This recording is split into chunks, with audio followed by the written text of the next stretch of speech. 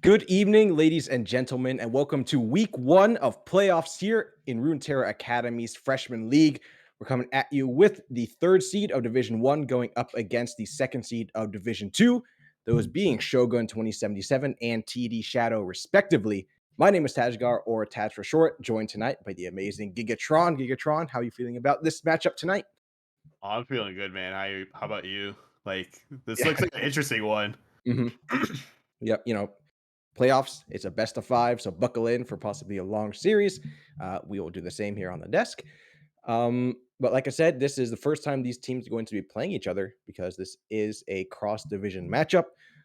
Shogun 2077 coming from Division 1, TD Shadow coming from Division 2. Both of them strong performers in their respective divisions.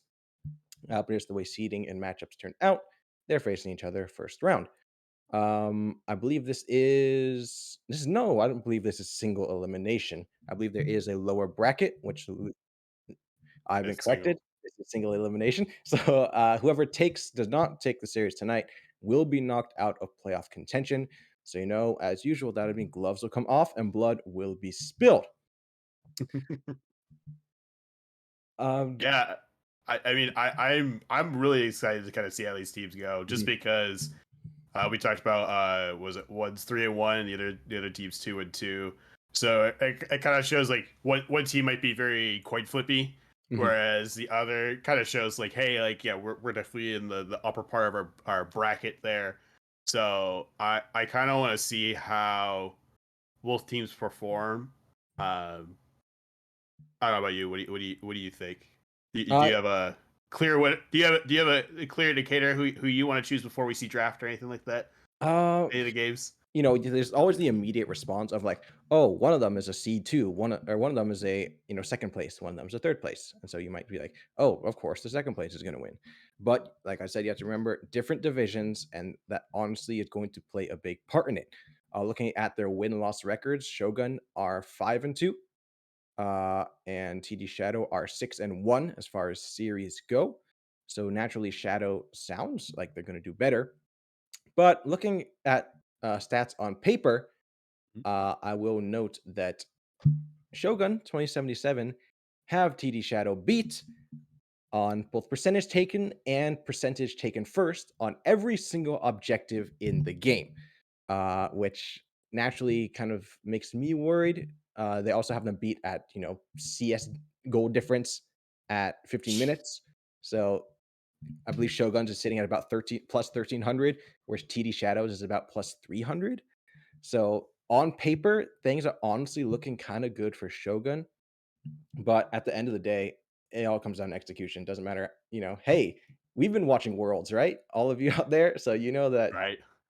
what it says on paper in the moment means absolutely nothing.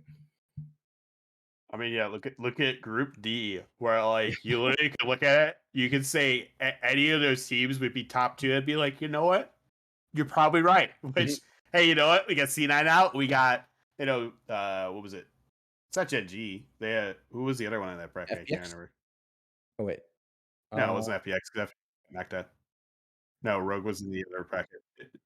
uh, No, not dead. Group D. Wasn't it Gen G?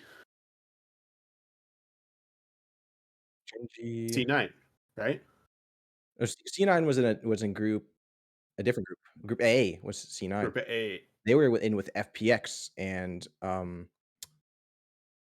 Damwon and Rogue. Oh,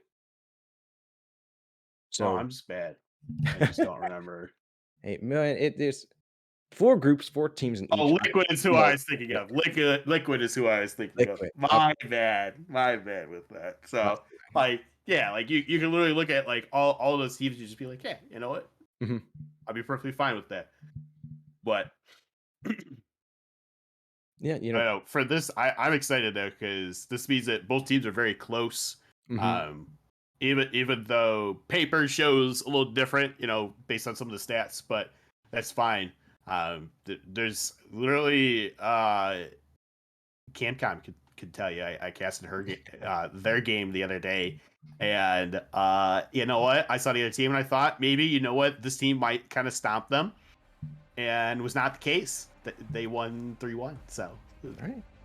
could Well, happen. we are getting into Champ Select now as we speak.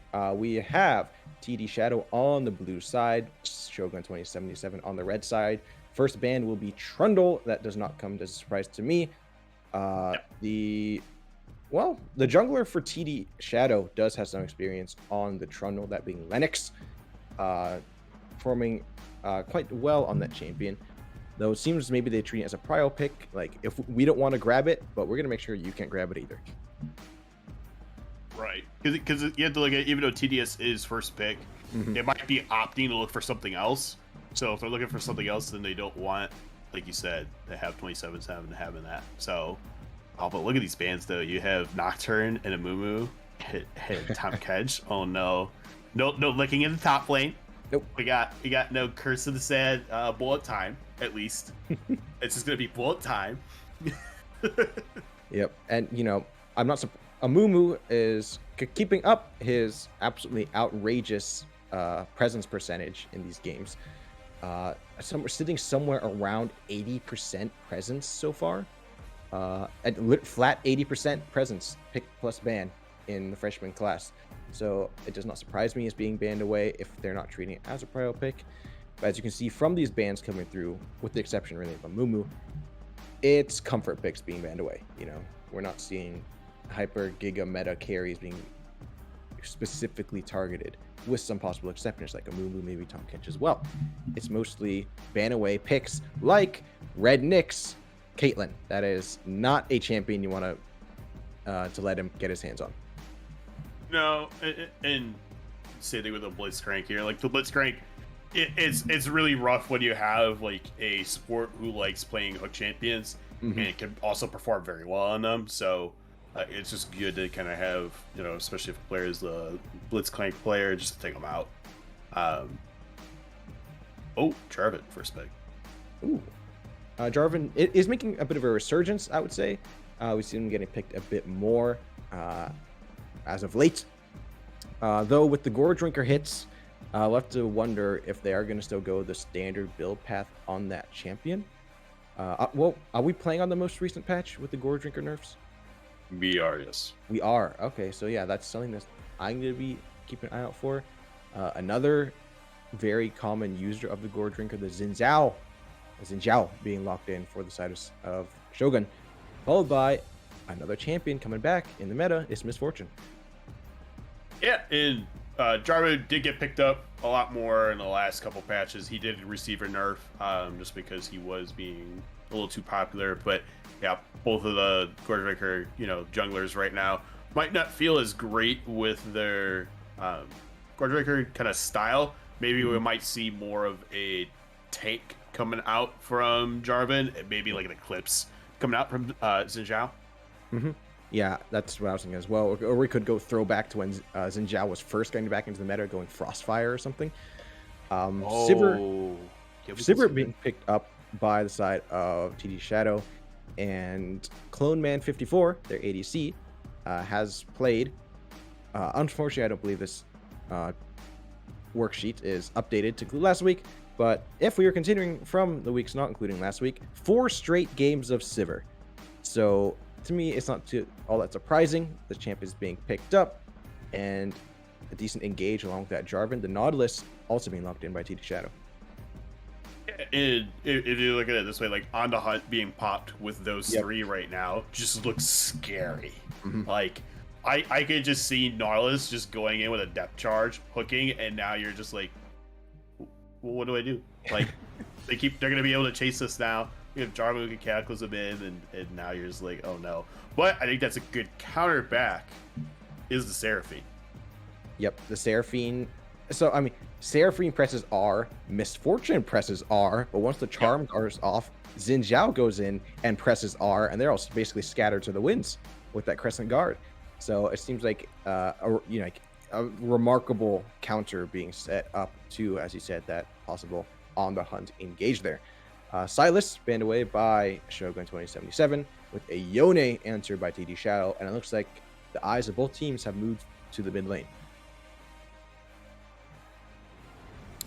Or top. Yeah, right. Well, yeah, because you have to look at like mid and top haven't been picked on either side. They're Hmm. pretty much just trying to mirror. It seems like for the most part, just the jungle and the bot. Um, but like you said, though, yeah, like Encore with bullet time is going to be really strong in the case that a perfect Encore could like stop Jarvan from like doing his Cataclysm. Depth charge obviously can still go through it, but then it roots down everyone else. Ooh, Volley Bear. Now, Ooh. Volley's been looking good lately, so I Hmm. can understand it. That I don't think is really like a flavor pick any or like a favorite for people. I think it's like actually coming back to being meta. I played it today; it was rough Hmm. for that person to go against. And I think a Volibear, I think, would fit into with the Seraphine, with the Xinjiao, with Misfortune, giving them some dive of their own, plus some possible counter engage. Everything comes in, and then near the tail end of the engage, the Volibear Princes are, but banned away. And Nivea being locked in. We saw some fantastic Nivea gameplay last week, coming from the matchup then. And a Corki being hovered by TD Shadow, most likely being locked in because I do believe their mid laner, See the Dark, yes, has some Corki games under their belt, going 11, 7, and 10 in the last enter game on the spreadsheet. So probably feeling pretty good about that pick there. Yeah, I would feel pretty good. Again, cover pick for them. Mhm. Has really good burst. You have your mixed damage with it as well, so really nice in that case. Oh, Oh, I'm that's top, okay. right? I'm It has to assuming be. And I would you don't he see plays it. Yeah, Beyblade plays it. do they just maybe okay. Yep, there's a lock in for some Yasuo history as well as some Kale. Yasuo and Yone, two most played for Beyblade, the top laner for TD Shadow in solo queue. So um, dodge them when you see them in your solo queue games. No, don't do that because they're in here. They're pretty good. And so the Cho'Gath locked in to answer the Yasuo. And hey, that's built-in silence with the knockup. If you can pin down that Yasuo, stop him from mashing E in those minion waves, could serve well for a nice lockdown. Yeah, and I mean, I look at it this way. So, I think after looking at everyone, it's kind of hard for me. I feel like to decide Yeah. as to who I really want to give an edge to, because there's really only like two knockups for Yasuo, besides his own, of course. So I think it could work out well, like in that case. Mhm. But I also look at you have high burst from the Nivea. Shogun can start stacking up and do a lot of pressure that way. Mhm. You already have a bot lane that comes out with the the MF and Seraphine. That's very good poke, but Mhm. also really good engage counter engage with that. And then you have Zinzao, who again would be really good. Just some of the crescent there, and yeah, the crescent guard just is gonna be really good. Keeps out both Sivir and Corki from doing damage, Mhm. unless they're inside. So that's where I think it's kind of good for TDS to have like three melee, being the Yasuo, Nautilus, and Jarvan, because at least Jarvan and Yasuo could try to put a lot of damage, Mhm. and you just have Nautilus there to CC and tank. So I think it could work. I think the problem is now you have one tank on each side, Yep. but the And yes, Cho'Gath is the better tank, I bruisers think. mixed in. Yeah. If it's Yeah. played well. Sorry. If it's played well, if you think about it, Yeah. I'm looking at like, okay, does he get like some like really good like Warple Spike trades Mhm. on top of the fact that he could literally just out sustain most people in lane and then just start stacking up on minions, Mhm. with the feast. It'll be, I think, really scary to kind of see how he becomes. But I want to see how TDS like thinks about either responding to that, or are they going to play more bot side for Mhm. their jungle focus. And we'll have to see if they do want to play jungle focus. But going back to what I said about objectives, that maybe does not seem to be the name of the game for them. I will say that I'd like the zone control for the side of Shogun 2077 is absolutely remarkable. You have Seraphine, Misfortune, Anivia. If they land their R combo correctly, you can basically shut down any sort of engage that comes in. You have a Cho'Gath like with the Frostfire, keeping them in place. So I think TDS are going to be careful picking their fights, especially around these objectives where such zone control is really going to shine. And if Shogun are paying attention, they're saying, hey, TD Shadow don't really play these objectives. So put pressure on the objectives early, force TD Shadow to possibly step out of their standard playstyle, going for those objectives, right into a team comp that is great at controlling those objectives. So honestly, as of right now, I'm going to go ahead and give the edge to Shogun 2077. As far as draft goes, I really like how the possibilities present playing into the 5 champions that have been locked in for the side of TD Shadow. Yeah, like if I really wanted to nitty-gritty break it down, like I was kind of doing, like let's go look at mid. Nivea has like really good burst. You have the Frost Orb that goes into the Frostbite. A lot of damage right there already. You have the wall, which kind of helps if Quirky Valkyrie's away. I think if it's whether it's a short one or the bigger one with the package, then it still means that, hey, we can kind of block people from trying to come in or get away, kind of a thing. You still have great setup with Seraphine and MF. Again, like I said, they have a lot of poke. They're going to have a lot of good CC there. Where I the only real CC that I see is Jarvan and Nautilus, and then obviously Yasuo's Tornado. That's it. Like coming out from TDS, where you at least have a lot of slows with them. You have, again, the root. You have the stun coming out from Nivea. You have the knockup coming out from Cho'Gath, like kind of thing. You have knockup console coming out coming out from Xin So yeah, it's a lot there that I kind of wonder how does it play out. But same thing. I think I would probably have to go with 2077 here with Shogun, just because I feel like they have the better kind of CC, but also I feel like their champions might be a little bit more like easier to execute, kind of a thing with their CC lockdown. I think champion mechanics, sometimes less is more. Shout out to all you Garen mains out there. So that's going to be champ select over for us. We're going to be heading into game 1 of this best of 5 between TD Shadow and Shogun 2077 in week 1 of Runeterra Academy's Freshman Class Playoffs. Stick with us. Don't click out of that browser. All the action coming to you right after this break.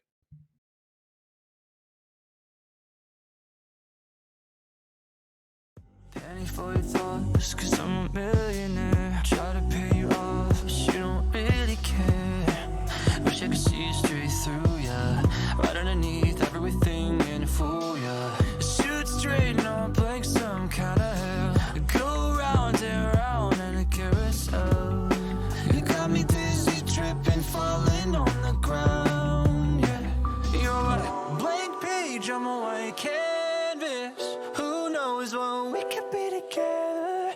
Wet paint caught you red-handed. Who knows if this'll be forever?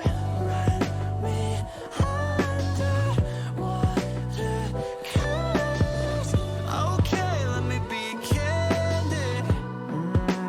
This won't be forever.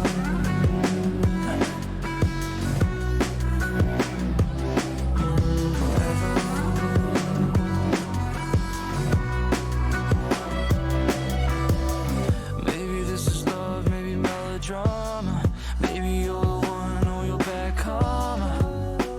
Or you could be my advice, yeah. All that I need, everything I like, yeah. Shoot straight, no blank, some kind of hell. Go round and round in a carousel. You got me dizzy, tripping, falling on the ground. Oh, you're a blank page, I'm a white canvas. Who knows what we could be together? Wet paint caught you red-handed. Who knows if this'll be forever? Run me under water, 'cause okay, let me be candid. This won't be forever.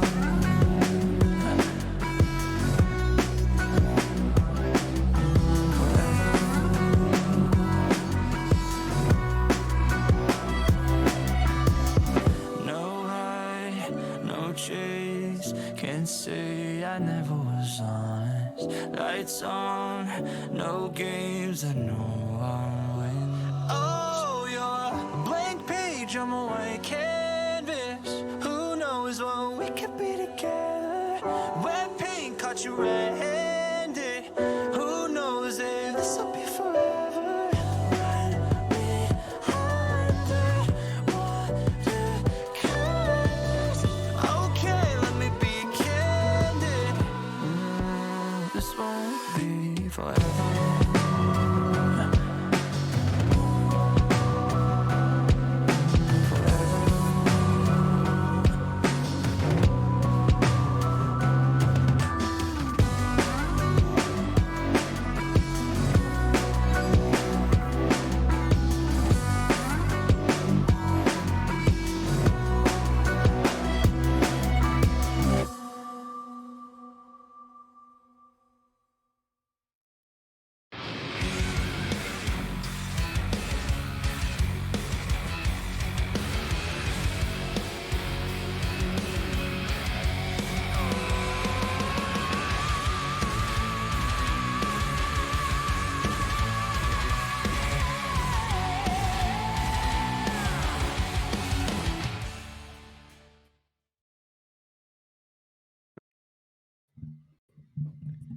Welcome to Summoner's Rift, ladies and gentlemen. For the first and not last time tonight, we have Runeterra Academy's freshman class playoffs starting week 1 right here, right now, with TD Shadow on the blue side going up against Shogun 2077 on the red side. It's 5-man bot for the side of Shogun, possibly catching Clone Man 54 off guard. I think they have the level 1 CC if they can catch him.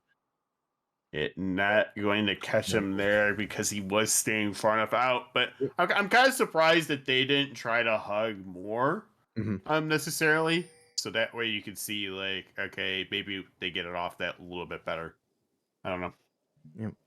Well, there's a chance, and now TD Shadow like, okay, we can take this chance. Let's pop some vision up in red side top jungle. Maybe they may even try to take this away fully. It's like that will likely be the case here. But something I didn't mention in Champ Select is, Cork is cool. He has mixed damage. As a whole, the team really does not. And I would say itemization against physical damage in League of Legends currently is much easier than itemization against magic damage. Do you have counter thoughts to that, or do you agree with me? Oh, I mean, I definitely agree with you. I didn't want to point it out earlier because I knew we would talk about it later. But yes, definitely easier to get a lot more armor items. Magic resist is a little harder to come by. I think that's good though, because in the fact that, look at 80s are just going to auto attack for the most part usually. Yep. Whereas mages and casters are obviously going to be using that blue juice. Yep. So hopefully they don't have magic resist that. So you can get through a little bit easier. But he didn't take the red. Oh, Lennox didn't take it. They don't even have vision there. No. All right. So that's something. Tafiki will take his own red to him with open arms. Beyblade with a nice trade up there in the top lane, getting the better end of the stick between him and Nacho Scuttle. Let's see. Sanders starts here. CS differences, nothing really starting up too much. Equal trade in the mid lane. Oh. Beyblade knockup misses. Out comes Tornado. It's going to land first blood to Beyblade on the Yasuo. And Nacho Scuttle kind of put themselves between a rock and a windy place, walking that close to the turret. Oh, yeah, like, and that's the thing too, is like, so even though I said, like, hey, maybe there'll be more trades with the Warple spikes and everything, maybe it's a sustained thread that little bit more. Not going to be the case here, just because Steel Tempest is still really strong. Did a lot of damage. Tornado didn't have to hit, but again, just too much for the Shogun to handle, at least early on. Yep. Again, like you talked about, doesn't have that armor yet, other than just the Doran shield. So I think once two things happen. Once you get a bramble, and once you get like a chain vest, Mm-hmm. or if you really want to punish like Warden's Veil, Mm-hmm. then I think he'll be in a little bit better situation. Um, and then once he gets that, it'll make his lane a little bit easier, but not perfectly, of course. Yep. Yeah. Top laners cover your ears. Possibly a Bramble Tabby start. So we'll have to see. Nacho Scuttle, however, not backing down from the trade as a hook will land in the bot lane. Brand needs help trying to stay on top. Ignite is taking it away. Clone flashes forward, secures the kill. 2 kills on the board now for the side of TD Shadow. Yeah, I really done. Oh, Now, Nacho Scuttle's being brought so very low. That Vorpal Spike auto will not go off, and that will spell doom. 2 kills now on the Yasuo. Dredgeline lands in the bot lane as well, but Clone Man not in the right position to follow up. Things are looking rough here in the start for the side of Shogun. yeah, I think I'm a little ahead of you too, because I keep seeing these and oh no. Oh, yep, there's a Dredgeline going to land. Out comes Boomerang Blade. 2 kills now for both the top laner and ADCs for the side of TD Shadow. And so you're going to do a quick pause play, or shall I go quick speed up, slow down? We could pause. I think that's probably better, just to make sure. Well, I can wait. I'm gonna. Oh, whoops. I'm at 508, 509 right now. Oh. 10, 11, 12. How's that?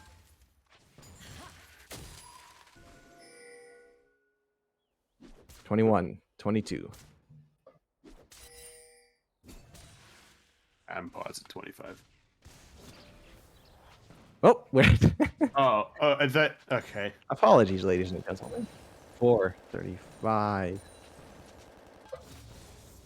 38. I'm not. We're just trying to sort out things so that my poor. I'm at 46 now. We good? Right. Yep, we're good. All right, sorry about that. Sorry. I don't want to be sitting here with my color caster waiting for me to get on play-by-play while I'm still. Then the dredge line has yet to land for me. But it looks like we've got everything sorted out. We're all synced up on time, and everybody, top lane and bottom lane, unsurprisingly, are not synced up in with the way those have been going. Sivir and the Yasuo, the 2 people who you want the kills going to, are getting some kills. I'm sure TD Shadow is very happy with that. Yeah, and of course I noticed I had a lovely bug because I had to change time with it, but it's fine. We're good. Already fixed it. But yeah, look at Beyblade. Beyblade, definitely playing the right champion to fit his name.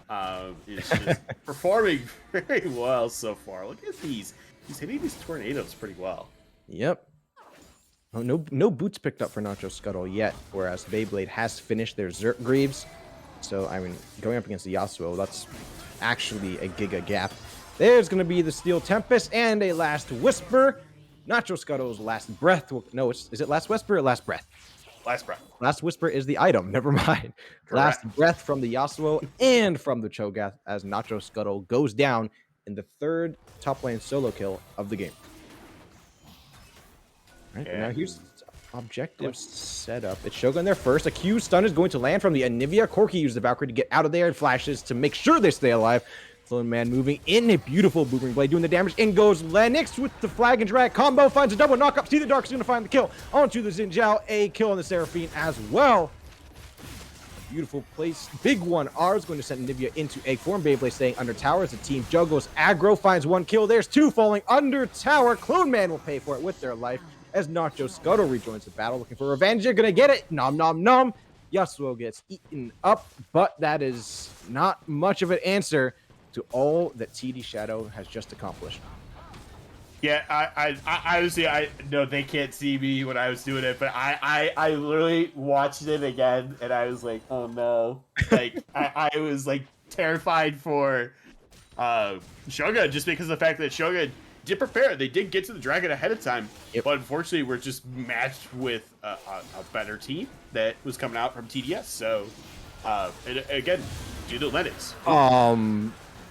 Yoink, gimme, it's Seraphine stealing the Ocean Drake as Nautilus and Jarvan will fall. So, thanks for the leash. Right? Thanks for the release, definitely. I'm just kind of like, wait a second. I'm talking about, oh, they did a really good job, and then I'm just like, I No, have to okay. curse them right there. So, but still, even though they lose Drake, it was a really good team fight that they Yep. had before. So, this shows again that they do have a good team fight comp. Mhm. Where I look at more, it is obviously team fight out of Shogun, but it's more really getting engaged in this cage where here it's like if I don't have on the hunt or empowered Valkyrie with the package, Mhm. we can't get out. Yep. Well, just be up to Shogun playing around that, see if they can set themselves up for victory before the fight can even really start. Keep track of those ultimate timers. CS is still a large deficit in the top lane, unsurprisingly, as Beyblade has picked up their Zeal, which tells me they're not rushing a Mythic, because unless I'm wrong, Zeal does not build into any Mythics. Correct, it does not. Okay. They go probably Phantom Dancer and then into his Mythic. Okay. Looks like Gore Drinker will be the route for Lennox on the Jarvan. I wouldn't be surprised if Tefiki Jr. going that way as well, starting off with the Iron Spike Whip. Unless they feel like going Stride Breaker, but I doubt it. And unsurprisingly, the Eclipse coming in on the Misfortune.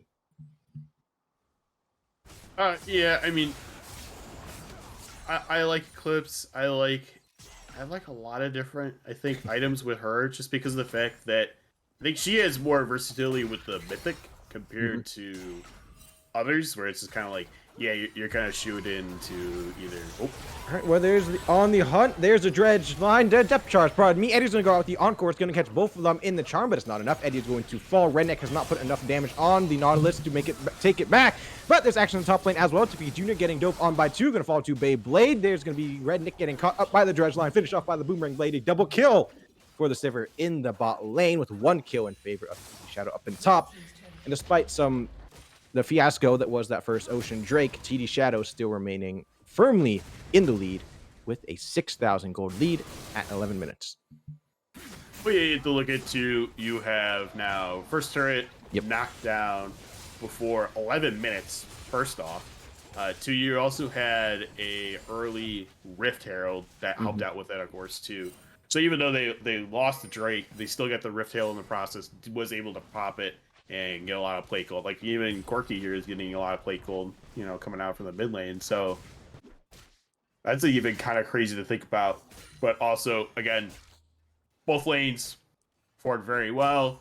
You had, unfortunately, Eddie, good try to, like I said, to lock them down and everything and see if they could, pull off that disengage on the hunt. But, once you have, Nautilus kind of running at you, it's kind of like playing Bioshock and you see a Big Daddy, you run. Like, you just run.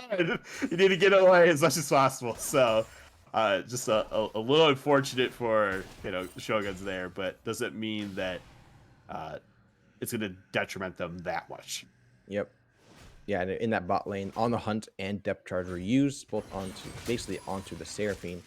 But Redneck and Eddie, that whole time were separated, and I think target prioritization just could not come through. They were not focusing on the same target, which resulted in that kill and possibly another here, as Brandon needs help. Is going to wrap all the way around, find the dredge line onto Eddie Boomerang Blade. There's a root. No getting out of this one for you, Seraphine. Redneck trying to get away with that movement speed on the Misfortune, but a depth charge and an enhanced Valkyrie is going to come in. See the dark. That TP is worth finding the kill. And the bot lane of Shogun fall once again. Yeah, again, this is kind of where I was kind of leery about choosing Shogun in that case because of the fact that you have a really good team lockdown here. Oh.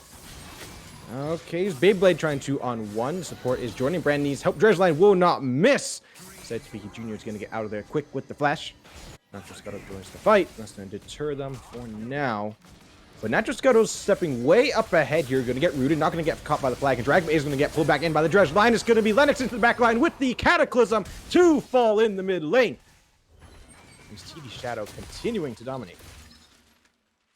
They are really dominating. And here's the thing, too. It's just like and we kind of talked about, like, it's trying to figure out what team is really good in that case, where we saw, like, okay, very easy executable we do see that the second Drake is going to go over to TDS here, but still going back to like you think, okay, hey, one team's a little bit easier than the other. Sometimes again it comes down to execution, which is what I feel like is with this league here, with the freshman league. But Lennox just really performing well in the Jarvan right now, 3-1-4. Has been in pretty much most of the big fights needed. And just showing his presence. Whereas you kind of look at the Xin Zhao, the Xin Zhao's only 3-0-3-2. Like, Yep. just kind of showing how Xin, if you get really far behind, kind of like how he is right now, may not be able to recover back. Yep. And yet, the Jarvan has been both out ganking and out farming. The Xin Zhao here does have the Gourd Drinker completed, and that's kind of going to mark our mythic power spike point with shield bows complete on both the Corki and the Yasuo. Kraken Slayer on the on-hit Sivir. On-hit Sivir instead of lethality, I think fits rather well into this comp. Now we have a 2v1 in the top lane. Beyblade is trying to stay alive. Shield bow is popped, but here comes a third. Last breath is going to come out. There's a kill onto the top laner once again by Beyblade, trying to stay alive, but Tafiki Jr. is going to get that 550 shutdown. And we just talked about that Xin Zhao falling behind. This might be enough to at least make up a little bit of that deficit. I would say a little bit. He's still down 2K, but you know, we're not here playing basketball though. We are definitely going with this dredge line. Yeah, there's dredge line and a depth chart coming out, but a beautiful encore is going to catch See the Dark in the middle of the Valkyrie. But will it be enough? A heal to try to keep him alive, but a big one's going to find a big kill. Tafiki Jr. is isolated in the river and will fall, rotating, trying to help out their bot lane. But here comes two teleports being channeled. Renix is going to step up way too early and get caught by the dredge line. Finished off by See the Dark. There's a shutdown. Corki falls to the Cho'Gath. Clone Man once again joined the fight on that Sivir as Kraken Slayer proc and ready to go. Lethal tempo as well. In comes Lennox. Flag and Drag is going to miss, but does have Cataclysm. They're locked in the Thunderdome with them. A last breath. Steel Tempest combo will secure the kill onto Nacho as well. And at this point, they were just teleporting to their doom. Yeah, they're teleporting back to the base is what they're doing. Because unfortunately, green screen is popping up for them, and as much as it probably was a good play in their heads, unfortunately, you just had Redneck step up too far, and the fact that Eddie did die a little too quickly there, just was not able to, get that setup that they wanted. But jeez, Beyblade. Yep, here's some damage. Steel Tempest will miss. May have been a kill if it had landed. Might still be a kill as Beyblade's going to go in EQ. There's that. Let it rip. Yeah, let it rip, man. And just unfortunately, that means then that someone from Shogun has to go down in that case. And yeah, this is why Beyblade's performing well. I understand why he likes the brothers, because one's shooting a tornado, it, sets people up. The other one kind of goes in pretty hard, with the Yone. So yeah, I'd love to see some more of this play, even between just the Yasuo and potentially now if he ever gets Yone. Yep. I just say, we saw actually TD Shadow was the one who banned away Yone. So I have to see if the side of Shogun want to adapt to what they've seen so far in this game in the next one. So that means they'll pick up the Yone ban or the Yasuo ban themselves, as Lengmo is cut out front, but a beautiful wall is going to stop that dredge line and the Nautilus in their tracks. But it still looks like turret's going to fall. Yeah, turret's definitely going to fall here, even if the rupture goes off. There's a dredge line depth charge onto Tafiki. Crescent Guards going to keep them alive for the time being. So they will be forced to back away after mid lane tier 2 falls. Yeah, and here's the key thing too. You have 5 here, and 4 of them not only took that down, but was still also able to almost kill Tafiki here. Yep. So just shows that, again, they have a good lead right now. They're performing very well on their champions, and that right now, honestly, I'm surprised there's not a little bit better work coming out from TDS. Because, I mean, yes, the spot side definitely is littered with a bunch of Yala trait kits, but you only have like one pink there. if I'm not counting the dragon. Yeah. You do have a Pixel Brush ward there for the side of Shogun, but they're not even feeling like attempting to check out if Dragon is being started. Rift Herald is also in the hands of Lennox on the Jarvan. Gold lead has expanded to about 13.5k in 19 minutes.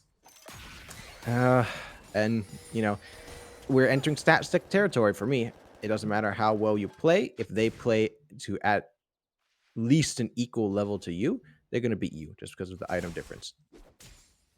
And this, Correct. Item differences is pretty hard to deal with just because, like if you look at it this way, like the Jarvan has the core drinker, already has the steel caps, as well as building towards that Sirix gauge right now, where you see that Xin doesn't even have that. It has just 2 cloth armors, you know, the unfinished boots. So if he finishes those, it gets him a little bit better. Gets the Bramble, you know, like I said, just to handle with that team a little bit more, then it might be different. yeah. At this point, it's like the side of Shogun were in a good. I was loving their, like I said in draft, their possibilities of possible counter engage following the engage coming out from the side of TD Shadow. But at this point, it's not just engage. It's as a team, they're basically like a giant assassin champion. They're just going to go in, and simply the amount of damage they can put out because they're so far ahead is going to leave a very narrow window of time, if any window of time at all, for that counter engage to respond. You know, Rednick has the Eclipse, not something like a Shield Bow or Gale Force. They can't get out of the way. They can't survive if the engage goes well for the side of TD Shadow. Same with Edie. Eddie is squishy, as we have seen. Very squishy. And Tafiki, as you said, Gore Drinker, 2 cloth armor, magical boots. They are not in a position to try and go in with the Audacious Charge Crescent Guard. But there's going to be a flash coming out from See the Dark, which may present some sort of opportunity in the next 5 minutes. Yeah, I mean, definitely could have an opportunity here. This is a chance. In goes to Cataclysm, going to catch a bunch. Outcore as well. Bullet Time fully channeled. Not going to finish off Lennox, but there's 2 kills in favor of Shogun, even up by Lennox. Lennox trying to keep on the rampage, but not enough. 3 fall for the side of Shogun. 3 for the side of TD Shadow. Flashworks out of Clone Man, but it's Beyblade coming in from the top lane to make sure nothing can be capitalized on from this very messy team fight. Yeah, definitely. I mean, you have to look at that. Even though it's a 3v4, you know, for death charts here, you have to look at that. Man, just TD Shadow showing that their comp works really well. Yep. Even though it's a full 80 comp, this is where they're trying to have to get this like early in the mid game like under control and like what? Because if they don't, then they get the late. Here's the problem: everyone's gonna have steel caps that needs it. You're gonna have high burst that will eventually come out from Nivea. Again, she is more of that farm champion. So even though they are tied both at 141 in CS, again you still have that kill lead going on to the Corki there. So Yep. It's a little unfortunate there, but still definitely interesting to see. And talking about that last team fight, I won't mince my words. Brandon needs help kind of into that team fight. Dredgela in the wall got stuck in a fully channeled glacial storm and just kind of stood there. But thankfully, Lennox was a beautiful cataclysm with the access into the back line. And we have to think Beyblade rotated down from top lane. They weren't even truly present in that fight, I don't think, unless they backed out early. Definitely came down from top. Wasn't in the fight at all. So that's the good thing there. Yeah. Good showing again what I was talking about earlier, like a 45 coming out from TD Shadow. Oh, is that's still strong. Okay, yeah.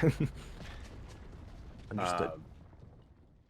But yeah, you do see that Bot turret does fall here. They're going to be still pushing with the Baron here to see if they could get this bottom turret. Yep. Inhibitor. Oh, Beyblade. Beyblade has taken down the turret, and this could mean rough things for Nacho Scuttle. However, nice silence going to keep Beyblade in one spot for the time being. Shield Bow is popped. There's a Steel Tempest followed by the last breath. Nacho Scuttle will be falling once again, and I believe that is the 4th solo kill that Beyblade has gotten on their top lane counterpart. Yeah, and that's the thing too that you can look at is like if you look at his items, he's got the shield bow, the IE, and he does already have his anti-heal item with the more reminders. So he's already going to punish pretty much most of this team always now because of the fact that even though you have the clips on the MF, it's not gonna be able to heal as much. Same thing with Cho'Gath. Cho'Gath's not gonna be able to heal as much with Grasp. So a little more unfortunate in that case. But as I was talking, we do see Here's an Encore going to go out. I think he's only going to catch one Cataclysm for Lennox once again. No fear diving into the back line over and over and over. Same coming out from Brandon. Needs help. There's Beyblade in the back line as well. Catches the Anivia. Going to catch the double kill as well. It's going to be the Zinzao and the Cho'Gath falling in quick succession. A plus 1,000 shutdown for Rednick on the Yasuo. But too little too late it will be as the second Nexus turret falls. And the Nexus does as well. TD Shadow absolutely obliterating Shogun Tony 77 in this first game and setting themselves onto a very hot wave of momentum going into the next. Yeah, I mean, this is kind of just showing why, again, early comps can work really well if you have like a full 80 team kind of like this, just because of the fact that, again, Clone Man performed very well with Brandon definitely showing why Nautilus and Hook champions are really strong in that case. And that's where, again, Lennox also performed very well.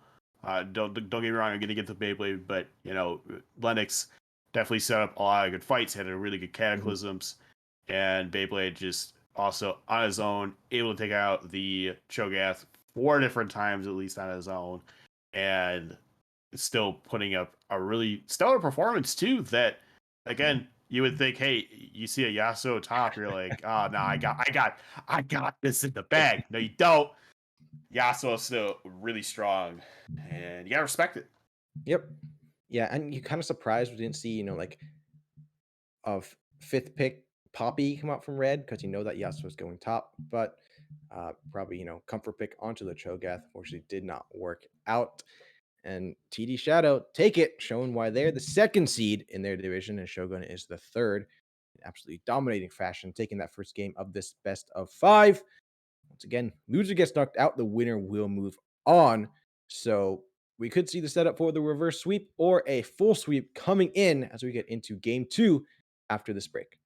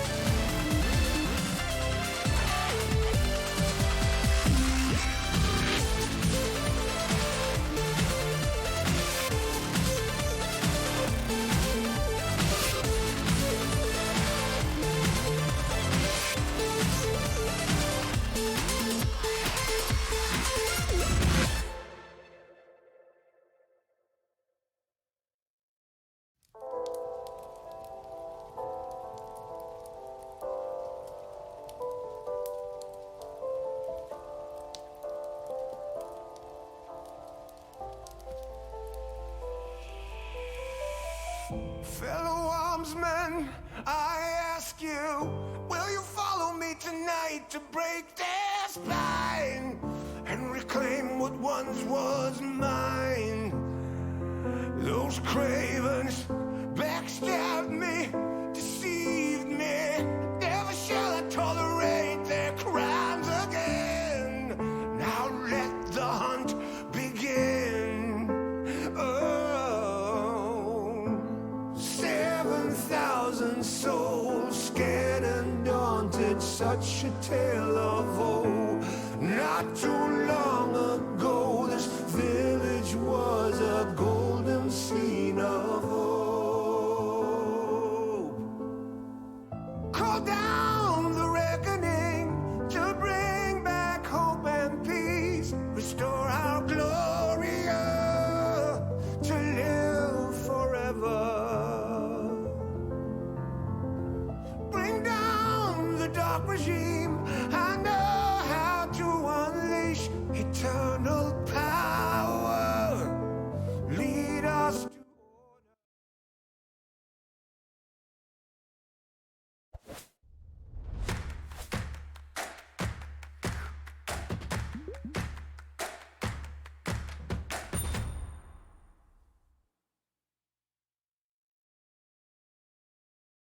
Welcome back, ladies and gentlemen, to week 1 of Runeterra Academy's freshman class playoffs. We have Team TD Shadow representing Division 2, second seed, or second place, going up against Shogun 2077 from Division 1, third place, going up against each other.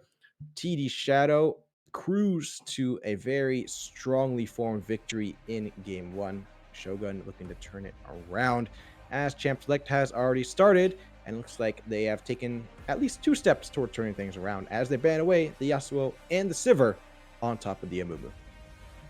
Yeah, and like you said before, high pick rate of Amumu, so I understand that, and the fact that you get Yasuo performed really well there. That's where, unfortunately, I think it's a little punishing in that case. And the same thing again, the Sivir did really well, had a good on the hunts, was able to trade the boomerang, but we do see an Ezreal pickup here for 2077 Shogun. Yep, and to me that says a very safe pick for sure. Unfortunately, Red Nick not being able to get their hands on that Caitlyn like they may want. It's been, the first phase bans has not changed for the side of TD Shadow, and the Ezreal. There's some instantly there's some scaling locked into your comp, which is always feels good. You know that at the end of the day, should things drag on, you'll have somebody ready to go. The misfortune, however, the lane bully being locked in for the side of TDS. Yeah, so and this thing is like, okay, you have really good burst from MF, and it's gonna be annoying, especially if you get that double up proc going on to the ADC or support. It's gonna hurt a lot, and especially since Ezreal is one of the more squishier ADCs. Yeah.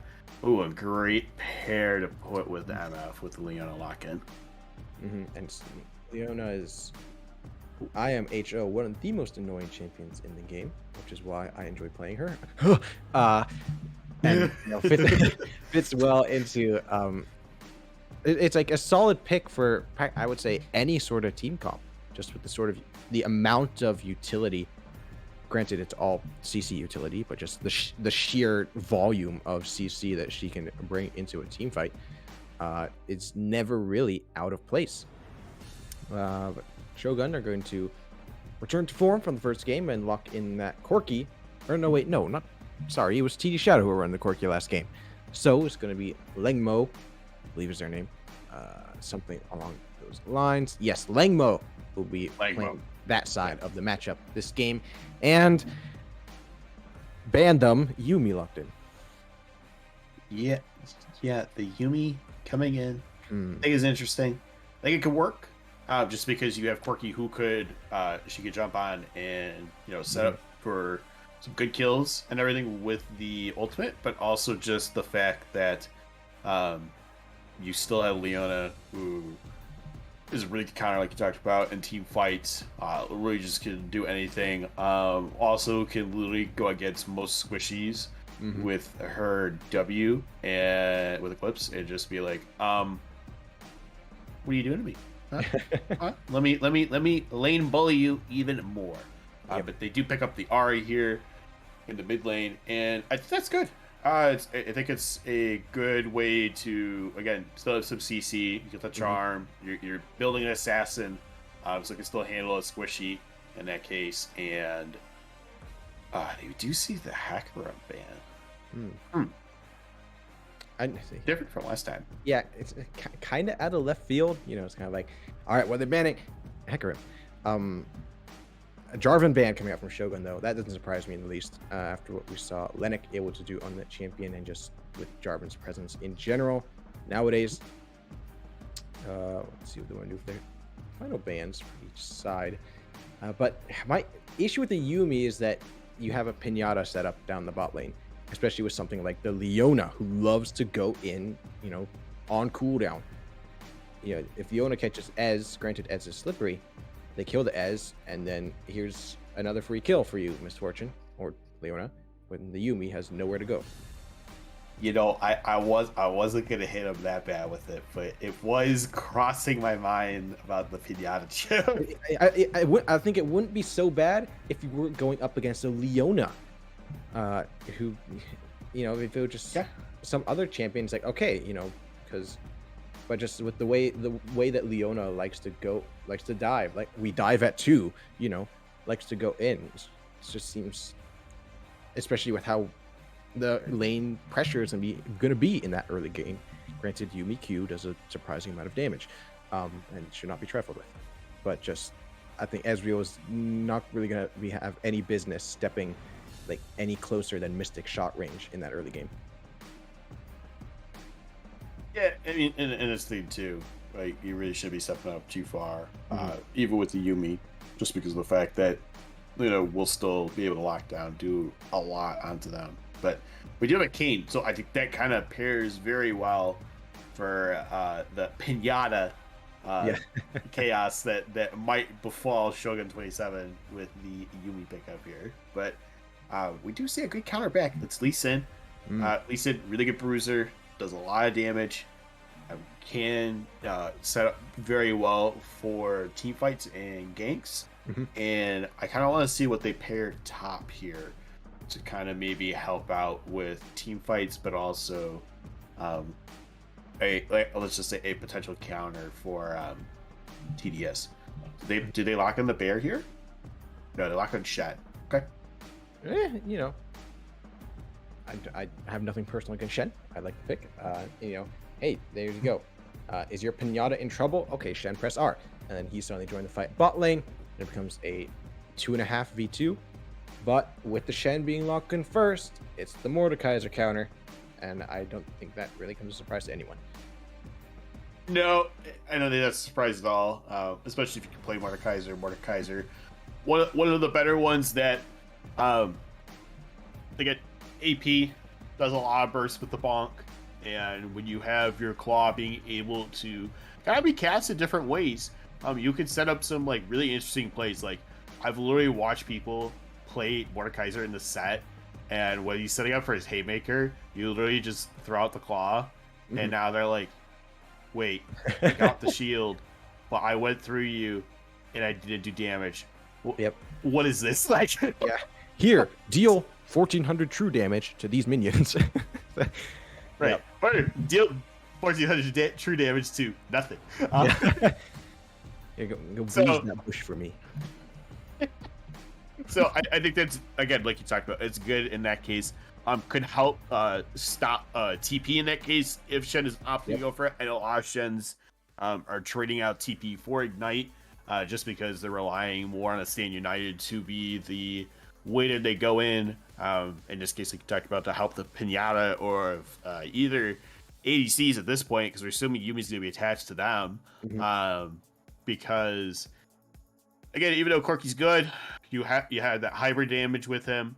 But again, kind of more all AD coming out from Shogun 27. Yep. Yeah, and it's really, Ezreal has a little bit, but it's really tied to what his W and his R, I believe, are the ones that deal magic damage.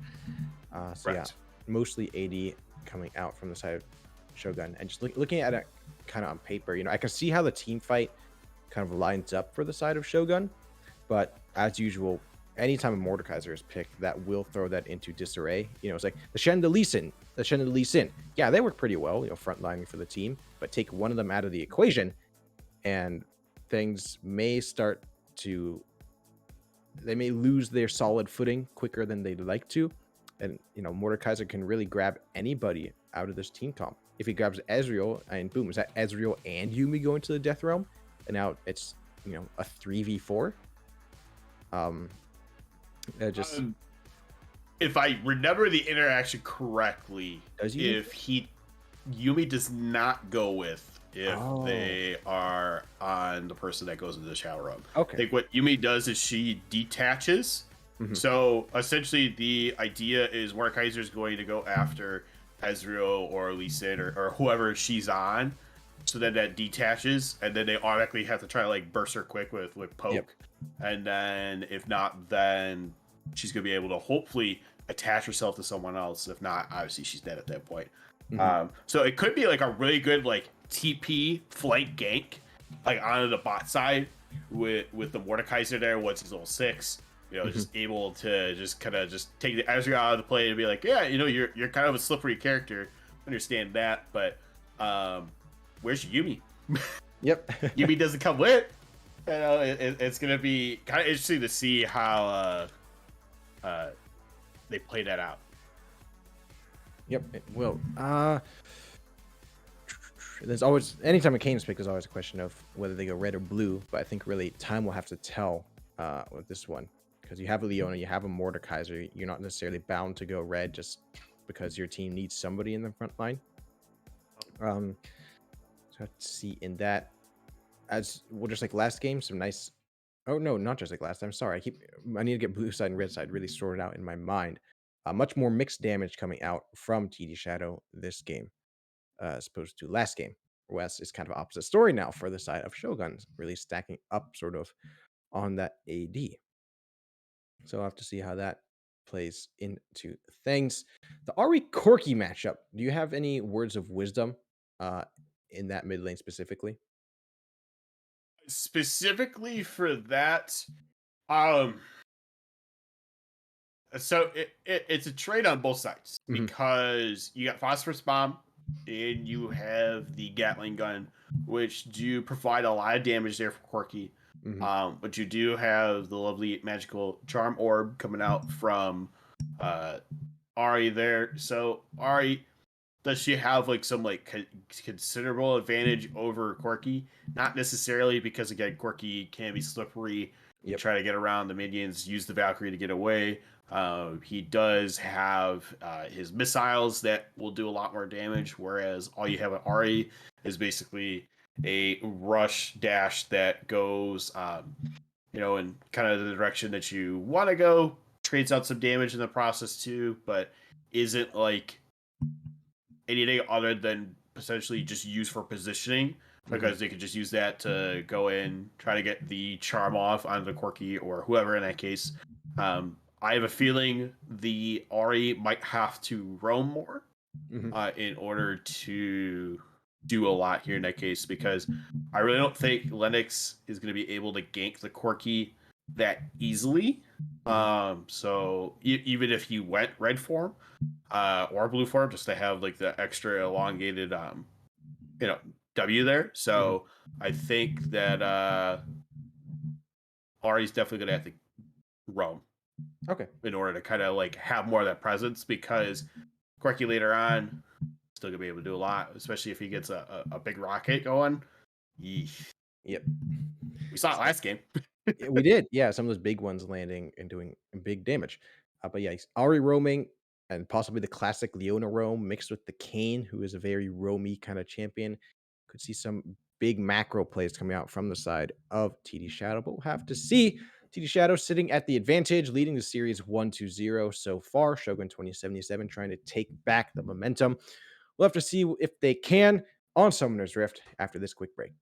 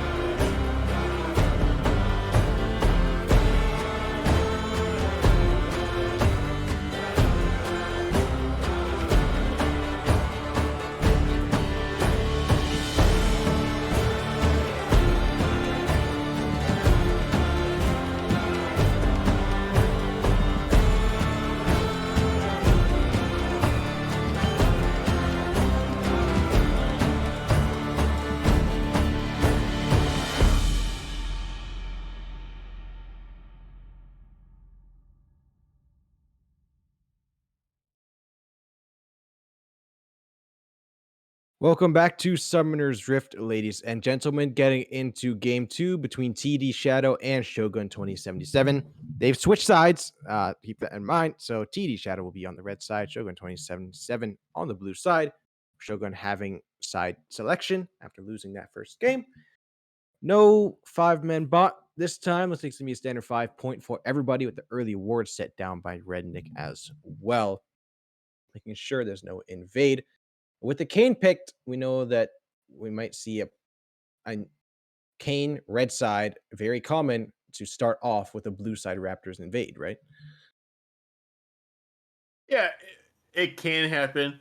And that's why we're not going to see it just because Tafiki's here. You have Reddick with Eddie here. So not going to happen. Just going to recall, go to his Raptors in that case. Just do those and hopefully once he hits level 2, could probably gank maybe one of these lanes early on. Try to get some of those soul stacks going. Yep. The Dark Harvest on the Kane doesn't immediately make me think blue form. It's still certainly possible that they get red just because that's more appropriate to the situation. And we'll have to see. Kane at the very least starting Raptors their own, as per the usual for that champion. As we see a very late setup coming out from the bot lane of TD Shadow, but that early ward paying its due here, coming out from the side of Shogun, making sure that the Ez does not walk right into the wide waiting arms of the Leona.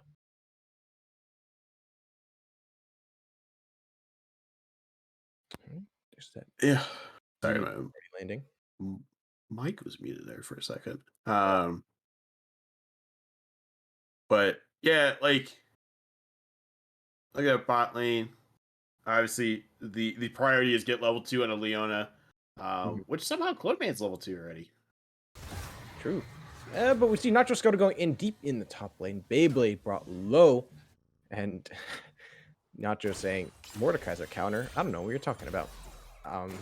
Let's see. We'll very much get the better side of that trade up top. Ezreal is 3 CS compared to Cloneman's 12. So maybe that's why Cloneman is already level 2 comparative to the Leona. It's possible because remember the Leona and the Misfortune were sitting there kind of in try earlier on. Maybe Brandon held up there a bit longer, which let Cloneman soak up some solo XP. True. And here's the other thing too, like we were talking about with Nacho in the top lane. He's playing Shen. Yep. Obviously, we know the problem with him is when you use Twilight Assault, it does a lot of damage early on, especially with the grass. So, yep, coming through, went through the champion, so they're empowered, dealing some extra flat and percentage max health damage. And so, things relatively even up there, except for now, a slight CS lead in favor of Beyblade. But there's a taunt Shadow Dash going in. Beyblade do they have W ready to go? Yes, they do. Nacho Scuttle Mace tries to stay on top, but Isolated Q is going to land to even things up. But Nacho Scuttle tries to stay on top of the flash forward by Beyblade, but the Twilight Barrier is going to keep Nacho alive for now, but not for long. As Beyblade will find the solo kill. Lennox trying to do the same down in the jungle. Tafiki Jr. forced a flash. Lennox follows as well. Flash is traded in mid lane. Not traded in mid lane, pardon me. See the Dark flashing forward offensively. It's going to be the jungler and mid laner brought very low for Shogun, forced to recall. And once again, we're seeing early game swing rather heavily in favor of TD Shadow. yeah, they're performing very well. They have a really good aggressive jungler that could match the other aggressive jungler. Yep. And that's the big thing. Nice attempted gank, at least, going through in the mid lane as Zenith Blade is going to land in the bot, but Rednick with the buffered E is going to get out of there. Yeah, I mean, and this thing is like, unfortunately, you have to look at like Nacho played it very well in that top lane. Yep. But just unfortunately was not able to get away from the good old bonk from.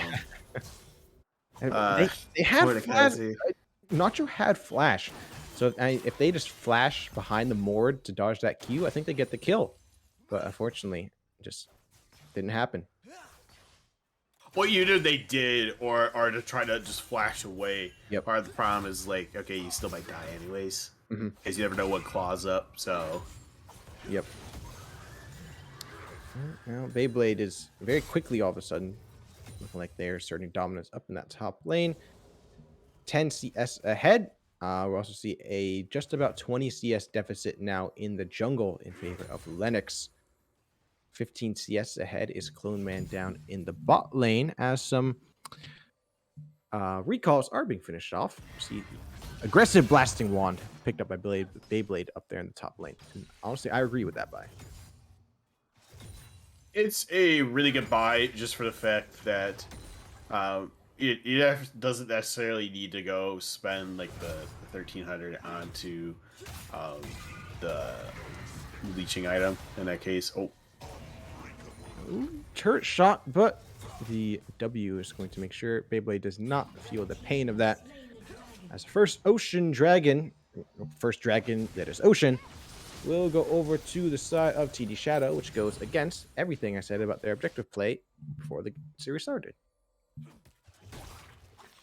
if you really think about it, like a lot of teams are gonna try to prioritize Dragon early on. Yep. I think that's part of the thing that they have to look at is like, so they know the other team does like to do that, and how can you punish them? Two things. One, you did get Lee out earlier, which means then he's gonna be topside, trying to get his camps done. So, and as we see now, he's bot side here doing his raptors and everything like that. But you have to look at that. Hey, if you could do that early on, then that means most likely because you already have prio bot, you pretty much have prio mid.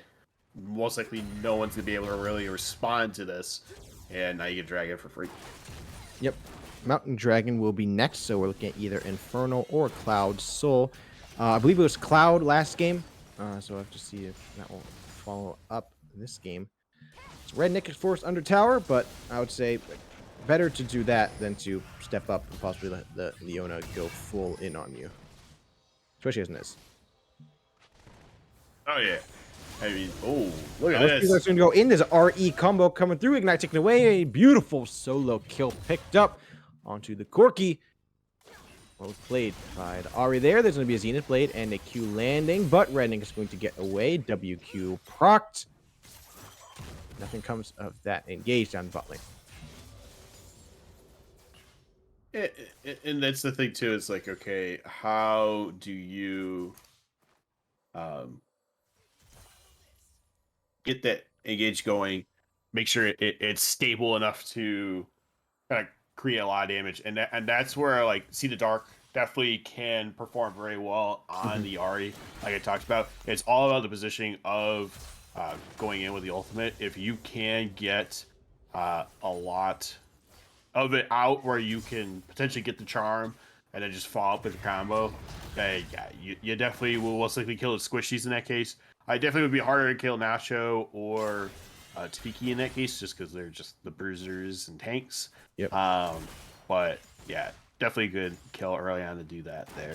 Now Tafiki, he's sneaking up here. Okay, in the Q is going to land. It's a beautiful flash insect R combo onto Clone Man, but the heal and the peel is going to keep him alive, but not for long. Rednick with the True Shot Barrage is going to find one kill, find two. Lennox that couldn't even join the fight. And 4 men sitting bot for the side of Shogun is going to pay off with 2 kills going to their ADC. Yeah, and it really is unfortunate Lennox didn't get there in time. Yep. Wasn't able to really help out in that case, but I think that's fine. Because now you had a lot burned here in the process. You forced Langmo to come down, and you had Tafiki spend time in the... Oh. Yep. Yeah, you interrupted my recall. You deserve this. Death Note is going to be channeled, but Nacho Scuttle has the safety of their turret, so no kill will come through on the back of that Mordekaiser ultimate. But you bought what? You bought some time for them, but at the end of the day, Mordekaiser's still going to try to recall here. Has the lane set for a push. But taking that chunk damage, that can force recall out of the Shen as well. So you have to ask, is that really worth it? It's for two is I don't know. Maybe he's farming jungle. Oh no, I'm sorry. I'm reading chat. Don't get so everywhere. Yeah, you know what? You're right. Like right now. Ooh. Now that's a lot of damage coming through. Speaking of chat, it is playoffs. I saw our viewer numbers and they look good. So shout out to any of you upper schoolers, shall we put it, upper schoolers out there watching. Appreciate you stopping by. Be sure to check out, I believe the sophomores are playing tomorrow night as per usual on Saturday. Sure, check them out. Sophomores are starting their playoffs this week as well, but I believe juniors and seniors still have 1 or 2 weeks left to go in the regular season where they hit playoffs. So that's where things stand there. And as far, sorry, our producer staying strong as always, ever vigilant, letting me know that I am wrong as usual. The seniors and juniors are starting playoffs this week as well. I stand corrected. So, getting into it, things have evened up with Redneck picking up those 2 kills on the Ez, and that's one of the people you want those kills going to. It's also good as well that Langmo has 2 assists on that Corki. So things at the very least starting to shape up for Shogun. Yeah, Let's see the Dark makes another big play here in the mid lane. It's going to happen. See the Dark getting a kill, flashing out. The Q is going to miss. The R will land. Tafiki with a nice double kill on the back of that. However, thank you very much for the help, turret. Rennick is going to go in. A final chapter is going to be channeled. There's a root landing onto Clone Man. A bullet time is channeled for just over a second before they decide they want to get out of there, but get out of there they will not. So Rednick will secure the kill. Yeah, I mean, you have to look at it that unfortunately Langmo did fall in the process there again. Just because there's like aggression that does come out from See the Dark here in that case, but we are going to see that this second Drake is going to go over to Shogun here, and we do see another Cloud Drake. Oh boy. I think it's good though, because regardless, both teams kind of benefit from, obviously, everyone should benefit from the 10%, ultimate reduction, but still, I think it's still really good for a lot of them. And there's going to be a lot that can kind of, well, I guess it's more red side here with TDS benefits more from the Air Soul here compared to Shogun here in this case, but that's fine. Yeah. Yeah, the movement speed that you get after you ult, that's going to be absolutely phenomenal on a champion like the Ahri, Yona as well, the Kayn. Good setups all around the board for them. Let's see. Is there a way to check how Kayn's form is going? Yes, I believe there's a way that you can see it there. You can. I can't tell. No, unfortunately you can't. But usually what happens with him is if he chooses a form, his icon will change. So it will show obviously more of the blue form if he's going blue. It will show darken if he's going red. So I think he's got a little bit still. Yeah, I can't really see. I wish they. I thought they. Make it kind of like Kindred marks so we can kind of see their progress. Yeah, that would be nice. What happened? Beyblade, that's a very aggressive Death Realm. A nice Twilight Barrier. Spirit Refuge is going to buy time. A Flash Q is going to miss, and Beyblade is going to pay for this with their life. An attempted insect in the mid lane by Tafiki Jr. is not going to work out. And it's Nacho finally getting their revenge from first game as well. After a very, nothing short of, I would say, a reckless attempt of a play by Beyblade. If it worked out, it'd be, haha, clean, nice played. But when it doesn't work out, you're kind of like, bro, come on now.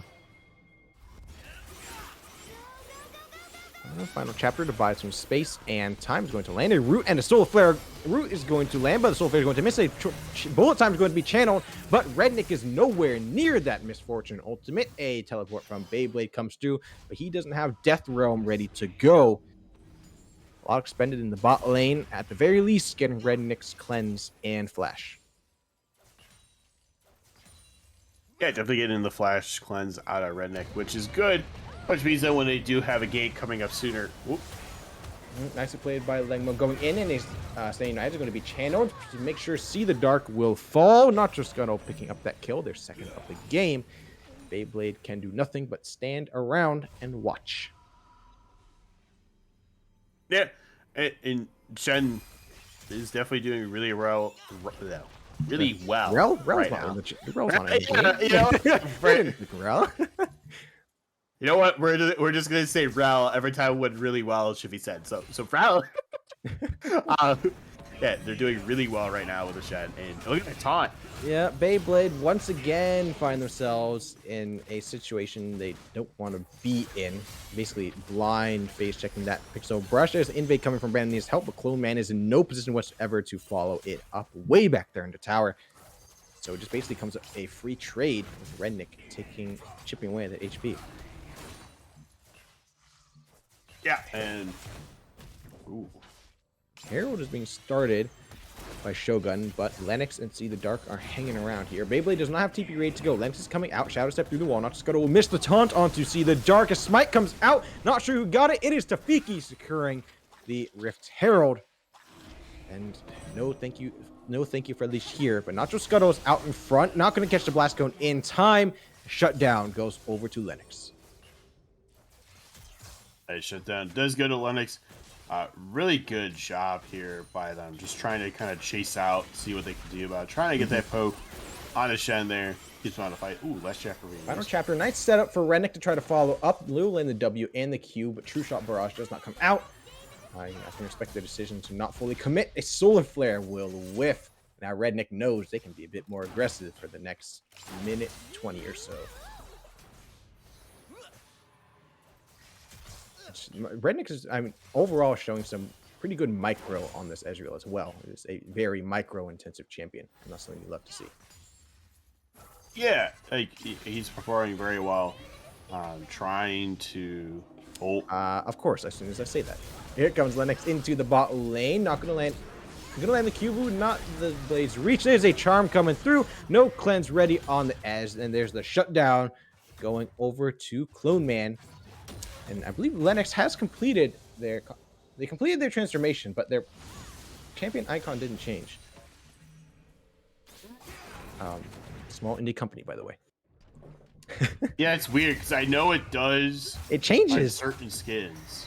I thought it's supposed to change in general, but on certain skins. But sometimes you kind of have to look at the ultimate too. Yeah. Usually it'll be blue or red. But it was kind of blue anyways before he picked the form. So Yep. He's playing default skin Kane, and the icon doesn't change. As Legmo's fate may change here. Shield Bow is pop, which may buy him time to do some damage to Beyblade, but it's not enough. Going to fall is the Corky. Eddie is here to back up their jungler.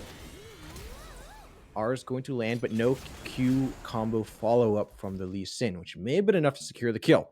Clone rotating up to make sure their jungler can get away alive. As all 5 members of TD Shadow collapse down here around this Cloud Drake. See the Blade will miss, but there's a big flank coming through from See the Dark on the Ahri. Charm is going to miss. Final chapter comes out. Red team is going to slay the dragon. It is TD Shadow and Lennox securing it. There's a kill coming through from Rennick onto Leona, and Rennick has free reign in this team fight to fire away. Trying to cut back now. There's a E gonna come out, keep them out of range of the Mordekaiser. Lengmo will join the fight with the teleport and mop things up with the double kill. Well played by the side of Shogun 2077. And it's not going to end here. I see the Dark's going to find a quick exit frag onto Tafiki. yeah, just really unfortunate there for Tafiki, just because you kind of like, oh yeah, just kind of resetting, going away, and then all of a sudden you have a mage assassin called Ahri come in. You have the nice little dive set up for her, and it's just really, really unfortunate in that case. And you know, next time it's kind of like, okay, now do I path a little different, or do I just recall down there? I know it's something that they'll have to make is decision later on. Yep. All right. Well, Mythics have been rolling in for the past couple minutes.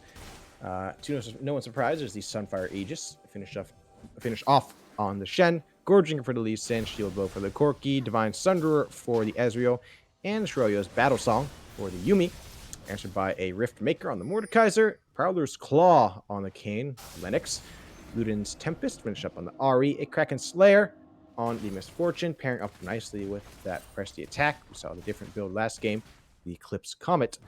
And nothing completed yet from Brandon Needs help on the Leona. I wouldn't be surprised if it is a Locket of the Iron Solari. I wouldn't be surprised either. I think the other thing, like you talked about too, is kind of good to see that we have Kraken Slayer, especially with the PTA. Just because I'm tired of seeing the comment. Sometimes it kind of works, sometimes it doesn't. My alternative is always Dark Harvest.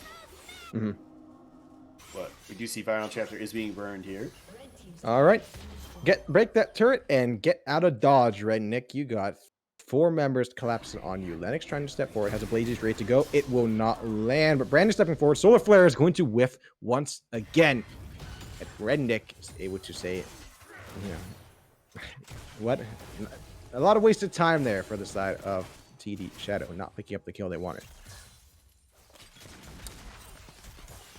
5, 1, and 2 is Red Nick on the Ezreal. So, you know, setting up to be that late game carry that they could really rely on in these team fights, especially after that team fight near Dragon, where Red Nick could basically do what they wanted. As Tavika is going to go in, try to do what they want. Gore Trigger is going to be used. Red Nick securing the kill with that Divine Sunderer. Beautifully done. Beautiful item to take against a tanky champion like that. Leona, 6, 1, and 2 now. Red Nick on the Ezreal. Yeah, just showing, like, hey, he can do a lot with this, but yep. Oh, Lennox. Yeah, no turret to try to help Nacho Scuttle. Trying to stay inside that Spirit Refuge, but it's not going to be enough to flash forward. They are channeled from Lennox. Likely end of the line for the Shen. Lennox picks up the solo kill. Beyblade expended the flash to try to be a part of that kill, but it did not work out. Legmo trying to stay on top of the Sea of the Dark with the double Valkyrie combo channel. Big ones being fired away, but it's not going to be enough to secure the kill onto the Ari as she gets out of there alive. Yeah, Ari gets away very good in that case. You commit, 3 to 4 here just to try to take out Ari. And now that means that you get more push up here in the top lane. You can't help out your top laner. Try to counter gank in that case. So I think it's a good move by them to realize, hey, let's make them overcommit a bunch of people to us. And then let's commit 1 to 2 to another lane, try to get it pushed up, and go from there. Yep. Baron is up, has been for the past 3 minutes. The next Cloud Drake will be coming in just about 45 seconds. If TD Shadow can pick that up, that will put them on Soul Point. And as we discussed a bit earlier, Cloud Soul will most likely be more advantageous on the side of TD Shadow rather than Shogun 2077. Stalemate down here in bot side jungle, but they're just going to break away. And CS difference big in the top lane, but it's not really, once again, a surprise really. The Mordekaiser has more CS than the Shen, and I don't think anybody can really dispute the fact that that was expected. No, you look at, like, Shen's going to roam more too, usually for the most part, because of his TP and ultimate. Seeing United on someone is definitely going to always be better.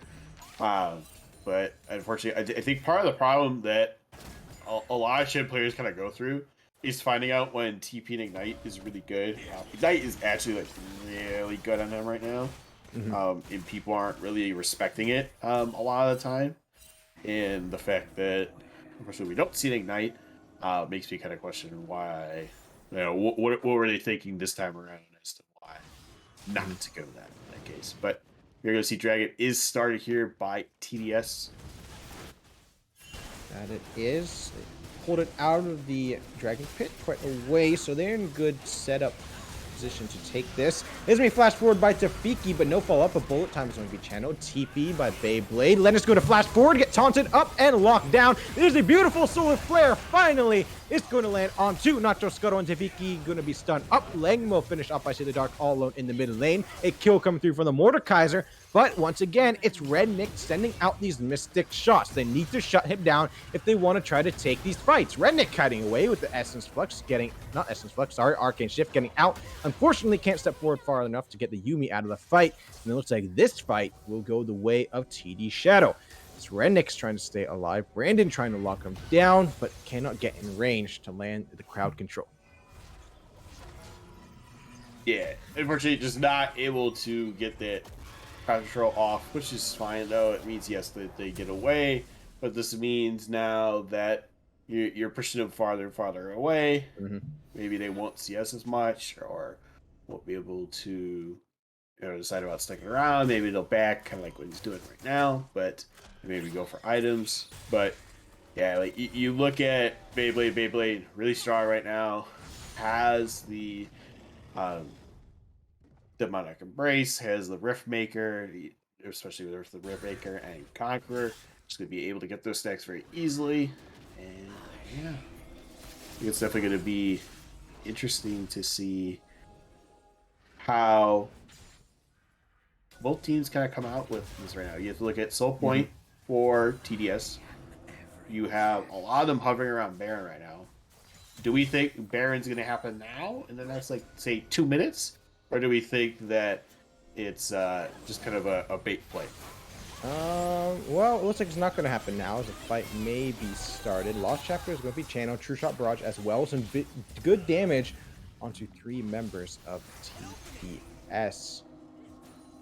But I think it looks, if they can keep up this poke, I think they're gonna force TDS to be too low to try and force something with Baron, which will really play into the hands of Shogun. With the way Redneck has been piloting this Ezreal, I wouldn't be surprised if they can do that. I mean, okay, let's say TDS, do you want to try to force something? They're all standing in front of Baron. Yuumi just presses R, and if you're all low from the poke anyway, things are not going to go well for you, despite the fact that you are in a pretty good spot, 4,000 gold ahead when it comes to just the micro play and positioning, etc. You really need to be in a good spot to try to outdo this pairing of Eddie and Rednick.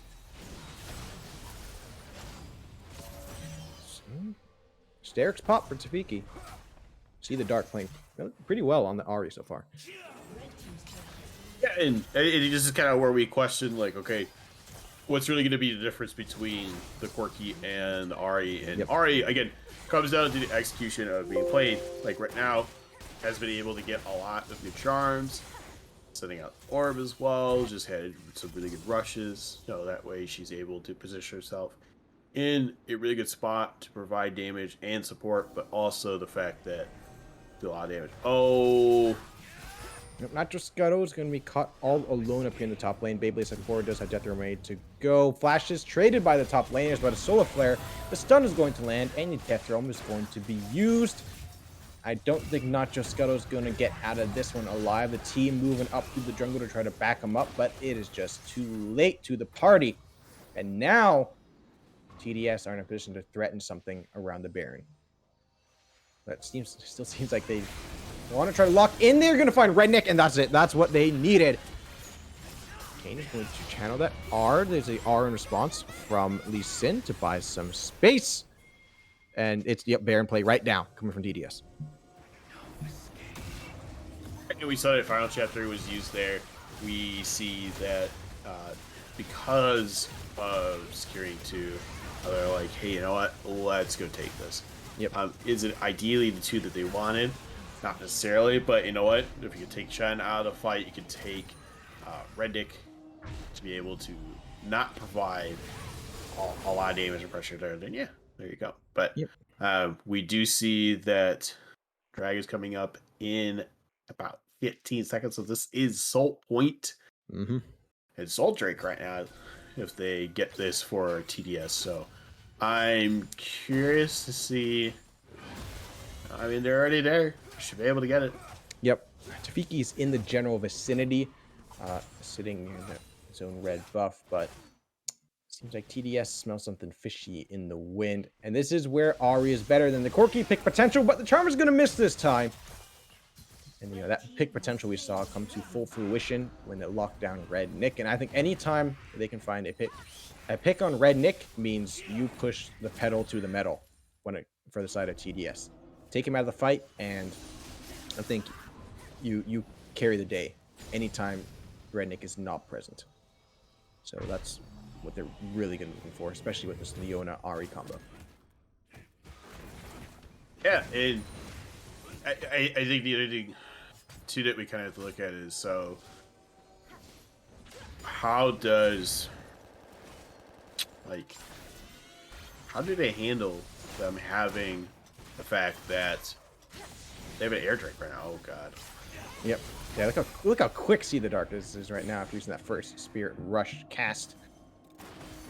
And a full Baron wave, they're going to lay siege to this mid lane inhibitor turret. Rednick is going to get caught by the Death Grasp, but he's out of there real quick. Charm's not going to land. There's a kill. It's going to be a shutdown. Tafiki firing the kill onto See the Dark. And fully channeled bullet time is going to do some damage, but not lock down any kills. Mid lane inhibitor is going to go down, as is Red Nick, and this very suddenly looks like a potential end for the side of TDS. Nacho Scuttle is going to fall, as is Lennox and See the Dark. However, Langmo and Yumi, the last one alive, Eddie and the ADC, a triple kill now for Langmo, but they're going to fall. But there's the Yumi win, just barely. It's a trade kill. And 5 for 5 for both teams. No one not looking at a screen that is not gray. True. I mean, that's the thing is, double ace on both sides there. Knowing that, hey, they were able to trade out different people when they needed to. Unfortunately, just weren't able to whittle down these Nexus turrets here, other than just one of them in that case. But I think it would be good if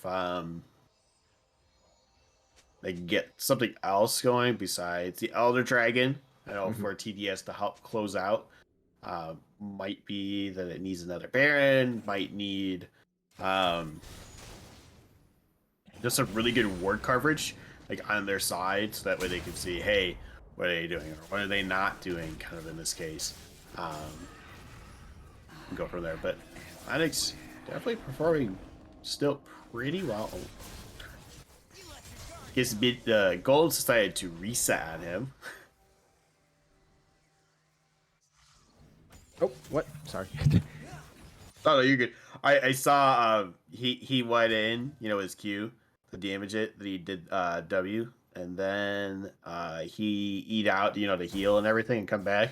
And I guess it the clock's reset at him. Bro, he went WQ combo before the Krugs even spawned. WQ combo, yeah. They spawned after he used his Q, so he jumped back into Fiki with a nice dodge of that Ari charm.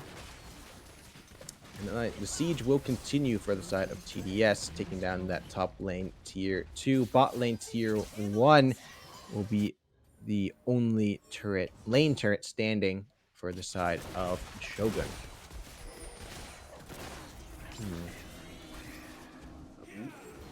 The pick potential of TDS, there's zero likewise answer coming out from the side of Shogun. You can see the damage coming through from that blazed reach on the Kayn, which will just show you if one form of CC lands on Red Nick and there's any sort of follow-up, Red Nick dies, and I think from then on TDS will take the fight. So it's protect the precedent for the blue side here. Lennox goes on to Tafiki, but a nice Dragon's Kick is going to buy some space, make sure that no true fight will come through. But that does mean that Lee Sin R is going to be down for possibly this next fight. A taun's going to land from Nacho Scuttle. In goes Lennox as well. Bullet time's going to be channeled. Tafiki brought very low. Turret's going to fall, which is going to provide zero cover for the side of Shogun. Legmo's going to find the kill. 2 kills in favor now of TDS. Red Nick still alive with a True Shot Barrage. Clone Man and Brandon needs help are low. Double kill for the Misfortune as See the Dark split pushes down here in this bot side. Going to take that inhibitor in just a few seconds. Rednick putting up a valiant defense. It's Rednick versus the world. Nexus turret 2 is going to be brought down. Nexus is open. If Rednick wants to pop off, it needs to be now. See the Dark's going to go in. Spirit Rush. The Charm is going to miss. Nexus will fall. and it's just simply not enough coming out of the Ezreal, as TDS put themselves on series points here after taking the second game. Yeah, in this second game, I mean, it's really good. They performed well, kind of like what we were expecting. You have the Leona, unfortunately, just not able to get some of those solar flares off at the different times that we were hoping. Yep. But was able to still do the CC lockdown needed. You had Markaiser perform pretty good. You had See the Dark perform very well on the Ari there. Mhm. So I think that's good. I mean, if you look at damage, even though Ezreal still edges out for Ezreal reasons. But you see that if it wasn't that case, that Ari would definitely be the top damage person here. So, yeah, I'm definitely kind of excited to see how this third game goes. Kind of see what does Shogun 2077 change here, maybe what bans or picks. But yeah, I mean, it's really good job still by TDS to show, hey, we're here. We're definitely not more than hanging on at this point. We have the 2-0 lead. Maybe we'll get a 3-0 at this point, or maybe it might drop to a 3-1. We'd have to see. But I don't know. What do you think about this game? I mean, it certainly looked better from the side of Shogun, all in all, specifically because of Red Nick. But just they had zero answer to how TDS were approaching this game from a macro standpoint, and could not find any ways to try to turn it on the head. Like the side of TDS had some strong pick potential in the Ari, in the Leona, and they were landing it when it counted, specifically See the Dark on that Ari. But the side of Shogun couldn't do anything to try to answer, whether it's try to get to an objective early to make sure that they cannot get that pick set up where it needs to be. And so in the end, despite Rednick's best efforts, it's going to be the side of Shogun falling in the second game, as TDS put themselves in position to take the series in this next one with the 3-0 sweep. If they can take it, it's going to be Shogun 2077 knocked out of playoff contention. So it's all on the line for them as we get into this next game after this quick break.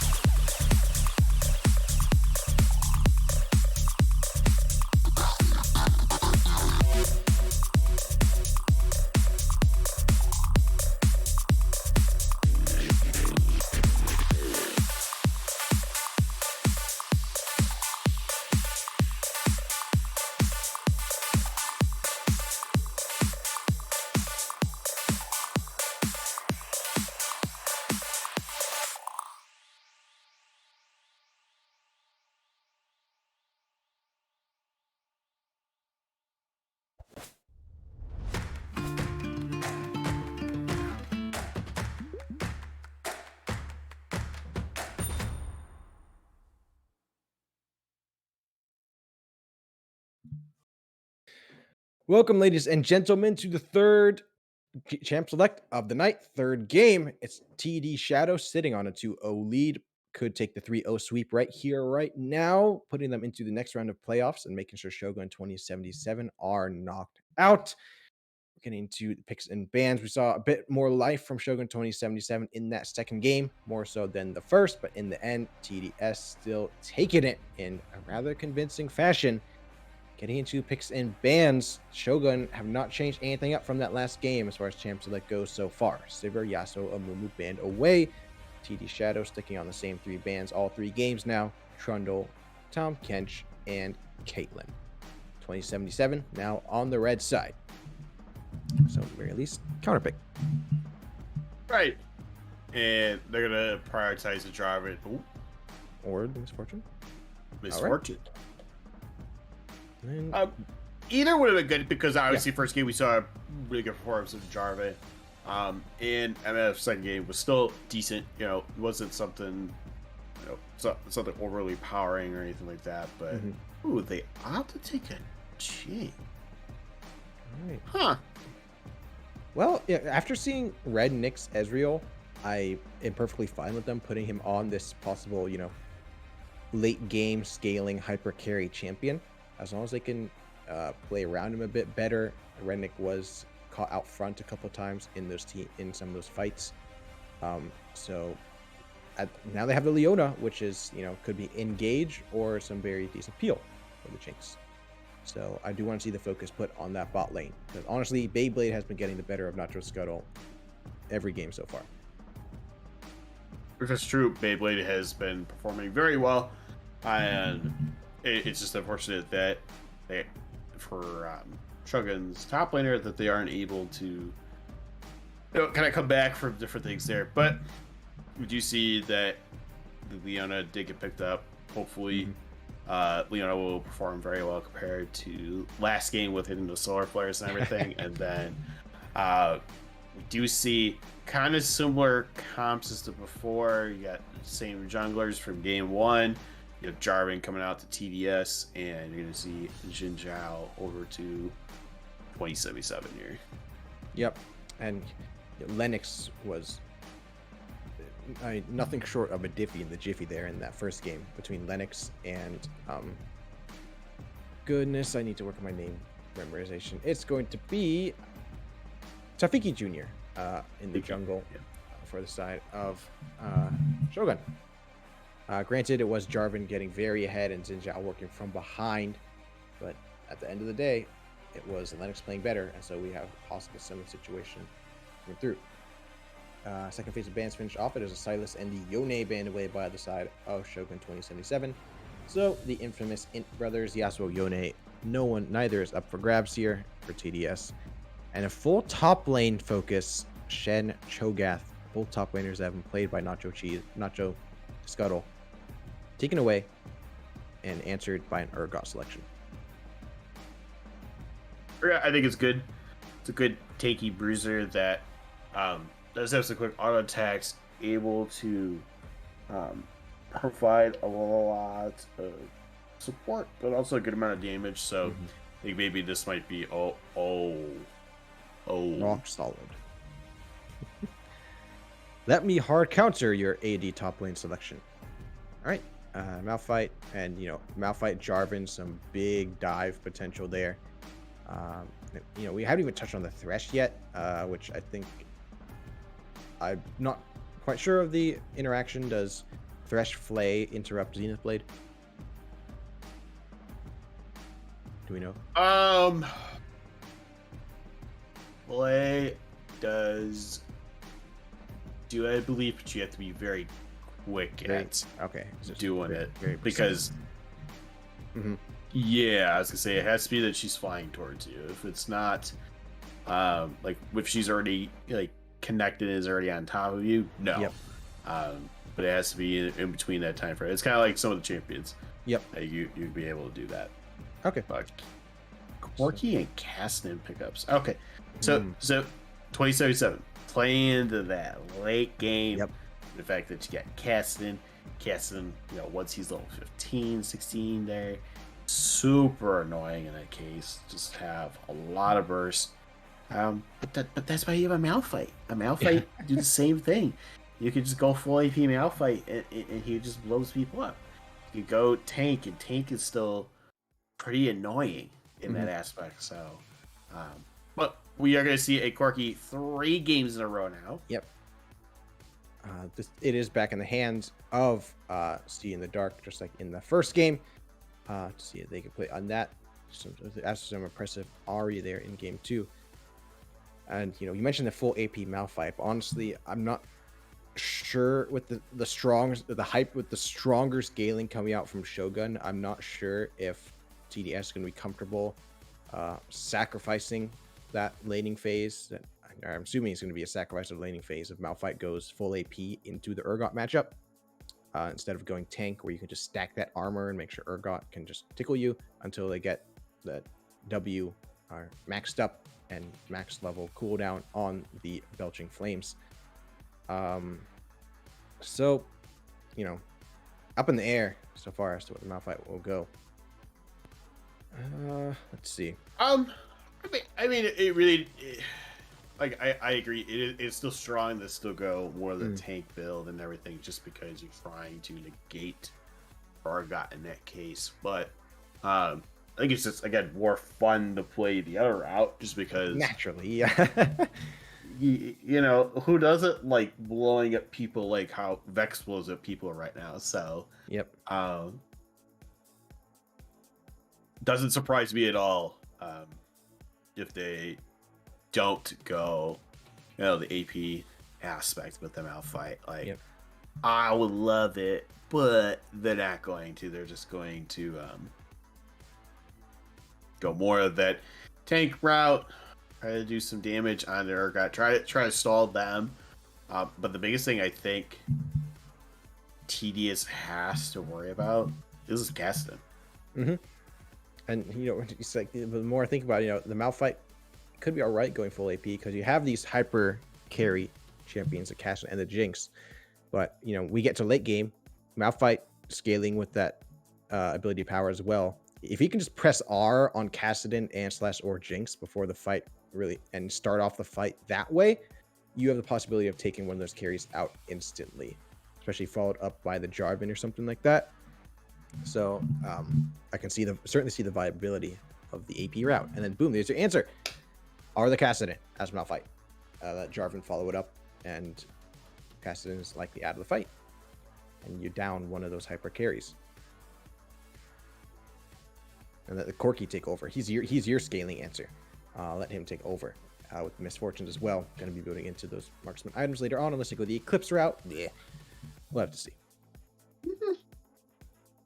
Yeah, like I said, I would prefer to either go Gale Force or Kraken Slayer on her. Just because Gale Force is still nice, get the a little bit better position, you could still trade kind of a thing. Mm-hmm. Whereas the lose the train of thought, I'm sorry. The Eclipse or the Gale Force? The Eclipse, yeah. Like if you go Eclipse though, like it's not horrible, but it's also that you're kind of gridlocking yourself one way. Whereas if you have the Gale Force or the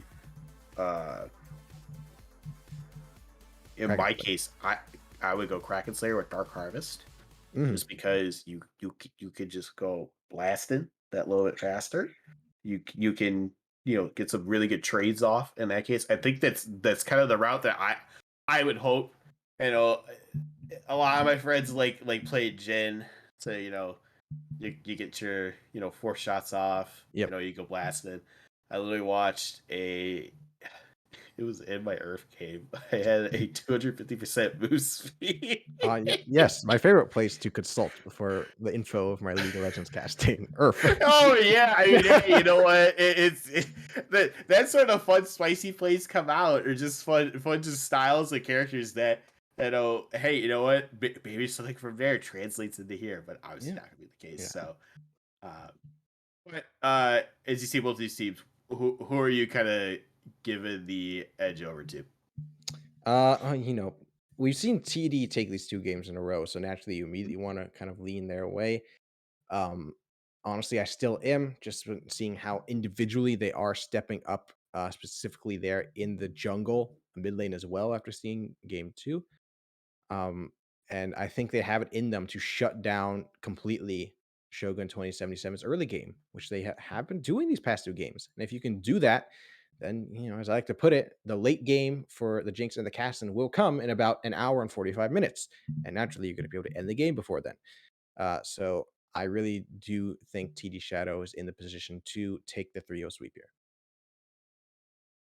I think they could, just because you do have the Thresh and Misfortune together. I think that's a good duo.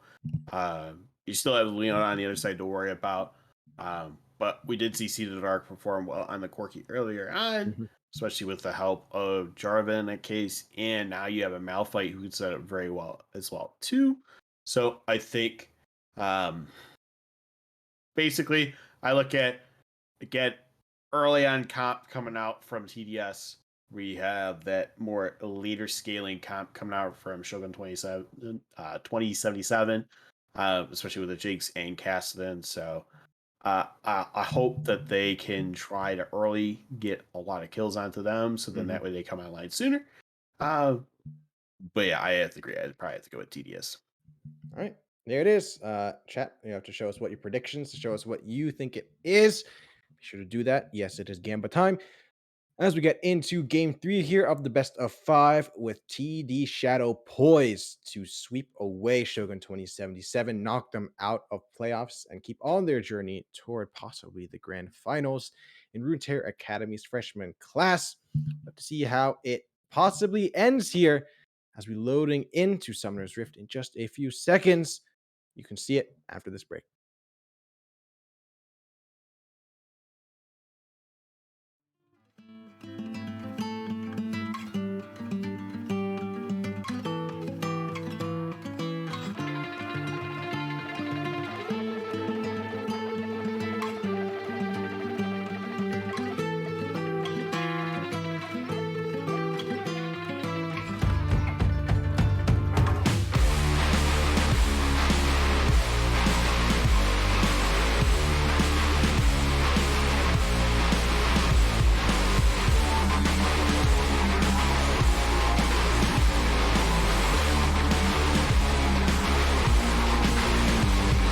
Throw away your yesterday, your cautionary tale. There's nothing left to gain. Tell me how'd you feel collapse? Haunted past, just excuses. I know that you are violent chemistry, your toxic enemy. Watching while I burn, hurting just because, yeah, I care. Happy not your rest.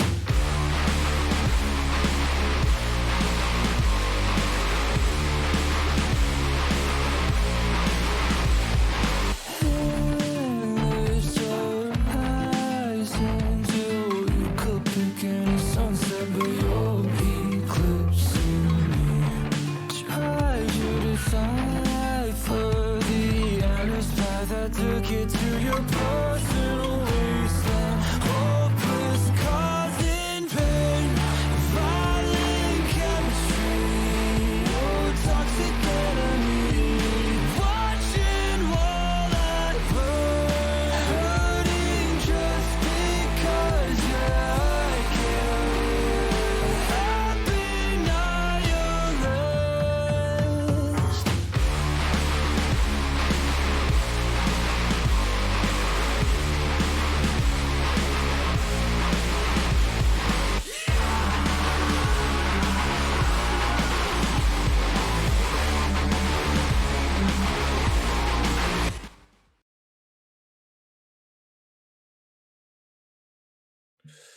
Welcome back, ladies and gentlemen, to Summoner's Rift for the third time tonight. Maybe the last. We'll have to see how TD Shadow and Shogun 2077 can accomplish things here.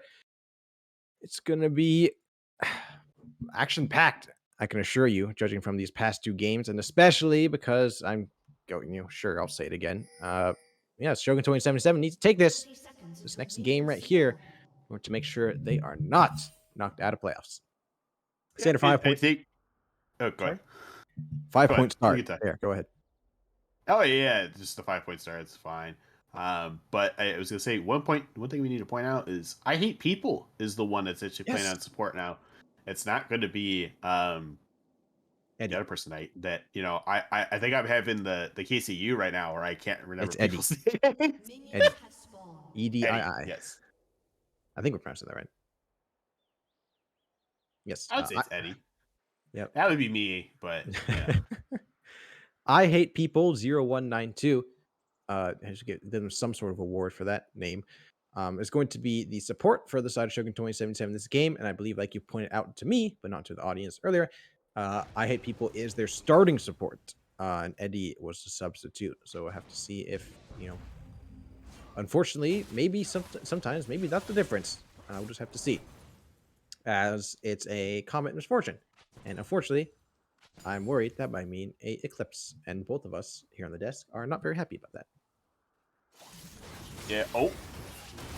Oh goodness, Brand needs help with the presence of mind to go ahead and throw that deficit in. It's going to catch Red Nick unawares. Ignite's taking a wave. Clone Man has not stepped up in a position to try and finish off the kill. There's going to be the flash forward, a heal pop by Red Nick, however, so it's not going to be a kill. First blood for the misfortune, but Brandy's help is continuing to attack. I Hate People going in, does he need a blade, but it's going to be a heal coming out from Clone Man. I Hate People backing into safety of the bush. Red Nick and Clone Man trading away, both of them brought to 50 HP, but still no kill secured.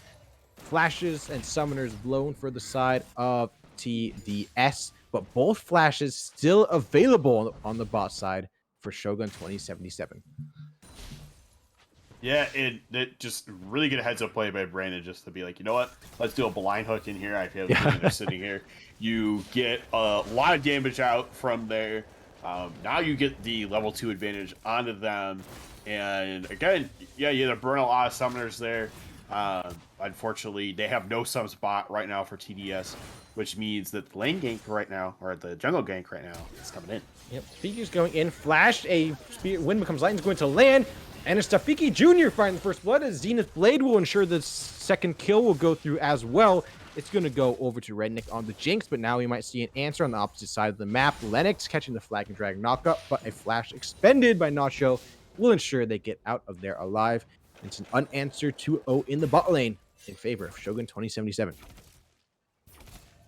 Yeah, unanswered, unfortunately, you had both Redneck and IE People very low. And when you have the jungler who was sitting around there very closely, hoping that, they might just overextend that a little bit there, which they did in that case, was able to take out Clone Man and Brandon, unfortunately. Yep. Brandon needs some help, even though he had, again, that really nice play in the beginning. I just unfortunately not able to do much. Oh. Not just good as going to go in, going to land the full Urgot combo onto Lennox, bringing him to below HP, likely forcing a recall. Whether or not that's, whether or not Lennox is just going to recall anyway, I'm not so sure. In the meantime, TDS bot lane is going to pick up a plate down in the bot lane. So that should, at the very least, possibly even things up as far as gold goes, and yes, it will. It's basically just 150 gold difference now between two ADCs, despite what happened there earlier on. And that's good in that case because I think, hey, if you could get more plate gold, obviously it's better.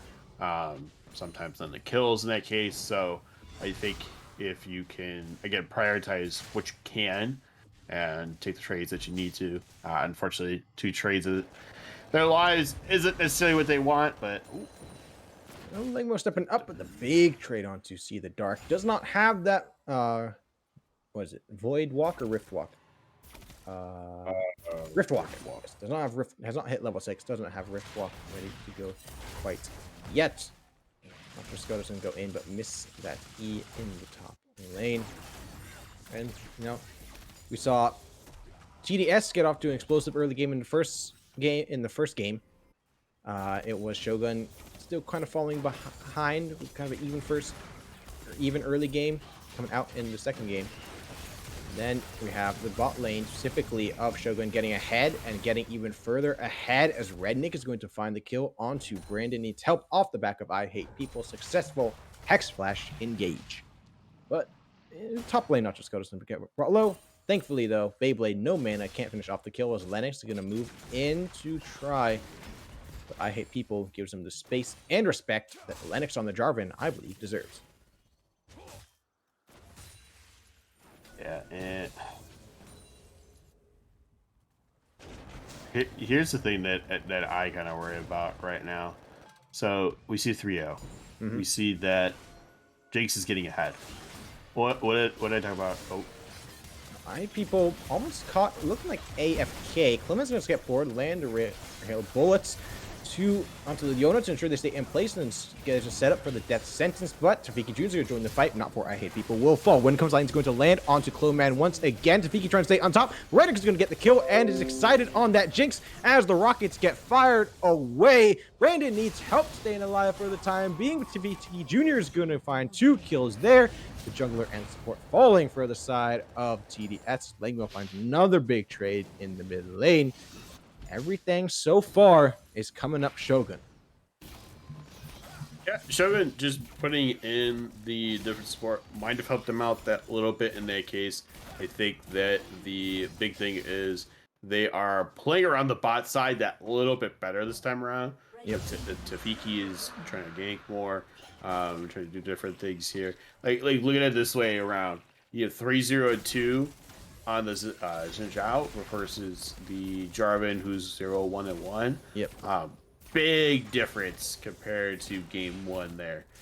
So I think that's really good in that case. They kind of get that snowball effect going with 3-0-2 there, which means that Jake's, who is also 3-0-2, kind of gets online that little bit more and maybe can provide more of those crits coming out, more of that damage coming out that a lot of people don't like seeing coming out from Reddick there. And, you know, it is Rednick, who has been that's a name you should know if you've been watching the freshman class. ADC for Inside Shogun 2077, known for the Caitlyn gameplay, like we saw in that last game on the Ezreal, definitely forming at the very least part of the backbone of this team. Nacho Scuttle is going to go and land the combo onto Beyblade. Fear Beyond Death is going to land. Nacho Scuttle trying to step forward to ensure they get into the execution threshold, but will get nothing but a couple tower shots in their face for their trouble. So things evening up. Beyblade still unstoppable force is going to be channeled right now. Beyblade trying to stay on top. A shield from the E onto Nacho Scuttle. Flash expended. Beyblade does not have theirs to try to chase. It's to be Nacho Scuttle getting out of there. Yeah, and unfortunately, Nacho Scuttle does get out. Beyblade had really good play. Ooh. I Hate People going to go in with the Hex Flash. Is going to land the Zenith Blade and the Shield of Daybreak. I Hate People is going to get the kill onto Clone Man. Rednick continuing up the chase onto Brandon Needs Help. Just missing that skill shot. It's going to be lane push in, an advantage so far, just like it has been for the past 5 minutes or so, in favor of Shogun down in the bot lane.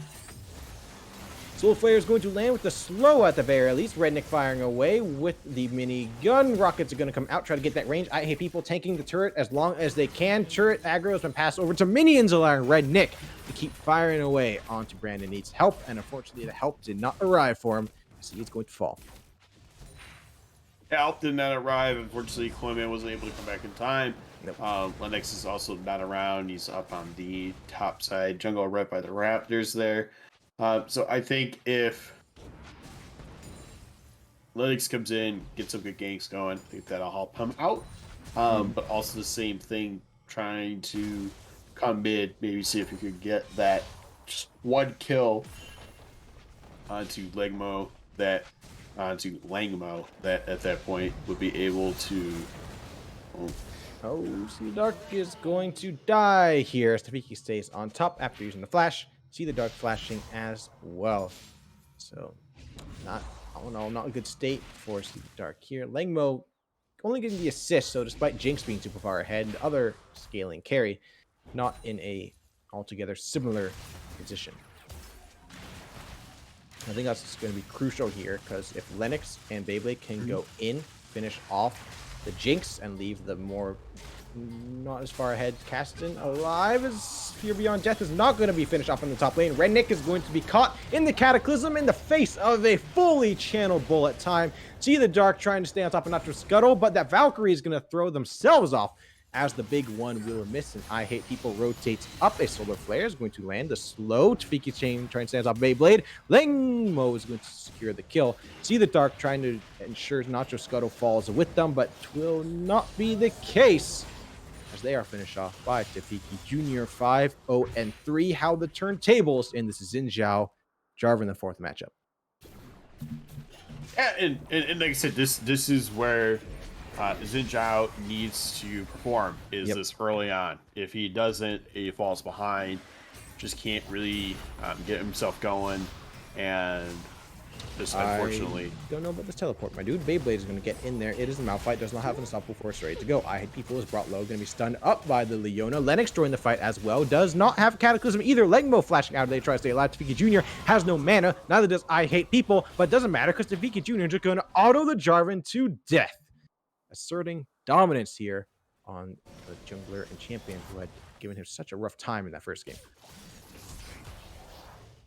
They were having a really rough time in the first game, but now you have to look at that.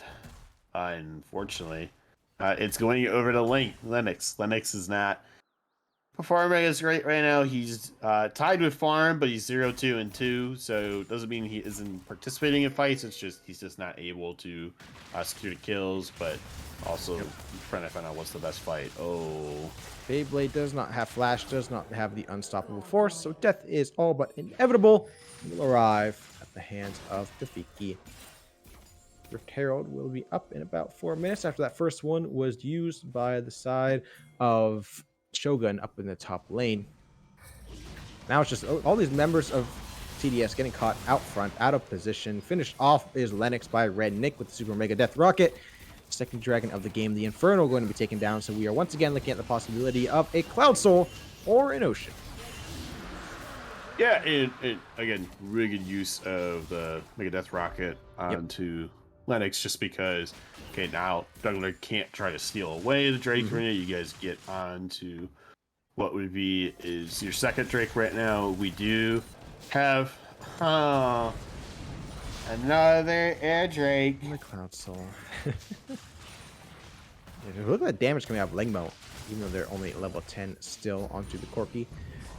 Granted, you know, Corki is kind of that marksman champion, so things like that can happen. They're not the tankiest of champions. But it might be a return to form for Beyblade in the top lane as they wet noodle Nacho Scuttle to death with the Malphite. And hey, there's some silver lining to try to look at. Yeah, I look at that. Here's two things. One, Malphite is always kind of more of that, like, oh, he doesn't need to farm. He's really that super item dependent and everything. Right away. Well, man is up almost like 20 farm. He's 0, 1, and 2 right now. He has some pretty good items. So I think because of that, I kind of like that a little bit more. We do see that there is a team at Nacho Scuttle, so waves do get pushed a little bit faster, but still, this is definitely interesting to see what they decide to do. With that team I picked up, I wouldn't be surprised, and a Ruby Crystal in the inventory. I wouldn't be surprised if this is the Titanic Hydro Rush on the Urgot, which I would say is not too out of place, as bot lane tier 1 will fall. Is a Solar Flare going to land? Brandon's help is stunned, but it's going to be Clone Man just getting slowed. A nice flag and drag from Lennox, and the Cataclysm is going to keep Tafiki and I Hate People locked up in that bullet time, but it's not enough. It's going to be 1 kill for each side so far. Clone Man going to find the kill onto the Leona, but Redneck is firing away, chasing. Going to find the kill onto the Misfortune as Shield Boat is popped. All in all, a 3-for-1 in favor of Shogun in the bot lane. Yeah, 3-for-1 being shown here for Shogun, and yeah, it's just really good on them, just able for them to make sure they're taking these trades, doing a lot of damage, and getting the Jinx ahead. And she's 6-1 and 5. With 150 gold bounty. It's just kind of crazy to think about that they got this Jinx so far ahead right now that it is being more respected or punished, coming out from TDS. Yep. And unfortunately, I would cap out on the early game, and I think really it's mainly because of how Tafiki has been playing this early game. Lennox not nearly as influential as we saw in that first game as that's what See the Dark was engaging on somebody. Nope, just gonna take that blue. All right. But yeah. There's going to be a Supple Force coming onto the Leona, trying to burst them down real quick. It is going to work. I hate people going down. A Super Mega Death Rock comes in to chunk See the Dark, but no follow-up coming through. Unanswered 1-for-0 trade, but it's just a support you killed. So not sure how much they're going to be able to take off the back of that, if anything at all. Doesn't look like it. It does not look like it in that case. And we do have Drake coming up here in about 1:25. We look at that. Man, I'm going to use that Valkyrie to get away from the Zap because the Zap's still doing a lot of damage here. I mean, it's only just Shield Bow and Zeal right now coming out from Jinx here in that case, but still, it's just one of the things you got to worry about, especially being squishy as Corki there or the Emma. Yep. Yeah, I was kind of put off by the fact that it is a Shield Bow going in against something like the Jarvan, the Malphite, the Thresh. But I think when you're this far ahead as the Jinx, I think the Shield Bow is perfectly reasonable. You know, you don't super really need that extra true damage coming through to cut down these tanks when you're this far ahead. And at the end, and when it gets to this point, you know, you're kind of the raid boss of the team. You want that life steal in order to stay alive when everybody is gunning for you. So I think it's perfectly excusable that they did go for the more offensive option, or no, defensive option here. Or defensive, which is okay. True, both. Yeah, like just to go off what you said, yeah, it's definitely okay because of the fact that, again, the name of the game is survivability and teamwork. And how can you provide that teamwork if you're not in certain fights is by being able to survive, which See the Dark's right now. Yep, See the Dark going in, Redneck firing away with extended range on those rockets. Tafiki in the wings, unable to land any sort of engage. I hate people not get caught out front here, going to engage onto See the Dark, but Death Sentence is going to land in response. They're going to be bursted down in just in a couple seconds. Blade is going to TP in, but Shelly has been summoned to try to divert the attention of TDS as Dragon Spawn is going to be unstoppable force, going to catch two of them. Tafiki Jr. is going to be caught in the Cataclysm as Redneck is going to flash out. See the Dark trying to stay on top of them. Beyblade might get the kill. Yes, they will. It's a shutdown. Brandon needs help. Going to go golden to stay alive as Nacho Scuttle is going to join the fight late. Tafiki Jr. is going to be finished off by the red buff taken away, I believe. Nope, not red buff, just by Clone Man.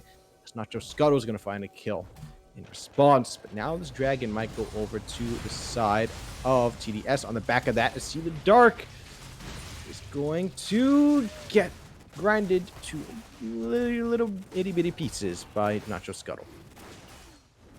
Now little itty bitty pieces, I would say grinded to a pulp at this point.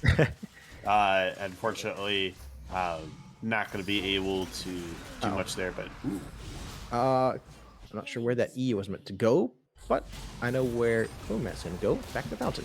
And Tool Flare is going to land. And Lengmo and I hate people are going to stay on top of Beyblade here on the Malphite. There's not enough resistances to try to tank this up. A double kill for Lengmo on the Kassadin. And I mean, both carries for the side of Shogun in very favorable positions before 20 minutes. That's both carries are definitely doing well. You have Magi's picked up right now by the Kassadin, so I have 10 seconds already going on it. And yeah, I mean, they're definitely performing very well. Kassadin being able to still come down, burst, do a lot with the Everfrost in that case to root someone. And unfortunately, TDS is just suffering from it. So maybe it's something that even though he's only level 13, he's definitely coming out to the spikes very, very soon. Yep. The amount of damage that Lengmo is able to get out onto See the Dark in these mid lane trades is absolutely astonishing. Just quick combos. A Death Sentence is going to miss. I hate people up there in top river rush. So no action quite yet. We want to see another Beyblade was pretty good with that unstoppable force there in that last fight in the mid lane. So as long as Beyblade can land those and Lennox with the big flag and drives on the back end of it, I can still see a way that TDS can take these fights. But at the end of the day, it's all going to be on can you shut down these carries. So Blade's going to land. Lennox coming in. Beyblade's caught way out front, being chunked down below half health. Now, the sub force is going to be used just to try to heal himself, but it's not going to be good enough. 3 caught in the Cataclysm, but there is no follow-up. A double kill for Nacho Scuttle as Tafiki Jr. is going to step forward. Clone Man and See the Dark zoned away and out of the fight. It's going to be 2 picks for the side of Shogun in the mid lane. And again, TDS looked like they were doing really well in that fight. Unfortunately, one big thing happened: a solar flare, and it stunned Clone Man out of the bullet time. Got Brandon there, and oh no, you don't win that fight, Lingmo. Or not Lingmo. Sorry, See the Dark. I thought that you would accomplish something of profit with the backup from the bot lane, but Lingmo's slippery on the casting. Low flash with budget flash on R. Right, budget flash on the R there, just able to again riff walk where he needs to. Issue is like you do it too often, you know, you're not able to use it again, you know, without expending way too much mana in that case, which is understandable because if you don't, then everyone would pick Cassidy, honestly. You can just jump all the time then, without real punishment other than, oh, it's going to cost 100 mana each time? Great, I'll take 100 mana each time compared to 100, 150, 300, 500, stuff like that. So, but we do notice there is a 8k gold difference here at this point. It is in favor of Shogun in this case. Oh no, that's going to be Clone Man taken out of the fight with your misfortune. Your misfortune gone. Not much left of a carry on your side, and Shogun can feel free to possibly start up this Baron. Yes, they will. And unsurprisingly, it doesn't look like TDS really want to try to put up a fight over this one. So for consolation prizes, possibly a pick on Lengmo down in the jungle. They're keeping a respectful distance. Here, Nasher going over to the side of Shogun 2077. Yeah, and this will be good for them. They finally have a Baron in all these games now. They finally have one, and then they're able to use this to again potentially push out lanes and everything there. Quirky does take this turret for the outer turret here in the bot lane, which will be actually the first turret going down for TDS. Yep. Which isn't good when the other team has 5 turrets and you only have 1 lane turret standing. Cloud Dragon is going to be coming up in just about 5 seconds. Soul point, and I would say at this point, yes, Soul going over to the side of Shogun 2077. With Baron ready to go as well, and a lane pushing in the bot, and minions pushing in the bot lane. What we strategically turn their attention to there. See the Dark is going to die here, being caught way out front from the team. A beautiful flash prediction on that solar flare coming out from I Hate People. See, maybe that's why that's the starting support for the side of Shogun. One down is the mid laner, the side of TDS. And this might just be the victory march starting for the side of Shogun. Yeah, and this most likely will be in that case. They do have the Wind Soul here, so they are able to move that a little bit faster once they use their ultimates. But they'll be able to use their ultimates just faster, since they have 2 of them for that 20% cooldown. But oh no. I hate people moving in, but Lengmo on the flank, trying to stay on top of the carries. Is Tafiki diving as well. It's going to be 1 kill going. Lennox falling. 1 answered by Clone Man, but Tafiki is still alive with GA ready to go. Redneck free firing away with those rockets. A double kill for the ADC of Shogun. It's going to be a clean ace. 5 for 1 onto the side of TDS as Nexus is open, and Shogun 2077 will take their first win of the series. And just about as a dominating fashion we saw TDS take the first.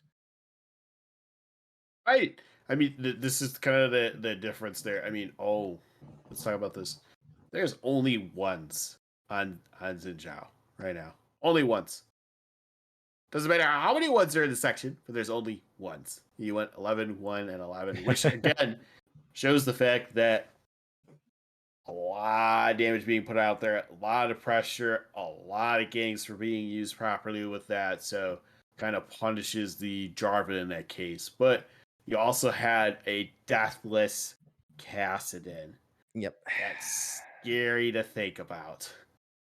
And actually see happen. So, but again, good job by Shogun here. Just kind of keeps their game series alive. I think bringing back in your main support did help out in that case. And yeah, I mean, I'm excited to see what this game 4 has. Yeah. Going to game 4. It's, on the teetering edge of the reverse sweep is Shogun 2077. We'll have to see if they can take it or if TDS can rally around whatever banner they need in order to take the next game and save themselves from going the full 5. We'll see if they can, and so will you when we get into game 4 after this break.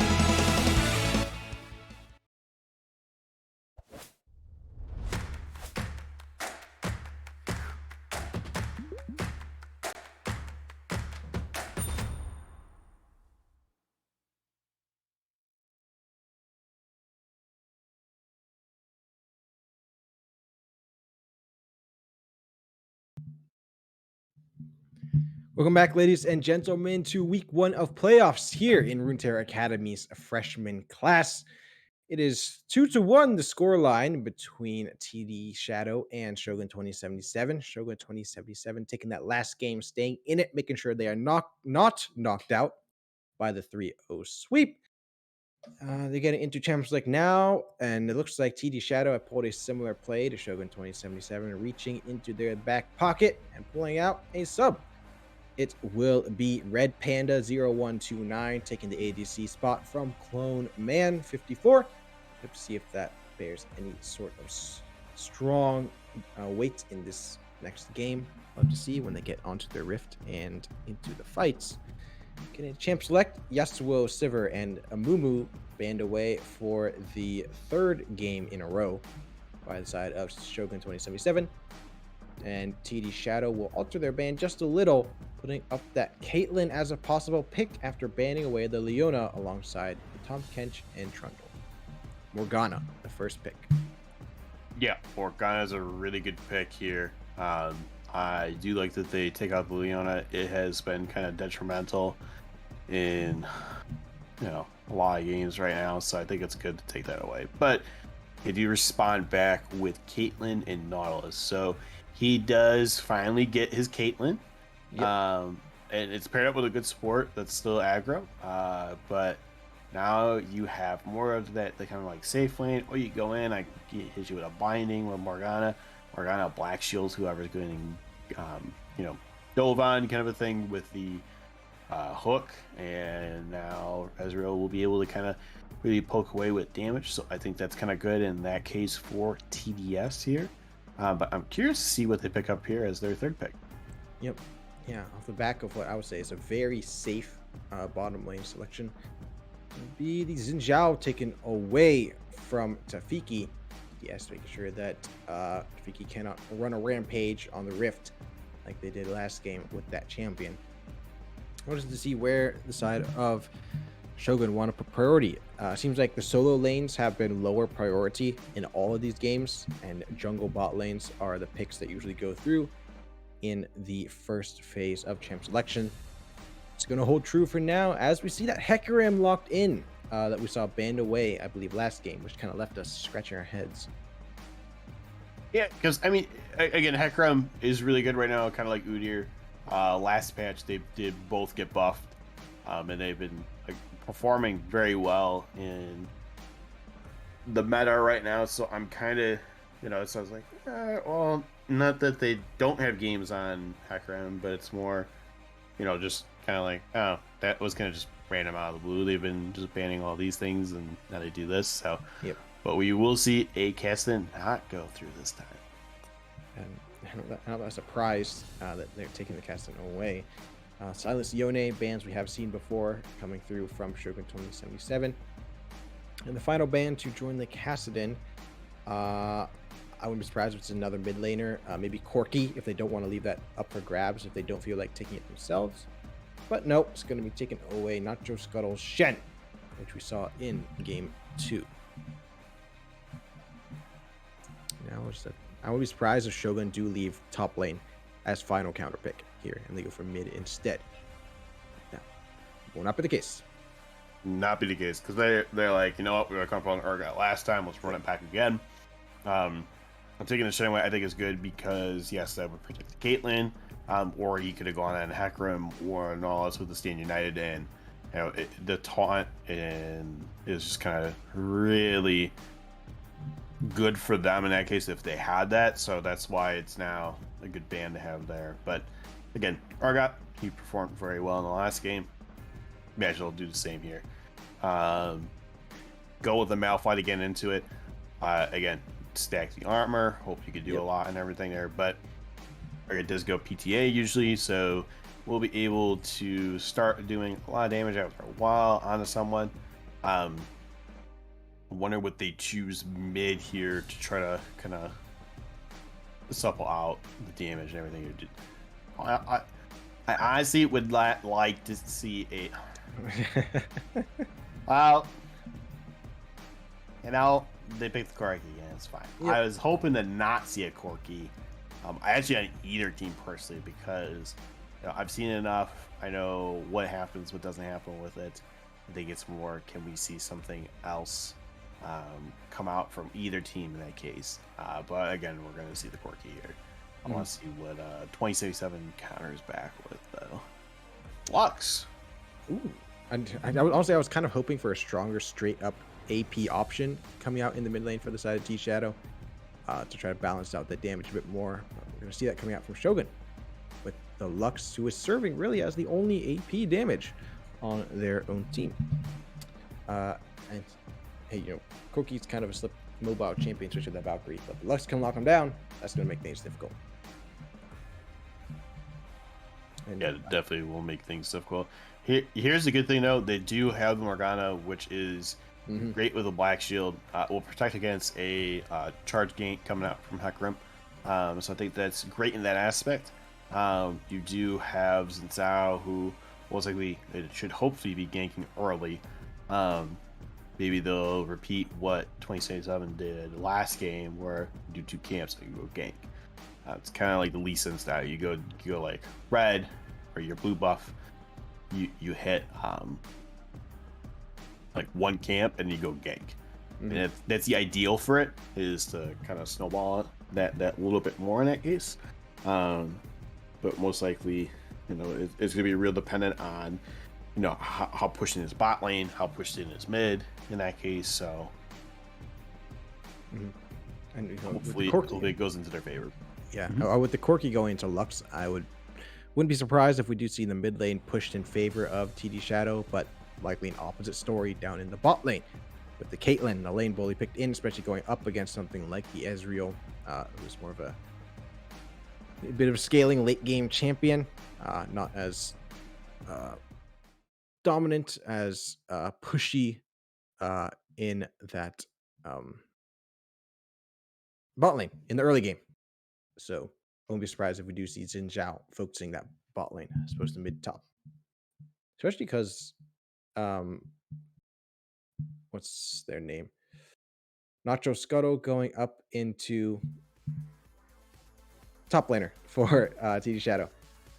Help me. Top laner for Shadow would be Beyblade. Beyblade, thank you. There we go. Yeah, let her rip. Beyblade on the Malphite going up against the Urgot last game held their own very strongly, I would say. And throughout the game as a whole, did not play a bad Malphite. So honestly, I'm comfortable seeing them once again onto that champion. Yeah, I think the Malphite's perfectly fine into the Urgot. The issue with that is, again, really doesn't need to focus on farm and different things. But what I was hoping is for like Urgot, there's a couple counters that's like really good. Like Malphite's good, Cho'Gath's good. A Dr. Mundo would even be good. They ban out the other one, which would be the Shen in that case. So I think that could be interesting for them, just to see how that Malphite does in the Urgot again. A really good one that they could have chose is actually, instead of Urgot, they could have went with Camille. Camille, I think would be really good because you still have the good CC, you have lockdown, you have great bursts from her, and the Q trades are just insane. That again, me being near the same elo too, it really isn't that hard to pick up her, I think personally. But again, I've been playing the game a little longer, so maybe me being stuck in silver gold probably shows it's not there. Well, on top of Camille, Camille has popped up a couple times here in freshman class, but is sitting at a 0% win rate. So, I guess people. Well, that's because they focus her, is what it is. True. Yeah. So maybe they know how to play the micro, but not the macro when it comes to these fights. Maybe getting in a bit too early, something like that, with that hook shot. But we're not seeing Camille's game anyway, so okay. Line things up. This didn't out into the Hecarim. I mean, at the very least, hey, we're out of Kermo Tem Tank, Hecarim, Udyr, Resident Sleeper meta. Maybe we might see a bit more of a damage focused Hecarim come out. What are Hecarim's building nowadays? They usually go a Divine Sunder. Divine Sunder. Okay, yep. So, you know, that into generics with either Death Dance or Dead Man's, Mhm. and then from there, you know, the standard stuff of like you build Bramble and Thornmail and all that stuff. Yep. You'll get Spirit's Visage just because you already have healing with your champion. Why not make it even better in that case? But the other thing is, with them taking these Zins out, it doesn't really necessarily counter him.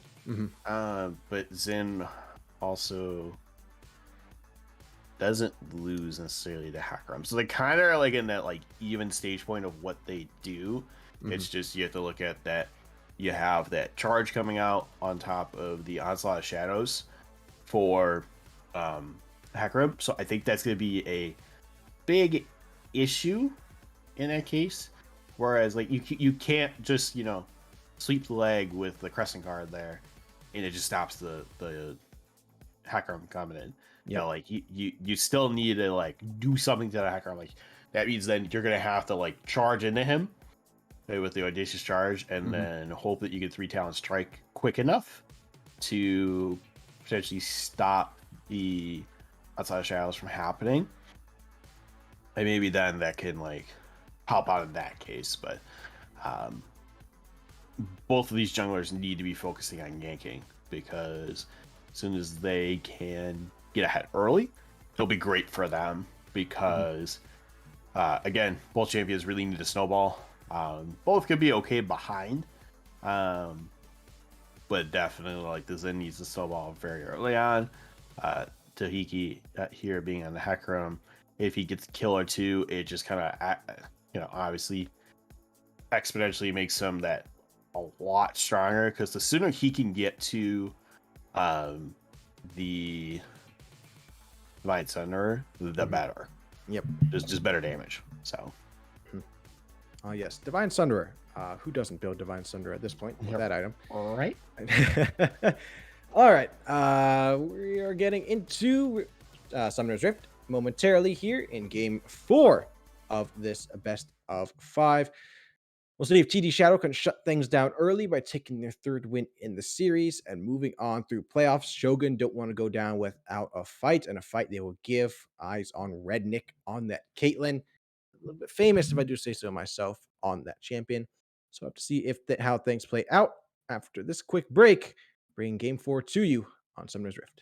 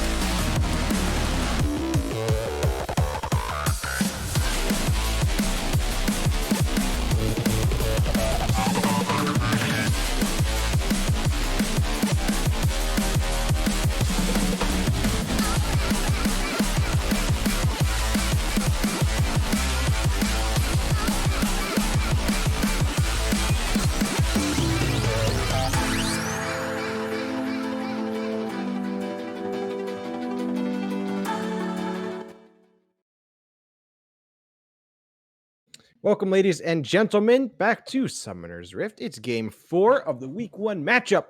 Runeterra Academy's freshman class playoffs. We have Shogun 2077 on the red side going up against TD Shadow on the blue side. TD Shadow just need one game to take the series, whereas Shogun needs to take the next 2 and pull off the full reverse sweep to move on in the playoff bracket. It's been a bit of a teeter-totter as far as the games go.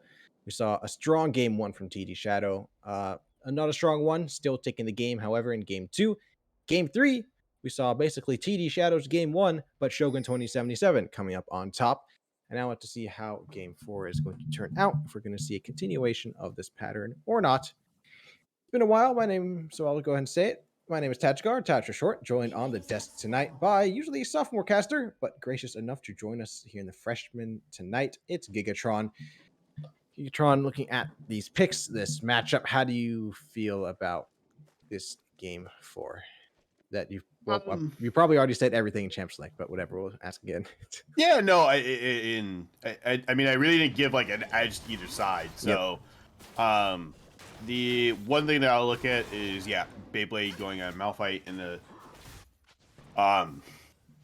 Urgot there is still good. The difference I look here in mid is you have like Langmo on the Lux, who can poke out the Quirky that little bit more. So I think that's going to be more of an issue. Oh, That's going to be a long maxed range dredge line landing onto Red Panda, the sub ADC for the side of TD Shadow by I Hate People, the sub support who joined last game for the side of Shogun. Level 1 Punish at Ez does not have the Arcane Shift ready to go. So if you can land those dredge lines, go for it. exactly. And that's the thing is, of course, you want to get as many hooks off as you can so you can get more damage out, especially when you have a Caitlyn trying to get those headshots. But all the other See the Dark getting poked down pretty well, but is returning back to Langmo with that same damage. So still shows that early on, both could kind of hold their own, but in the long run, I think Langmo is going to kind of get ahead, and that's going to be a problem. Like we talked about, Xin Zhao needs to really, really get ahead here, which means at his buff, he needs to go gank. As much as I'm someone that likes to go to Scuttle and just get Scuttle and then go gank, no. Look at this. Yes, you do have the early ward there on the top side, but he's doing a lot of damage on the Beyblade. Yep, Beyblade being brought very low and forced to flash away from Nacho Scuttle.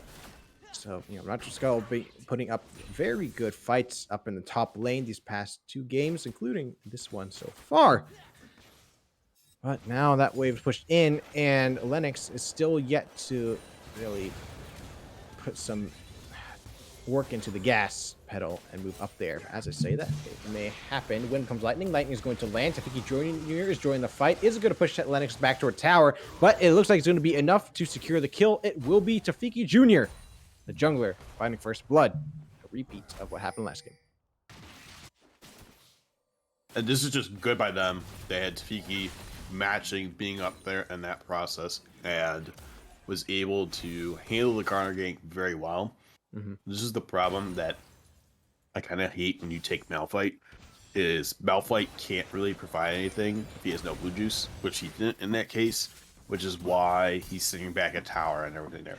Yes, he's great for team fights and can use the double force and do a lot of damage that way.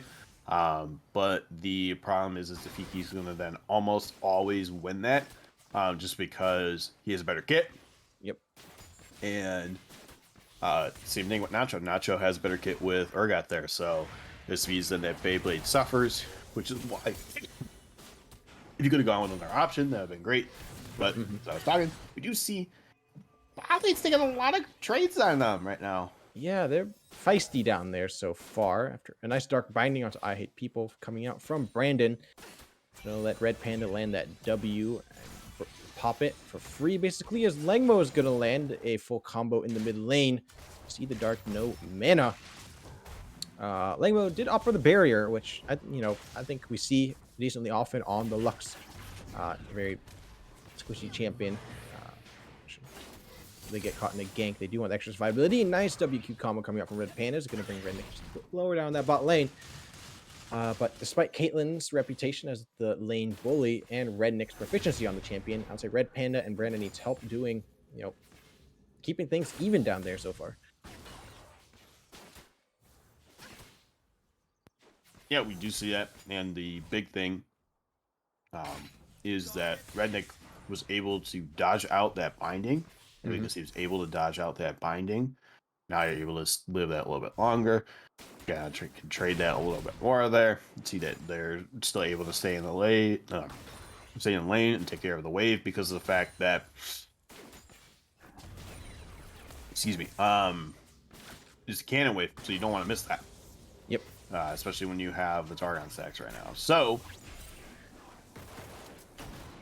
I think this is good for them, though. They are being still that lane bully. You are up 45 to 20 in CS, and yeah, Yep. Gonna be weird to see. Uh-oh. Hackerin. Yep, Hector's lurking down there in the river. Beyblade, for just a second, does not have flash, but does have the unstoppable force ready to go should they need to use it defensively. Unfortunately, Nacho, Scuttle, and Tafiki also level 6 with their ultimates, but it's like the call will be to back away. Tafiki Jr. is going to go ahead and take their first recall of the game. As recalls do come in, it's going to be the completed Noon Quiver onto the Caitlyn for Red Nick. We see completed Merc Treads onto Nacho Scuttle. Going to help with that Seismic Shard Comet poke coming out from the Malphites. As annoying as that can be in the top lane. And both junglers not quite on even footing after Lennox fell, giving first blood to Tafiki in the top lane earlier on. You can see that in the items. Yeah, I mean, and that's the big thing is like you see he's got two good solid components with the Phage and the Sheen there. Which means, yes, every time he spams at Q, he's going to do a lot of damage, which is why he's sitting on the dragon here. And even though Xin Zhao is around, Xin Zhao is not going to be able to do anything here. So they do have to give up this Drake. Yep. Yay, no clouds on this game. That's coming up as the second Drake. So we're either looking at an Infernal or Ocean. After Mountain was the first one. Oh, you know what I want then at this point. Yes. For Soul, right? With these comps, yes, please. Well, not even that. It just we have Earth Soul, we have a Wind Soul, and then we have to have our Fire Soul, so then we can make a meme about Earth, Wind, and Fire. Ooh, yes. Unfortunately, it is no longer September. It's not September anymore, so it's sad. Still good song, and True. It would be nice still to have, because again, Infernal Soul really strong, works out with both teams. But I also would like an Ocean too, just because of the fact that always good to have that extra sustain too. Oh, here's the TP gang coming in from Corky. Yep, it's going to be See the Dark go in. Probably has a full Valkyrie ready to go. Renekton's going to flash, but still going to get hit by it. Dredgeland's going to go out and catch the Corky. True Shot Barrage is going to go full wide. I hate people staying up front line. Keeping Brandon needs help locked down. Nacho Scuttle is going to help as well. Redneck finding the kill, but brought very low. Likely going to be traded. It's See the Dark finding the kill. I hate people flashing to stay alive. Dredgeland gets him out of there. Very nearly a second kill for the side of TDS, but it will not be. It's a 1-for-1 down the bot lane. In the end, however, it was the ADC falling for Shogun, but at the very least, it was not the Ezreal getting the kill. Yeah, Ezreal. Kobe. Big old Kobe. Yeah, just really good job there by See the Dark just to get that phosphorus bomb off. And, oh no, Tafiki's coming in. Lennox going to flash away. There's going to be no fear coming out, but there's a root and a final spark, but doesn't even matter. Tafiki Jr. with those components, like we mentioned earlier, going to go ahead and find the kill as Rift Herald is reset. Beyblade is up there with support rotating to try to provide some backup. But Nacho Scuttle is here as well. Beyblade needs to get out of there quickly. Definitely needs to. Decent damage coming out, actually. Yeah, he is a little more sweet. Oh, that's... Well, yeah, once the root landed, it's kind of like, that's not good. Brandon needs help, still sticking around. See the Dark joining, as is Lennox. Blue buff will be taken by Tafiki Jr. Root lands onto See the Dark, but no follow-up. As the eyes of TDS, of Shogun, turn to the Herald.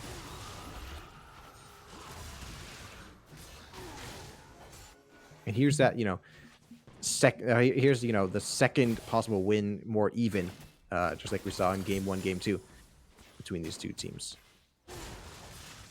Yeah, and I mean, unfortunately, Rift is going to go over to. I just say unfortunately. It's probably good that it goes over to Shogun. That's Shogun. Yeah, as I say TDS, I'm like, no, it's Shogun. Shogun here, because then this means they can contend that little bit more into trying to get this second game win for themselves. Maybe potentially have the reverse sweep, the silver scrapes potentially be being put on. But Beyblade, yeah, he's trying to do what he can here, but I don't know. I think, yep, he's going to go in. Hasn't stopped before, straight to go. It's going to go out. That's going to be a kill at very least onto Nacho Scuttle. Pika Jr. forced to back away due to turret aggro. Beyblade's still alive and well played there. And that last third plate has yet to quite fall. It's going to go in. Beyblade flashes forward for some reason, which draws Tafiki away from the turret. Not quite sure the thought process going into that little play. Yeah, I don't think you needed a flash. I think it's more you could go up and just try to do the damage. The problem is again, you need to be in turret range so that way it hits them.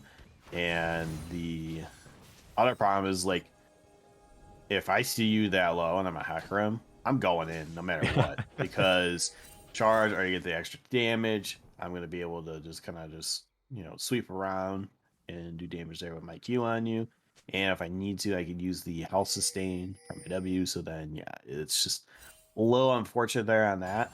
A little bit of a misplay by Beyblade, but doesn't mean that, he didn't get anything out of it. He did get a kill. He was able to use Unstoppable Force and lock down the Ergon in that case. But as this second drink is coming up here, it is going to be looking like it's prio towards Shogun here. Yep, for sure. However, Red Panda is showing signs of rotating up. They do have a ward in that bush down there, so they'll see any potential play coming out from the blue side, but it will be taken. And a root as well. That's going to be the end of the story for Red Panda as Tafiki tries to stay on top. Brandon needs help. It's going to be Soul Shackles trying to buy some time. Red Nick, however, the ace in the hole, yes, finds a double. And Nacho chips away on Beyblade quite significantly. Thanks. Looking good for Shogun so far. Yeah, just really good job by them there. One, Skill Dragon. Two, get a good binding to lock down and do damage to them. And I think that's the big thing is hey, Red Panda's going to go in, but turret aggro is not there. Nacho Scuttle is going to find the kill and get out of there alive. The misplay there from Beyblade is going to cost him his life. Now See the Dark's going to join the fight. Look for a trade. Big one's going to go out. Not just Scuttle getting chipped away. The binding will land down in the bot lane. So it'll be Lennox trying to stay on top of the Xin Zhao flash forward, but cannot stay on top of Red Nick as the knife ticks away. See the Dark firing the kill up in the top lane, and they shut down 2 kills across the map, going the favor of TD Shadow. It just really good job by See the Dark there. Was able to get the phosphorus bomb there at the last second to do a lot of damage and take out the Urgot, and they set up really good onto the Caitlyn here. So I think that's the big thing is, okay, hey, can you keep Kit taking out this Caitlyn? This way you can get some more damage going, gold coming to you, and different things like that. And I think that's the big thing too, is now they don't realize that Hecarim is up here in this top side. I think that's the one thing that they should probably do for TDS is get more of those wards out again. Kind of like what they had in the first and second games. So once they do that, then they can kind of see more, okay, where's the jungler? Let's try to find out what's going to be the best path, and go from there. To try to, like, gank lanes and see what they can do. But, and Nacho Scuttle, not really taking much now. He already has the treads and he has the extra health, so really doesn't take long. Attempting a couple of dives on the Beyblade, but neither of those E's are going to land. It will be Shogun finding the first turret of the game, but Red Nick might pay the price. Brandon stepping forward. Has not landed a root quite yet. Soul Shackles are channeled, but Red Nick got out of their radius as Red Panda's going to find the kill. Tafiki staying on top of Lennox will find the kill. Beyblade now caught all alone with a unstoppable force to get over the wall. But Speaker Jr. doesn't care. How's the Ghost and the E ready to go, and we'll finish him off at the tail end of that skirmish. There's a great job by Shogun here, able to take out the jungler and top laner as you trade your ADC. Unfortunately, ADC going down is always rough, but Beyblade, unfortunately, not able to get out with an unstoppable force.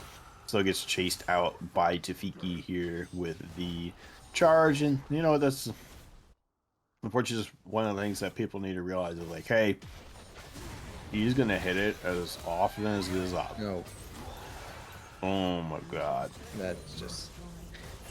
I mean, it's straightforward. It's just the binding to your death, Yep. you know? So, Well, I mean, just walking forward that far. And now we have Brandon needs help going up a bit further forward than they should. Depth charge being used onto the Ezreal will catch the Morgana as it takes its toll. Ignite now ticking away at Brandon needs help. The Q will not land. But the Morgana will survive. yeah, Yeah, no. unfortunately, just they keep going up, and Yeah, just kind I of don't know why walking they up. need to. Like, they don't need to at all. They don't need to do it. The big thing is they just need to kind of just stay in range, do what the damage they can, but also not try to give up stuff in that case. And I think the big issue is they kept giving up their lives, just trying to see if they can engage more on them when they don't need to. And I think this is definitely good by them here for Shogun to get the second Rift Herald. Now they can probably pop this top, or well, I guess could go anywhere since they already have all the outer turrets gone. Yep. Fine. Well, we have Ocean Dragon spawning in about 30 seconds, so I wouldn't be surprised if it goes towards that mid lane. Maybe that bot as well to serve, basically as diversion. Hey, look over here. Well, we're trying to take the dragon. But like I said, wave state will also come into play when it comes to that decision. Mythics are being completed mostly across the board. We see the Frostfire Gauntlet on the Malphite, the Gourd Drinker on the Zinjiao, Shield Bow on the Corki, Divine Sunder on Ezreal, a Titanic Hydra Rush by the Urgot, Nacho Scuttle, Divine Sunderer on the Hecarim, Luden's Tempest for Lux, a Gale Force for Caitlyn, and as is the case for many Morganas, a Zonia's Hourglass looking like it's going to be the first item. Yeah, Which we makes do sense. see. Oh. All right. Oh. Dark Binding will not land. Looks like just poke for the time being. And look at that damage coming out from the Lux. Yeah, Alright. she's just able to hook up so much here, but and zone too. Blind will not miss. That's the opportunity. In goes Unstoppable Force and the full channel Valkyrie. There's a true shot barrage cutting through 3. Nacho Scott is going to find the first kill onto Lanix, but Red Panda is still alive, firing away from the back, but not for long. So it's going to be a triple kill for Nacho Scuttle on the Urgot, and that team fight is practically over in a flash. A nice auto attack. Nice auto attack. What's a nice auto attack? Auto attack with the root from the Nautilus. Going to keep C in the dark in place. No teleport channel for you. And it's a 5-0 in favor of TDS. Yeah, it's just really good ace coming out here for Shogun on the TDS, which means then they get the Ocean Drake. Now they're on Soul Point. They can do a lot here. They're going to have a little bit more sustain now. And yeah, I mean, Caitlyn's doing well. This Lux is like extremely performing here, and even though it's only 1-0 and 10, she's in a good majority of the kills here. So really good by her to show that. And the same thing for the Hecarim. Hecarim is 5-0 and 7, doing a lot right now. Uh-oh, this is gonna get stolen away. Oh no, he gets it. Oh, nope, yoink. All right, there's a root land on the Caitlyn, but there's no follow-up.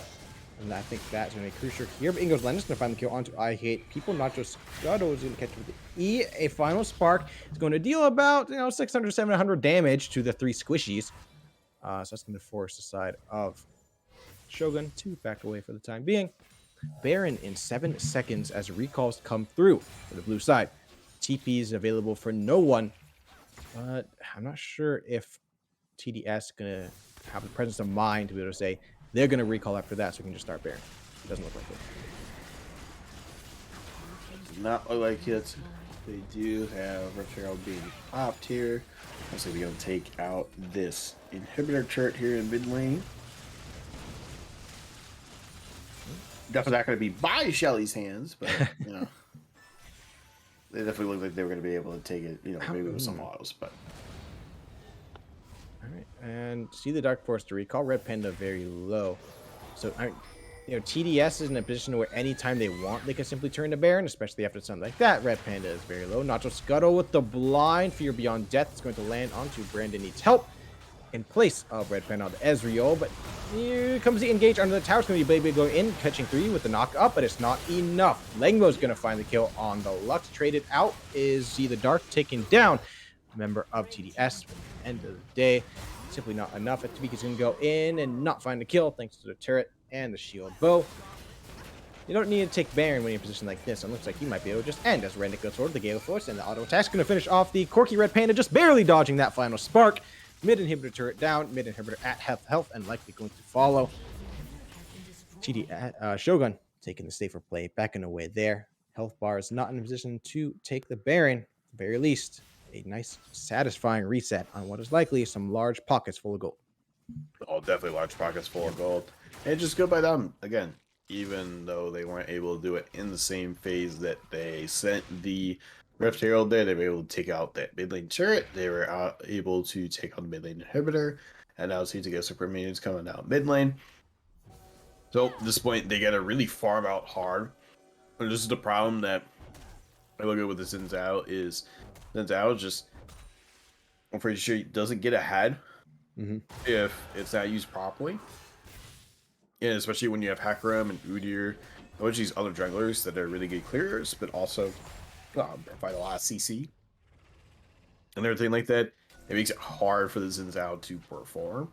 So I think so. It's a little unfortunate there, but I think there's definitely some things that need to happen here.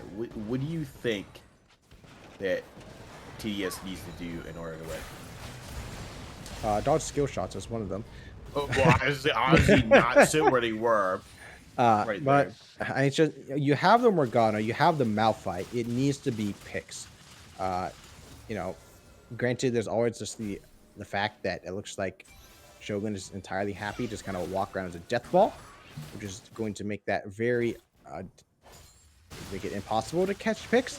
But it needs to be something about that, like that. Getting to these objectives early, setting up, making sure you take the fight where you want it.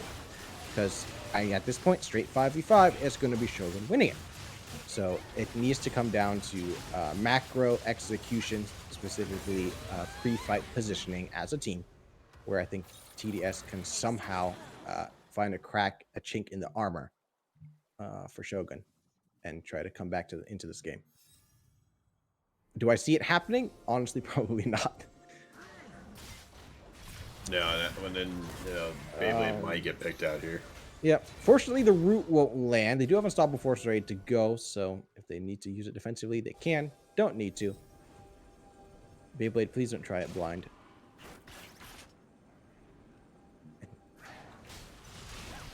Now is that Tafiki stepping forward? Yep, root will not land, but a final spark won't have to as Nacho Scuttle finds the kill.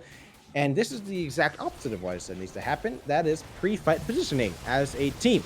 And that's, you know, not ideal when you go through like that. There's an Empowered Valkyrie coming through. At least one kill is going to go to the side of TDS, but Tafiki is going to answer right back to find the kill onto Scene. The Dark Beyblade brought very low, stuck in the pit with no flash, no Unstoppable Force. Red Panda trying to go in and just trying to wail away, at least pad the KDA. But it's not going to happen as Brandon needs help sitting on this exact number. Click on time. Probably about 10 HP. Finish off by the final spark. Nacho Scuttle Chan the TP to get into base and help these Baron up minions try to take it, but not enough of them. Lennox holds the line. Yeah, that's just so unfortunate from them there that they weren't able to take away the dragon, but you know, it's like you set up your full combo to set up the 1v1 with the Urgot, then you just kind of lose the 1v1, and that's kind of, you know, a sign of how things go in this game. Nexus down to half. Health members of Shogun are low, but it won't matter because the Nexus is lower. At the very least, it's going to be 2 kills over to Red Panda on the Ezreal, but Redneck focuses the Nexus and ends the game in clean fashion. 25 minutes, 27 kills to 12. Is Shogun poised for the reverse sweep? Yeah, I think the big thing here is, again, comp was used very well coming out of Shogun 27-7, and everyone had really good ganks. You had, again, very good play down in the bot lane there, where you had the pressure coming out from Rednick on the Caitlyn. It has your aggro support there. That works very well with him. Natural Scuttle. I think the big thing they need to do against him is take away the Urgot. I mean, I know there's other picks that they need to ban, but the problem is like you don't really have an answer for the Urgot other than to put Beyblade on something that, again, does work, but you kind of have to play around the Malphite also too. Yep. Like Malphite needs to roam at certain points. And the moment you get 6, he roams. You can't stay in the top lane, because if he stays in the top lane, this is kind of what happens. You kind of get stuck there. No damage really gets put out. Yes, you could trade a little bit, even with the Comet, and the Scorch, but still, it's just not really enough to provide that quality of the gameplay that's needed, essentially, with that. So I think that's where there's a list of champions there that they can definitely look up. That I know there's a lot of common ones that they can either not ban and choose to use, or do something different. But it still was good to see that we have the different people switched out. Again, I hate people still performing very well, and Red Panda didn't do too bad here on the Ezreal either. So I'm curious to see what they put in as their um players this time around. I don't know if someone gets subbed out, or I know you just got to keep your same roster here. What's the choice here?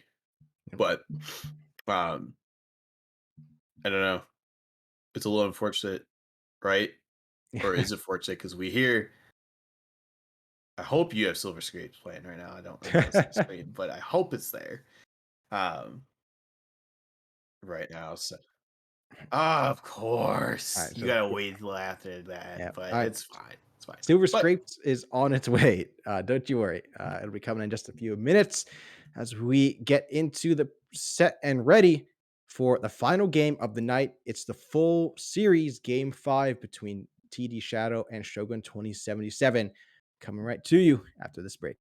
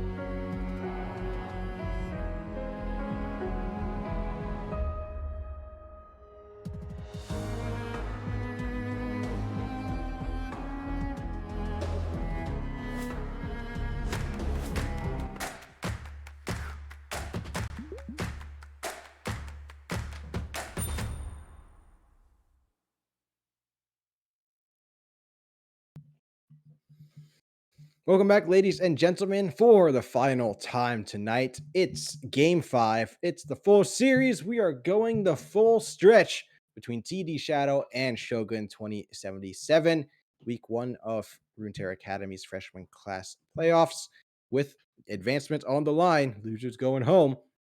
Getting to Champ Select now, they are locking their bans quite quickly, but before that, we do have a special announcement. My name is Tajgar, or Taj for short, joined on the desk by the amazing Gigatron and Headmaster Red himself. Red, how you feeling about this matchup? I'm sure you're happy we're going to game 5, aren't you? Yes, game 5, baby. I'm ready to hear the silver scrapes. Oh, I'm actually surprised it's a Fiki diff last 2 games, so I'm hyped. I know PVS is completely sad about that. Yeah, game 5, baby. Let's go. well, Yeah, I'm excited for it too. Like game 5, we get different bans this time around. We get a Trundle actually finally go through. So yep. Was TDS banning that away despite the fact that their jungler, I believe, was one who did play the Trundle? So treating that as a prio pick. And they are completely trying to shut down Red Nick down the bot lane with the Caitlyn and the Jinx banned away. The side of Shogun 2077 keeping up their ban streak of the Yasuo, the Sivir, and the Umu. Besides the Trundle being locked in, we have a repeat once again. We have the Misfortune Leona and an Ashe locked in. Ban Ashe. Haha. Should have banned Ashe. And Ashe and the Nautilus locked in for the side of TD Shadow. And the Xin Zhao showing up once again here. Now in the hands of Tafiki Jr. yeah, Tahiki has been able to perform very well with the Sins out, and I think that's the problem for TDS there. But until we see that Trundle performs well, which it can into the Sins out, I think that's why they were prioritizing the pick this time around for that. So this way, then it'll be very hopeful because now they could ban the Urgot, which is what I was thinking they should have done in the first place. Their top laner can't handle it with the Malphite, so. And if you don't play anything else that's kind of around it, like the Cho'Gath and other champions, then yeah, you're going to need to do that. So, but we do see Silas and Kale is knocked out here, coming out from 2077's bans, and waiting on this last ban from TDS. What do we think? I'm expecting a top lane ban. I would expect so too. I'm actually surprised that TDS actually went with blue side again. The Lux ban. Wow. Lux did have most damage in the game last time, so. Well, Lengmo is really the carry. He is the all-star on Shogun 2077, in my opinion. Red Nick, hello. Yeah. Yeah, sure. But in my opinion, Lengmo is the #1 player on that team. They got him the Yone. I was actually surprised that TDS went with blue again because it's saving Lengmo this kind of prio pick in the mid lane, even though they decided not to give it to him this time, unless that is a Yone top. But with the Vex coming in. Wait, they can play Vex, right? Or can they not? Yeah, they can. Paul. Oh. All right. Interesting. Known tidbit, because I just looked it up today. Tomorrow is Vex's 1-month anniversary. So, Oh. It's already been 1 month, bruh. exactly. Yeah. Ned on the Yone, Lengmo, he's known as Nedis on the server. Oh. I actually used to coach him, funnily enough, when he was on my org. So I'm pretty familiar with him as a silver player, and yeah, he's a very hard carry player, so I'm excited to see him. And the Jax coming out, blinding the Jax, absolutely insane. Some big carry picks coming through from, I would say, both sides, particularly with the Yone for Shogun, but a Jax, a Vex, even the Trundle, I would say, on the side of TDS. All champions who can really take the game in their own hands, try to carry it. Now it's just all up to Nacho Scuttle going back to the Cho'Gath in the top lane. And I think that's perfectly fine. Again, this is where that Vorpal spikes, trading with the Grasp there is the good sustain.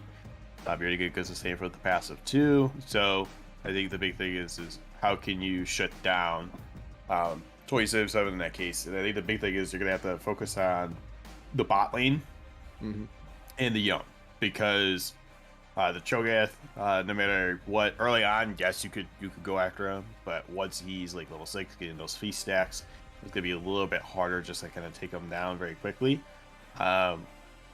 Which you could do if you have Trundle go up there, because he could subjugate and just steal health resistances and just be an annoyance, the Cho'Gath. But again, do you really want to pull all your eggs into that? I mean, it is a Jax, so you get Jax fed, split pushing, and everything is pretty strong. But I don't know if that's what they want to do. I actually, okay, this is a hot take. I hate the Cho'Gath pick. I think it's probably one of the worst things they could have picked here. Mostly because they don't have a solid damage profile into Trundle and Jax and Nautilus, which is pretty important.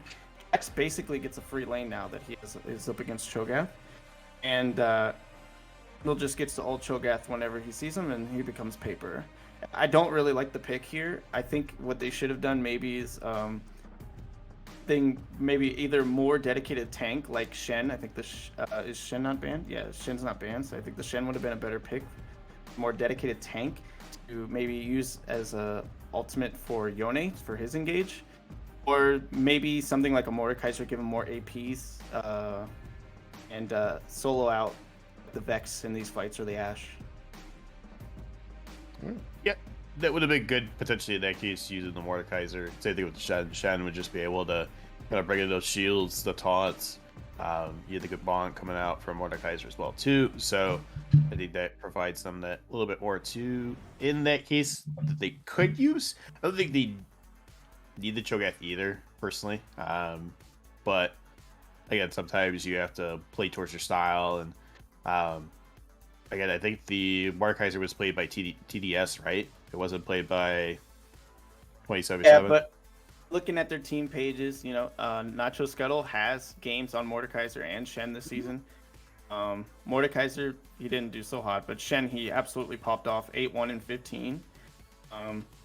I think it could have been done, in my opinion. I just think if you see a blind Jax, you should just take a better lane into it. That's he's very abusable, but if you give him a free lane, he's just gonna roll the game after like 20 minutes. You know what I'm actually really surprised by, and I said it off the stream earlier, is that we haven't had a Graves game at all. And I don't think Graves is that hard to play, to be honest. That either the jungler or one of the solo lanes could have definitely picked that up. Even into Jax, is it great? No. But he's still very tanky, can do a lot of damage, and could just be the annoyance that once Jax counter strikes down, what's Jax gonna do? Go in? You can try and go in and bonk, but it still provides a lot of damage. I agree, but I think maybe players of the Elo just get a little intimidated by Graves. He's always been kind of a high elo jungler, and so like when they're like, "Ooh, elo, that's not me," so they get a little intimidated by that. But I completely agree. Yeah, no, I understand that Graves could be that more higher elo sometimes for people, which is fine. Again, sometimes that's not in people's wheelhouses. Like again, that's why I said like for the Argot, if you don't have anything in your warehouse that can work with the picks and bans that, or I should say the counters that go work well against them, then yeah, you're just gonna need to ban it out like they did. So. And what are you thinking, Taj? I'm thinking I'm excited for Vex, particularly going into the Leona Xin Zhao Yone, because hey, here's a good triple engage, and then Vex just kind of presses W with the fear ready to go, and then all of a sudden it's for the most part shut down, since it stops all those dashes, etc. And two strong possible carry solo lanes over for the side of TG Shadow. And a Cho'Gath is not really in position to carry the game. Sure, you said Legmo isn't one of the carry players for the side of Shogun 2077. And let's say, Legmo does get ahead on the Yone because they are that carry champion. The Vex falls a little behind. Okay. Why is that okay? Because you have your insurance plan, which is the Jax up in the top lane, which, as you said, has practically a free lane going up against the Cho'Gath. I think that's going to be a real setup for TD Shadow to possibly run away with this one. Right. for Mhm. sure. Quick little stat update. See, you guys should check everybody on this that's watching. Go check the team page. It's pretty cool. I put a lot of freaking work into it. So Cho'Gath, not just Cuddle has played Cho'Gath 3 times this season. And in his last 2 appearances on Cho'Gath, he's gone a total of 3, 11, and 15. Not a very promising scoreline. The KD of less than 1. In his first outing, it wasn't that impressive either. I mean, he didn't run it down like he did the last 2. But I just don't know where the idea of Cho'Gath comes from. Like I said, we already talked about, I don't think it's a very good pick here, and he hasn't been playing very well on it. So I think the top lane is the lane to watch, in my opinion. And if I was, yes, I would just camp. What would we do? Yeah, I mean, I would understand that. I would camp out the Cho'Gath so it doesn't get online sooner, and Trundle could get some kills as well as Jax.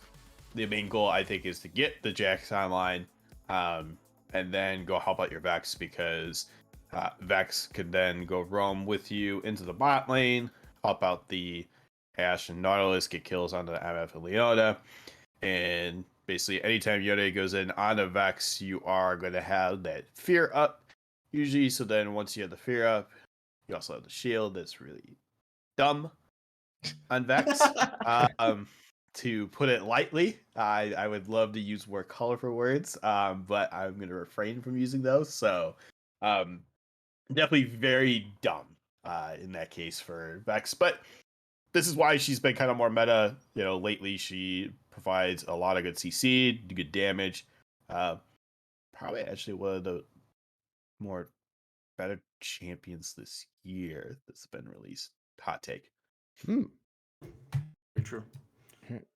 Yeah, I can see that.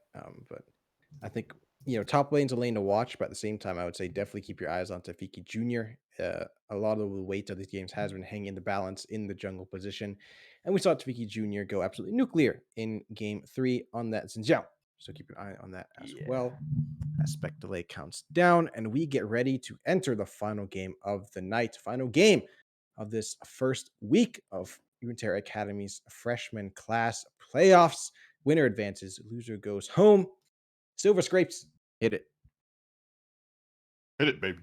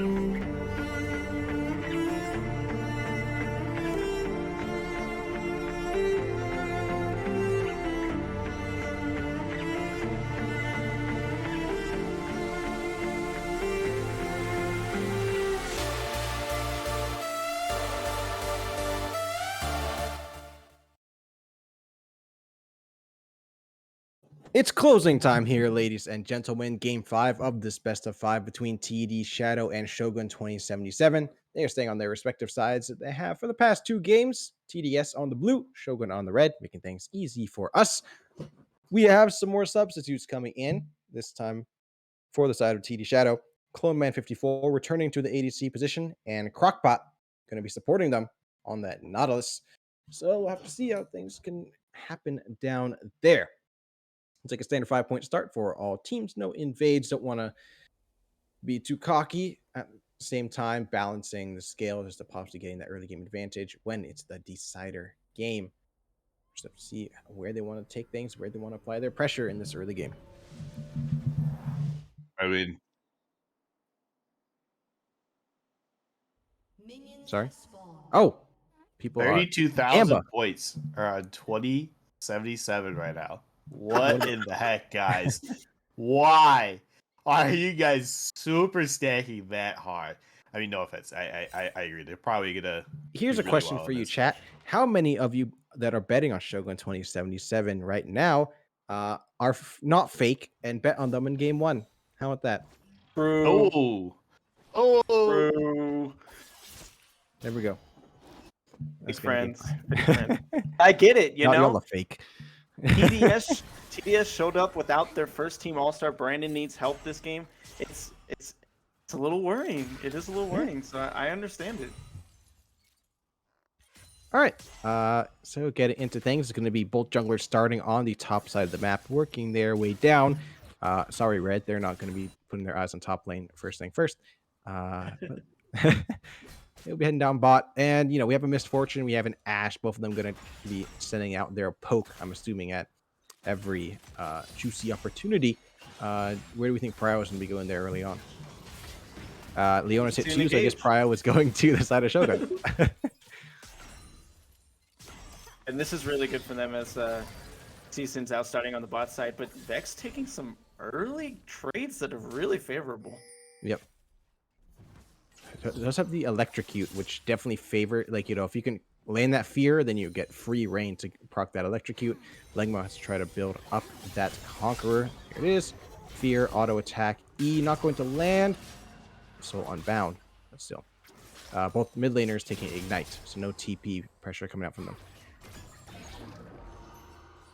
yeah, no TP coming out from them, but I think that's fine. They do need to have the ignite because both are going to be going in pretty hard on each other, and if they don't have that, there could be stuff missing out. But we do Seasons out. Warded, the Tri-Brush here is looking to go up here. It does get spotted out by the Bloom, so I think it's going to be, out to hit it back. But I guess he's going to go on the Scuttle. Did not go for the NA Scuttle Crab. Good call on Lennox's part. Go ahead and concede that and just walk top lane. Yep. Top lane with Nacho Scuttle slowly walking back. Is that Beyblade trying to set up a freeze? Not exactly. So Lennox will take that Scuttle, and Beyblade is being very aggressive. Oh wait, no, Lennox is on blue side. What am I saying? Okay, so yeah, I thought Beyblade was walking toward Try's enemy junglers walking up river. Never mind. I'm losing it slowly but surely. Let's see. Langma going in on the mid lane. See the Dark has no mana, which could present Tafiki Jr. with an opportunity. There's going to be the flea going out, and it could be the time now. Tafiki Jr. going to go in, going to draw out the flash from See the Dark. And I think they didn't flash there. Possibly a first blood. That canceling of the back was huge. It cost him a summoner. Yep. Should have been more safe about their backing position, and that's what happens when you're that greedy. Wholeheartedly agree with that. And we watched top. There was really good trades on that Nacho Scuttle with Counter Strike there, and Lennox. Everybody's the gang's all here. It's gonna be Lennox trying to go in on Taviki Jr., but the bot lane's gonna rotate up and force some space to be made. Lennox just gonna fall back to their own Krugs. Double Doran's Ring for Nacho Scuttle with the Arcane Comet is making me think a possible Everfrost on that champion, which we have seen. I'm not sure if that's the standard pick still. I guess when you're going full tank, you'd still go something like Frostfire. but Everfrost certainly not out of place. Yeah, I mean, he might be opting to do like a AP top this time with a Cho'Gath instead of doing a take. But that's fine. I mean, do I really think you need 2 Dorans? No. But, the sustain usually is pretty good with Nacho, or with Cho'Gath, if you just, rely on your passive and just 1 Doran's right. Nice knockup being landed by not just Scuttle. There's Beyblade. The top lane matchup has certainly evened up after what we saw in those earlier games with Beyblade really doing what they want up there. Nacho Scuttle really putting up a fight. That's probably on the bot lane. I'm sorry. Honestly, Beyblade should be playing a lot more aggressive in this lane. It's really free for him, like we talked about earlier in draft, and the fact that he's like being kind of like handshaking this lane as it is, should not even be this close. He should not be behind by like any means. He should have already killed this Cho'Gath with the items that he has. It's just true. Yeah, I mean, Sheen procs are really good, especially when you use it with your Lantern there. And yeah, honestly, he should be doing it. He does have Conqueror, so he could build up the Conqueror stacks and just gotta help him out that way. But we're not gonna see that there. Maybe he'll learn. Maybe it'll happen soon. Once he decides to go back. But Flash Devour. Nicely played by Nacho Scuttle going in. There's a solo kill. Langmo going in on Stee in the Dark. There's a Flea Soul Unbound just finishing up. Now we have Convergence here in the top side river. Tafiki Jr. doesn't know Lennox is there, but will now as he steps out of the brush into the vision of Langmo. Feeling kind of doomed, guys. The Cho'Gath solo kills. It's not spelling. It's not a good sign so far. For the top lane at least. No. Long game, but being up 700 gold right now and with the lead in the top lane as it is, pretty good sign for 27-7. Yep. I'd agree with that, but the other thing is, it's not Cho'Gath. It's not like it's on Tafiki. It's not on Langmo. It's not on Rednick. So I'm not really, I think, too worried about that first kill.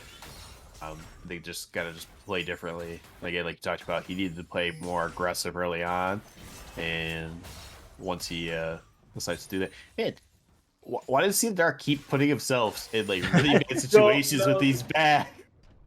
He's asking for it. It's gonna get punished soon enough. I know it, but maybe it's just the confidence, or maybe it's the mental break. Who knows? After losing 2 games. All right. Infernal Drake has been started by the side of Shogun 2077, so again, Infernal Soul this time. Looks like he's going to be claimed as Lennox is a bit late to the party, not even going to attend. Instead, heading up the river. Cloud will be next, so we're looking at either Mountain or Ocean Soul later on. Which one do you think favors these teams better? I think if TDS gets Mountain Soul, it's really good. It's really good for them. It increases their dueling by a lot. It enhances these tanks by quite a bit, and really like augments the Trundle by quite a bit. So, it would be like a blessing for. I agree with the Mountain. Mountain would be good. Anything that's gonna make Beyblade like more annoying when they try to fight, I think that's gonna be the most annoying thing. I hate the flash there just because Nacho is that a little bit more ahead. But again, I think it's just also trying to understand and know that lane. It's kind of hard if you've never really played the Jax in the Cho'Gath.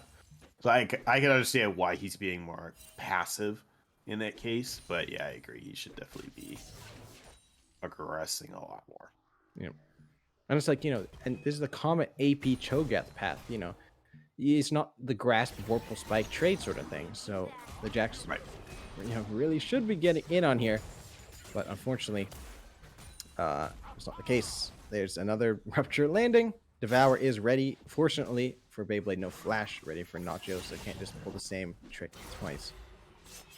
Lemmo's going to go in. See, the Dark is once again going to have to flash away from the Yone. And with Tafiki moving in, it's likely once again that it wasn't for that flash, likely a death. I've got to ask, what is Lennox doing? Like, hello? Mod check? Farming. BS jungler? He's where like What has there needs to Tafiki be been? What has Tafiki been doing? He just walked through lane force twice and flash twice in mid lane. there's the Xenoblade going out and a solar flare. Bullet time being channeled. Crockpot flashes out with the help of the heal from Cloman54. Ignite is not going to be enough to finish the kill. Nice invade down the bot lane, but it does not come to fruition. Yeah. Yeah. So, go ahead. No, you go. I was just gonna say to touch back on what we were saying. Yeah. What is Tafiki done? He has force flash twice. He didn't get anything, but Lennox is just AFK, dude. Like he's behind in farm. He's not ganking. It's just gotta get some presence on the map if you're Trundle. It's got really gankable lanes too. Really gankable lanes. You have to look at like they're pushed up here, which now they're gonna find out that the ward's there, so you're gonna know he's nearby. If he clears out both of these fake wards, that'll help out the flow this river. Might as well do it. And then come back and gank a lane. But honestly, he really should be ganking top. And Yep. How many times has Beyblade been pushed in and Lennox has not showed up? More than enough. Yeah. It's Cho'Gath, dude. Get up there and gank that thing. It's so big and slow. Like think about it. You have subjugate. You can just take all the resistance. There you go. Channeling Crystal Arrow is going to land, as is the Dredge line. A Subjugate is going to be used to try and shred that resistance. Ignite taken away. Cloman flashing forward to secure the kill. 300 gold to the Ash. There's something, Lennox. Finally. Hope you're satisfied, Red. Well, maybe not quite Oh, yet. I'm still not satisfied. He's not satisfied yet. That had Ash and Nautilus all involved, but here comes Vex. Vex, it's 200 years, my friends. That's probably going to be a kill. Yes, Ignite's going to secure the kill. Beyblade staying onto Tafiki, and that's somebody who you want that counter-strike going onto. Tafiki's going to be forced to use a Blast Cone to get away. This Beyblade gets the bitter of that duel. Uh-oh. There's a 3-man goon squad here in this top Beyblade side gets out river. of time. He should, but it's scary to think about. Yep. So, but great job by Vex going down there, getting the Ignite onto the bot lane there, and now that just helps out with creating more of that gank pressure that they need to have on us bot side, so this way they don't have that lead and keep pushing them in so far. But we do see Rift is popped here on the top side, so they have to charge twice. Cloman's going to get slowed up and slowed once again, and very quickly finished off in short order by the Aftershock proc. I hate people, proving they do, by taking out that Ash. See the Dark now trying to stay on top of Tafiki, and look at that damage coming through. Beyblade trying to finish off Nacho Scuttle, not quite yet, still half health. Mr. Bolt will catch him, but no fear is ready. A flash over the wall will keep Nacho Scuttle in the game for the time being, but it's going to be Audacious Charge coming out from Tafiki Jr. as well as Lengmo going in with the full Yone combo. Finding one, finding two is Nacho Scuttle on the Cho'Gath. Things are early game once again going the way of Shogun 2077. Oh, Trundle. Yeah, Lennox trying to go in. Tafiki Jr. with a nice crescent guard is going to push it right back to the Cho'Gath. And directed camera is making me watch two supports try to slap each other in the face. Hey man, it's Mortal Kombat. You gotta love it. Man, I miss when team fights were longer than 15 seconds. What if I want a 5 support meta? Is that wrong? Or just everybody plays support? Depends on the support. The team fights last 4 full ability rotations. I think it depends on the support. Like if you're going for like 5 enchanter meta, yeah, you're gonna have some haters. That's for sure. Oh yeah. Second dragon. If it's now. like 5 Braum meta, you can have a lot of people happy. What? How do you get? Bro, One for all meta. One for all. Oh goodness. Yeah, Yes. I think that's the thing is like, do you do that or like, you could be even real cheesy and we got Earth right now, so just go fight supports there. There you go. There you go. We did talk about making this game 5 a blind pick. That would have been kind of True. yeah. You know, it's looking like I'm gonna have to eat my words about this Cho'Gath. Well, actually, maybe if Jax keeps this freeze up in the top lane, he might He be able didn't to go get back in this Everfrost. game. He went Ludens. He's full AP, dude. I told you their damage profile was bad. He had to go full AP. All right. See the Dark dealing much damage to Lengmo there. It's so unbound to finally wear it down. But I think that anytime that Lengmo has the Fate Sealed ready to go, it immediately becomes, you know, a much more even fight between him and the Vex. And a Soulflare is going to land in the bot lane, but nice dredge line by Crockpot is going to keep Redneck occupied for the time being. Flowman trying to get away, but it will be at the price of a support's life. A late teleport being channeled.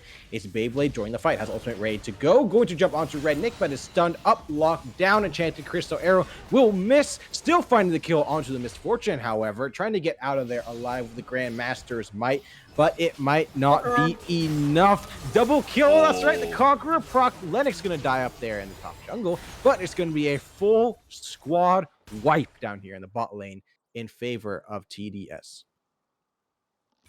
Yeah, just really good.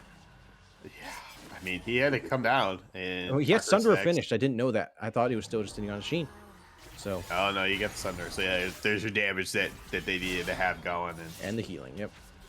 Oh. Sunder, Divine Sunder was a mistake. Changed my mind. Oh my god. There's a lot of hot takes of items that should change. It's better than Shogun. Oh, like I think we're okay with it for now. Oh, wait, it's better than what? Yeah. Shogun. Yeah. Okay, I was not playing League at the time of those items, so. It's like 2 seasons ago. I did not start playing until spring 2018. Wow, I learned something about Tash today. Yes. Exactly. Wait, like, wait, which? Oh no, Shogun, was that the green spear? The green sword spear, yes. Oh no, never mind. I was playing with that. Okay. You should have played with that. Yeah, I got that confused with Atmos. Oh well, no. That's old. Not Atmos Impaler. Yeah, that's old. That's old. That's like me old. Oh yeah, Spear of Shogun. That's right. Yeah, Renekton, Spear of Shogun. I don't miss those days. Jack Spear of Shogun too. Yeah, that was Jack. awful. Oh god. Come on, Clone Man, hit these minions, dude. Why are you letting Redneck just take your turret? Well, Crockpot's maybe closing a gank. in. Don't flash for the. Oh, unless nope. Gale Force is gonna get by the Gale way. Force. Damn. Look at the arrow. Look at the arrow. Sick item, dude. You know, DC's only weakness is their lack of mobility, so give them a mobility item. Be sick, dude. Yep. Hey, but take it away from the Juggernauts. Yeah, No, well, no more fair, Stride I Breaker guess. dash for you. Well, I mean, that's good at least. Yeah. Jugs on you. Yeah, the it's ADCs. over. Yeah, I'll give them that. Like, let them keep the Gale Force. Yeah, I feel like they need that though, because like you really don't need that like on the tank cruisers.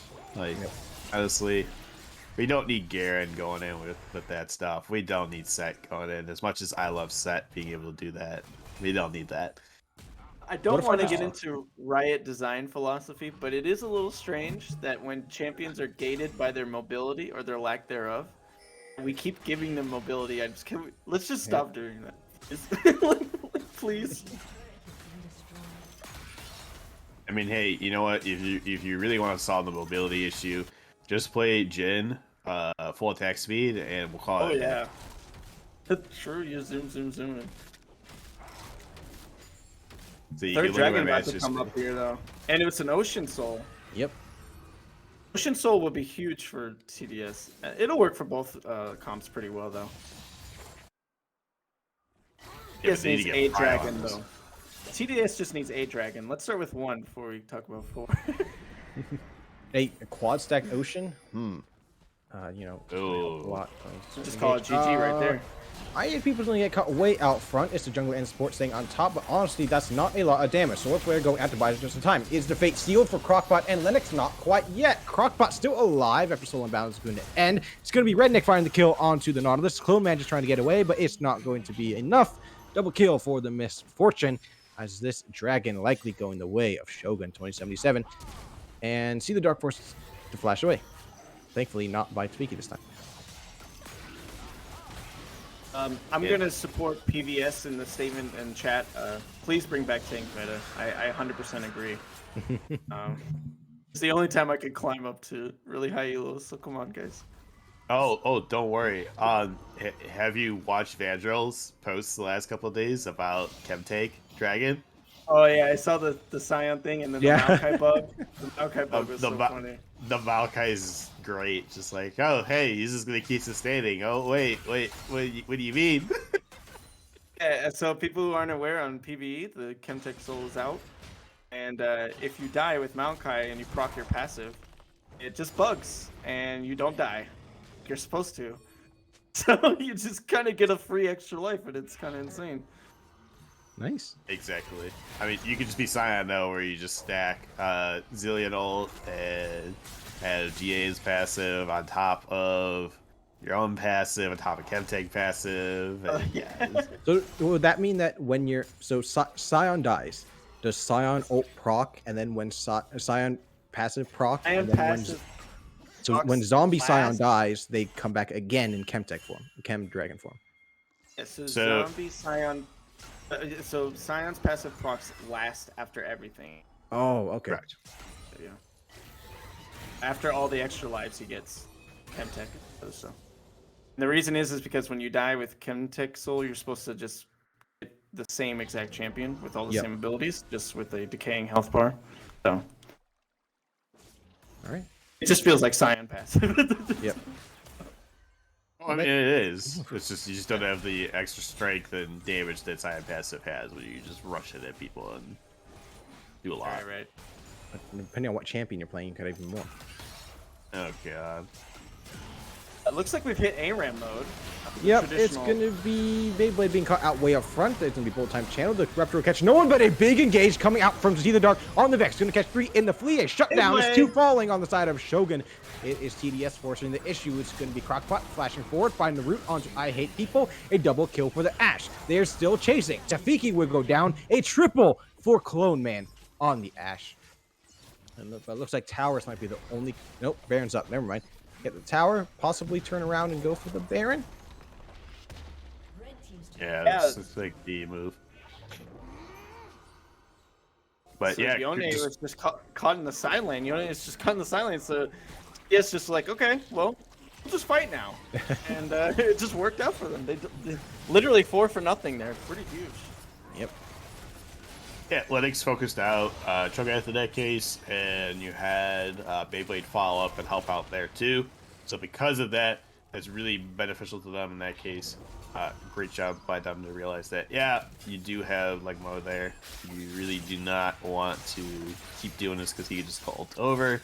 And she does have his ult up, and yeah, just not gonna be fun for them to get all murdered and lose the Baron at the same Just time. start Baron. They should have started it as soon as the other team Yep, got off of it, but they did not. Did you see how scared they were of Langmo? They just saw him and they were like, yeah, let's not do this anymore. Oh. Oh, But are you sure about that, Riot? Like, okay. Like, yo, any iframes? Small check. Jeez Louise. I was thinking in my head, he has to commit to the back here because he just Yep. dies if he doesn't get the back off. He did. Nerves of steel coming out of Beyblade there. That was insane. All right. Well, that's Blade of the Ruined King finished up on Beyblade. And, you know, like if it was going up against a Cho'Gath tank, you'd be like, yeah, now it's a great pickup. But, you know, not that saying it's not a great pickup, but, you know, it's Everything he's is gonna start pretty tearing through big. people. We're about to have 4th Dragon spawn in 45 seconds, and TDS basically has to get it. Yeah. Or it's going to be really big problems for them for the rest of the game. But no one's here. Where's TDS? They're not there. They're not ready to set up vision or anything. They're in mid lane. Oh, Hello, oh, everyone. then they get spotted out. fuck OP, guys. What was that? Bro, should have banned Ash. Should have banned Ash. You don't want global vision? Should have banned Ash. All right, everybody's setting up. Rupture will not catch the Ash. Tafiki Jr. stepping forward. Here comes the Shadow Surge. Best going in will only catch one to flee. Trying to take Redneck out of the fight. Will miss the Mystic Shot. Or the Mistral Bolt. Gonna get locked up by the Solar Flare. It's gonna be the first kill. Redneck falling to See the Dark. 3 kills in favor of TDS. It's just the top laner tank, not tank, AP, and the support alive. The support will fall. Double kill on the Ash. It's gonna be the first dragon going over to TDS. figured out the fights TDS has figured out the fight. All they have to do is peel this Ashe, and that's what they did. Full Should've banned her. peel mode. And look what she's doing. Absolutely popping off. Cloman 54 carrying this game. And it's Baron time. So Lennox moving up there, backed up by Clone and Crockpot. Not just Scuttle's the last one alive, and does not have Flash though. I was gonna say technically we could see, you know, a Flash Devour steal. Yeah. But without the summon spell, I just don't see it happening. Yeah, and there's no Flash playing over either, so. I'll take the, He could take the kill though. Full AP Cho'Gath, baby. That's the things you can do. Void Staff's Shogun second things. item as well. If you're 2077 right now, you're feeling the heat. You had all the momentum. You're winning this game by, I feel like, a fair margin. Being lanes you definitely weren't supposed to. And now TDS has figured it out. You know how to fight these fights, and you're kind of stuck. You just got to hope that they fail the execution. Yep.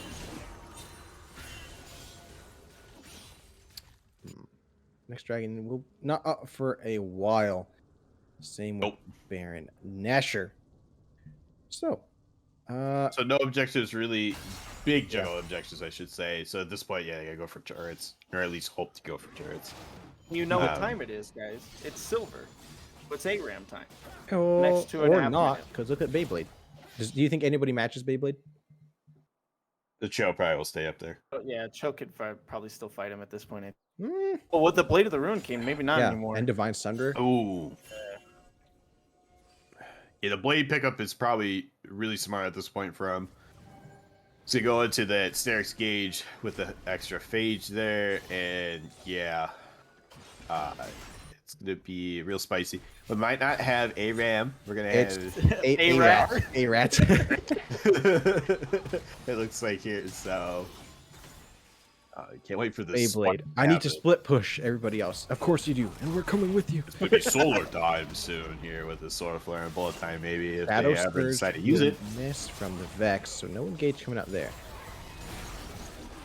There's a big fleet onto Tafiki, caught by the Enchanted Crystal Arrow, and the Pillar Fate Seal is big going ult. to catch two. There's a follow-up. Bullet time comes out late. See the Dark Ghost Golem to stay alive. A Solar Flare, no follow-up there either. It's going to be Vex falling. That is big. Tafiki What's on Jr. still Ashe? sustaining with that Gore Drinker, but Beyblade and the Ashe are carrying the game and their team down through this top lane tier 2, but watch out for that Cho'Gath damage.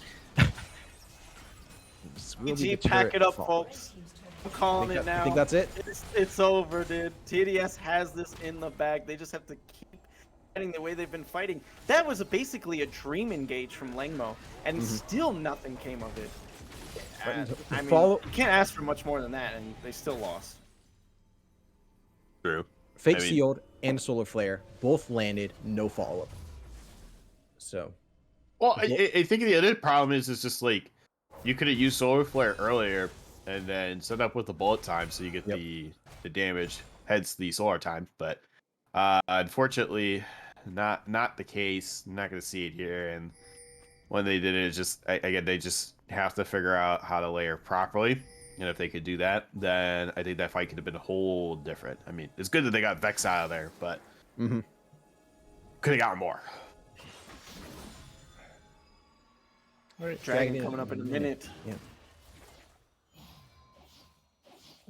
Redneck probably going to want to get this lane pushed out. Thankfully, no inhibitors have fallen quite yet, so it's easier to try to juggle this lane cryo. Yeah, and I did say it's GG, but it's technically not over. Obviously, the Nexus hasn't fallen. There is quite a few bounties that can be picked up from TDS. I think it's like 1,400 gold in bounties right there. So Slingshot 2077 back into this game with one good fight. Yep. Shadow Can Surge. they Vex get holds down. Yeah, Shadow Surge was used. If 2077 want to take this fight right now, I couldn't blame them.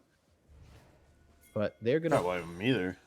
play around the try, or the second try. Oh no. I don't really love this positioning. 77. Was kind of like, what do they do from here? They don't I really think have a they choice but to go just kind of first. walk up.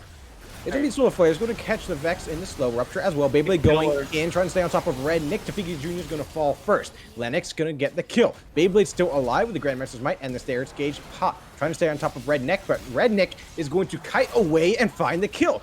In the meantime, the rest of the team is falling. A depth charge is going to land onto Legmo. He's going to go out on the Yone. Double kill for the Ash, and Legmo can't get anything done. It's a 5-0 ace. TDS taking it. Probably this dragon as well, unless they just want to try to march down mid. I would say just march down mid, get the inhibitor turret and inhib. And if you feel that you can't get a Nexus turret, just go back to get the Drake. I think it's inhib and then back for dragon. Many people will come up on 2077 side. I think they defend pretty easily. How are you feeling now, betters? Tell me. In chat. Tell me how you feel. I don't have chat open. So now people in chat are doubting the Cho'Gath build. What's this about? Yeah. Where was this earlier? You know, kind of like the PlayStation bandwagon. They didn't want to listen to it, but ooh. Shadow Surge goes out. See the Dark is going to go in and catch support in the Flea, but has no backup. Tafiki supported by Leona, but a Dredge line is going to land onto the Xin Zhao. Crescent Guard forced to buy some space. Nacho Scuttle in the back lines trying to get some poking, but it will not land. Lennox will find the kill, is on a rampage. Tafiki just trying to get out of dodge, but a nicely paced pillar. Whoa, I didn't know Audacious Charge's range was that long, but Lennox will still find the kill. Nice try to feed. Oh, we flashed for that. Okay. That didn't quite get out. Yep. Let's see. Nacho Scuttle is sitting at 11 stacks with 1320 bonus health. Too bad they did not go tank, because that would have been a lot of health. It would be a lot more. I mean, also 300k approximately there. Not also bad either. But you know what? Yeah, you could have been a lot more if you did a take. So, but we do see that they were checking the Baron here. Unfortunately, they will not see that TDS is on Baron. So we need to make a hard eval of what they need to do. And TDS is going to start this Baron. See the Dark literally missed Q on Baron. Okay. We're going to get going. There's a double Flea and some ginormous damage onto Redneck. Thankfully, the Shadow Surge does not land as Baron is taken by the side of TDS. Redneck is brought low. That I hate people trying to buy some space, but it may be at the price of their life. Some beautiful poke coming out from Nacho Scuttle. Here comes the tank. Esmeralda's trying to go in, finding the engage. In goes Beyblade. Lennox is dominating, finding the kill. It's the Trundle and the Jax, the double Divine Sunderer, taking the front line. The front lines as there's a TDS fountain going off very quickly. 3 fall for the side of Shogun 2077. This looks like it will be it. The best of 5 coming to a close. Redneck being caught out by the looming shadow. Legmo trying to go in. Redneck falls. No 5th kill coming out. Best of 5 goes away. It's the true reverse sweep. Shogun 2077 repping Division 1 in the 3rd place. Take out Division 2 2nd place. TD Shadow. Oh, backwards. I think TDS just won to TDS just won. around. All right. I'm gonna cast Echo R and go back. TDS just take the victory, representing Division 2 at 2nd place, knocking out Division 1's 3rd seed, Shogun 2077, from playoff contention. There we go. Wow. I mean, you know what? Again, bro, still, I use Chrono Break, man. We're good. You know, could have not had to use Chrono Break, and just it's been a long night. I know it's been a long night. It's been 5 games. Again, we do come to an end with this. Finally, TDS does take the win here, which is it's a great job. Yep. Just because we've seen Beyblade performed very well in a lot of different games. We've seen Lennox also step up this time around too, just because even though he did take away this Zhao this last previous game here in Game 4, unfortunately was not able to perform with it. So this time around, I think it's good that they kind of built, I would say, a better, probably one of the best team caps that they've played so far. Just because you had the Vex there, you had the Ash who. Yeah, what 12, 2, and 13. Oh my. How did Trundle wait? Oh, the damage taken. Okay. I thought they did that much damage. I'm like, wait a second. What do you mean they did that much damage? um All right. but yeah, the Vex doing really well. Gotta love it. I'm happy to see 2 solo lane carries. Like I don't want to see Beyblade on Now Fight anymore. I want to see them on the champions that can get in there and put the team on their back, and it worked out here. Mr. Red, do you know if we're having an interview? Yes, Yes, we are. we have Who an joined us? interview. Who's that? Who's Dyer? Dyer, identify your clone man. Am I good? Hello? Yeah, you can talk. Hello? Hello, Diet? What's Hello. up? Dyer, bro. sir? My face when their Discord and IGNs are not the same. Oh yeah. So you want to tell us what your in-game name is? My in-game name is CloneMan54. Hey, Hey. should have been the Ash. It's Ash. They sh- I agree. They should have banned the Ash. Just again, you have that global, vision and everything like that. You perform very well Global with it too. CC. Well, if, Oh if you yeah. watch a specific moment, it was the last drag fight. You'll see, or it was right after. You see, there's a point where I ult in the opposite direction, and you see this is a silver tactic. It messes up everyone. They're like, "What is he doing? That's a waste of an ult." Hey man, did you It see? wasn't a misclick. Didn't you see Def's reverse Varus Q earlier this morning? It's a legit pro strat. It's how it works. Yeah. Yeah, All right. you can do it. All right. But I suppose moving on to the actual interview now. We saw you guys get off to a rip roaring start those first 2 games in the series. Granted, the second one not as strong as the first one, but then things started to teeter totter, and even going into the early game in this final game. Was there any particular thing that you guys were really able to, what did you guys use as your pivot points? What helped you set your feet and really turn things around?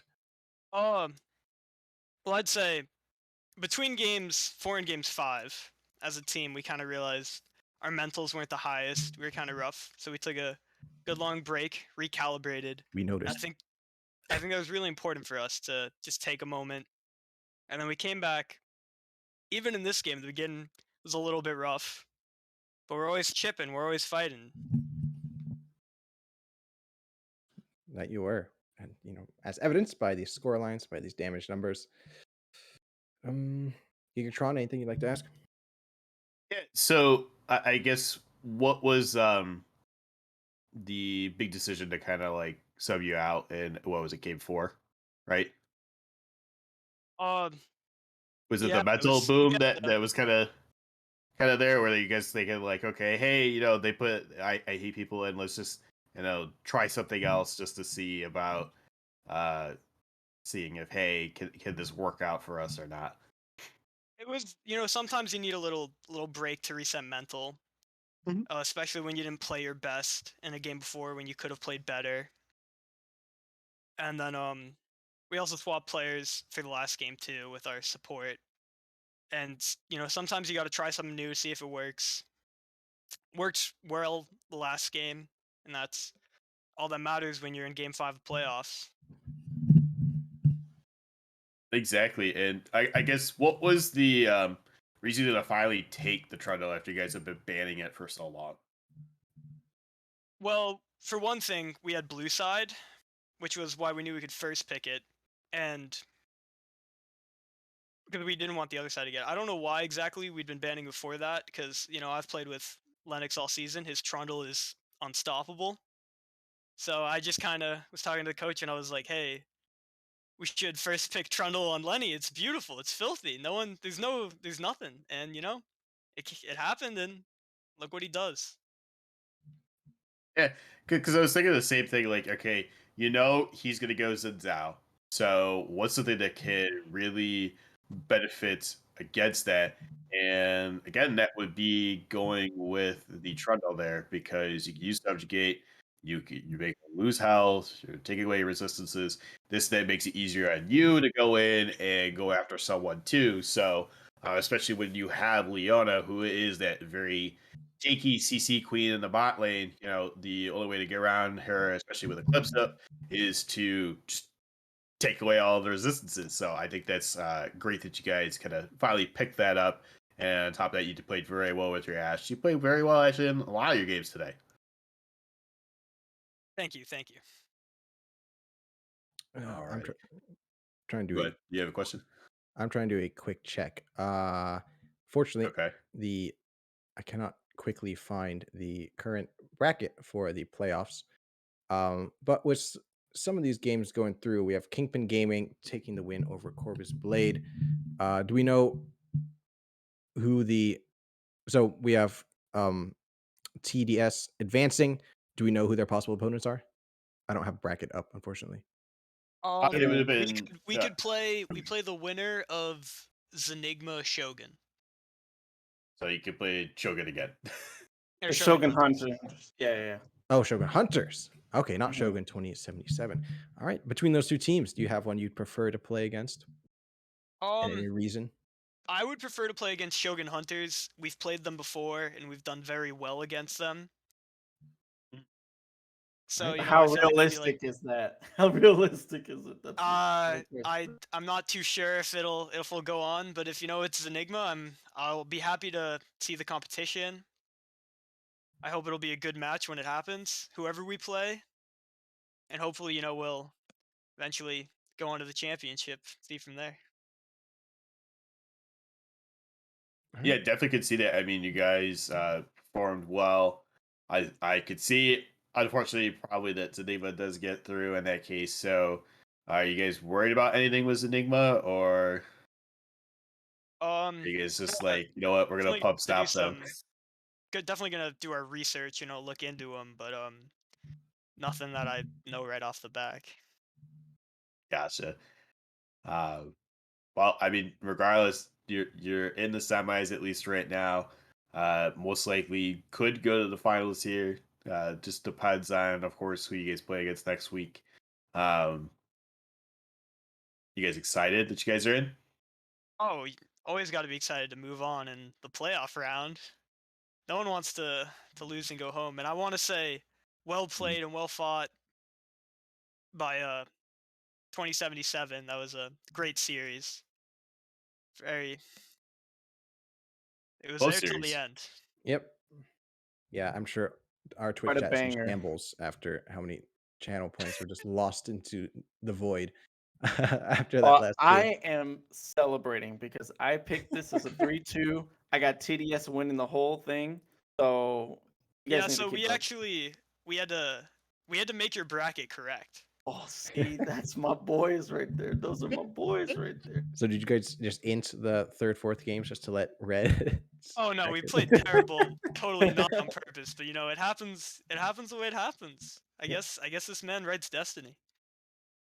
Thank you. That's what that's what I'm always saying. Everybody, like, come on, dude. Listen to PVS's takes and then listen to mine. It's about time that I got a break, dude. That's all I'm saying.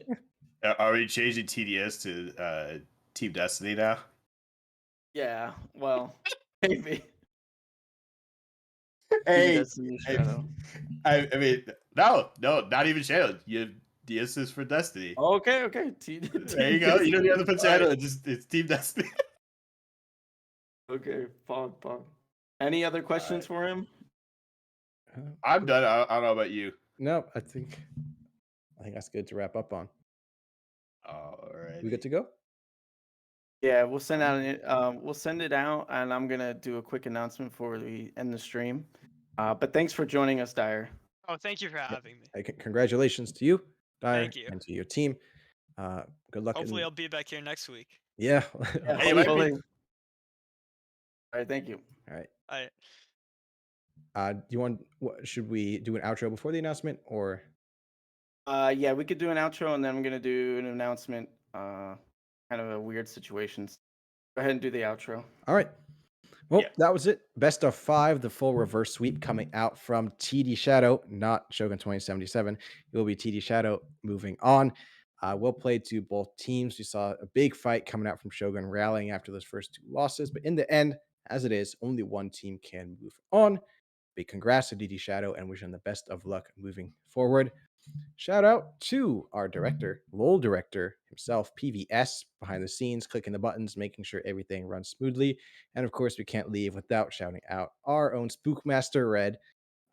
Thanks for joining us tonight and adding some spice to our final game cast. And thank you, as always, for making sure everything comes together as nicely as it does. For the last time tonight, my name is Tajgar, or Taj for short, joined on the desk by the Gigatron coming over from the sophomore class. Be sure to tune in tomorrow night, as I believe the sophomore playoffs kick off at 7:30. Unless I'm wrong, that is when the match is scheduled. Tomorrow night to catch the sophomores kicking off their own playoffs. We hope that you will tune in then. From the freshman class, we'll see you next Friday night for round 2 of the playoffs in Runeterra Academy. Have a good night.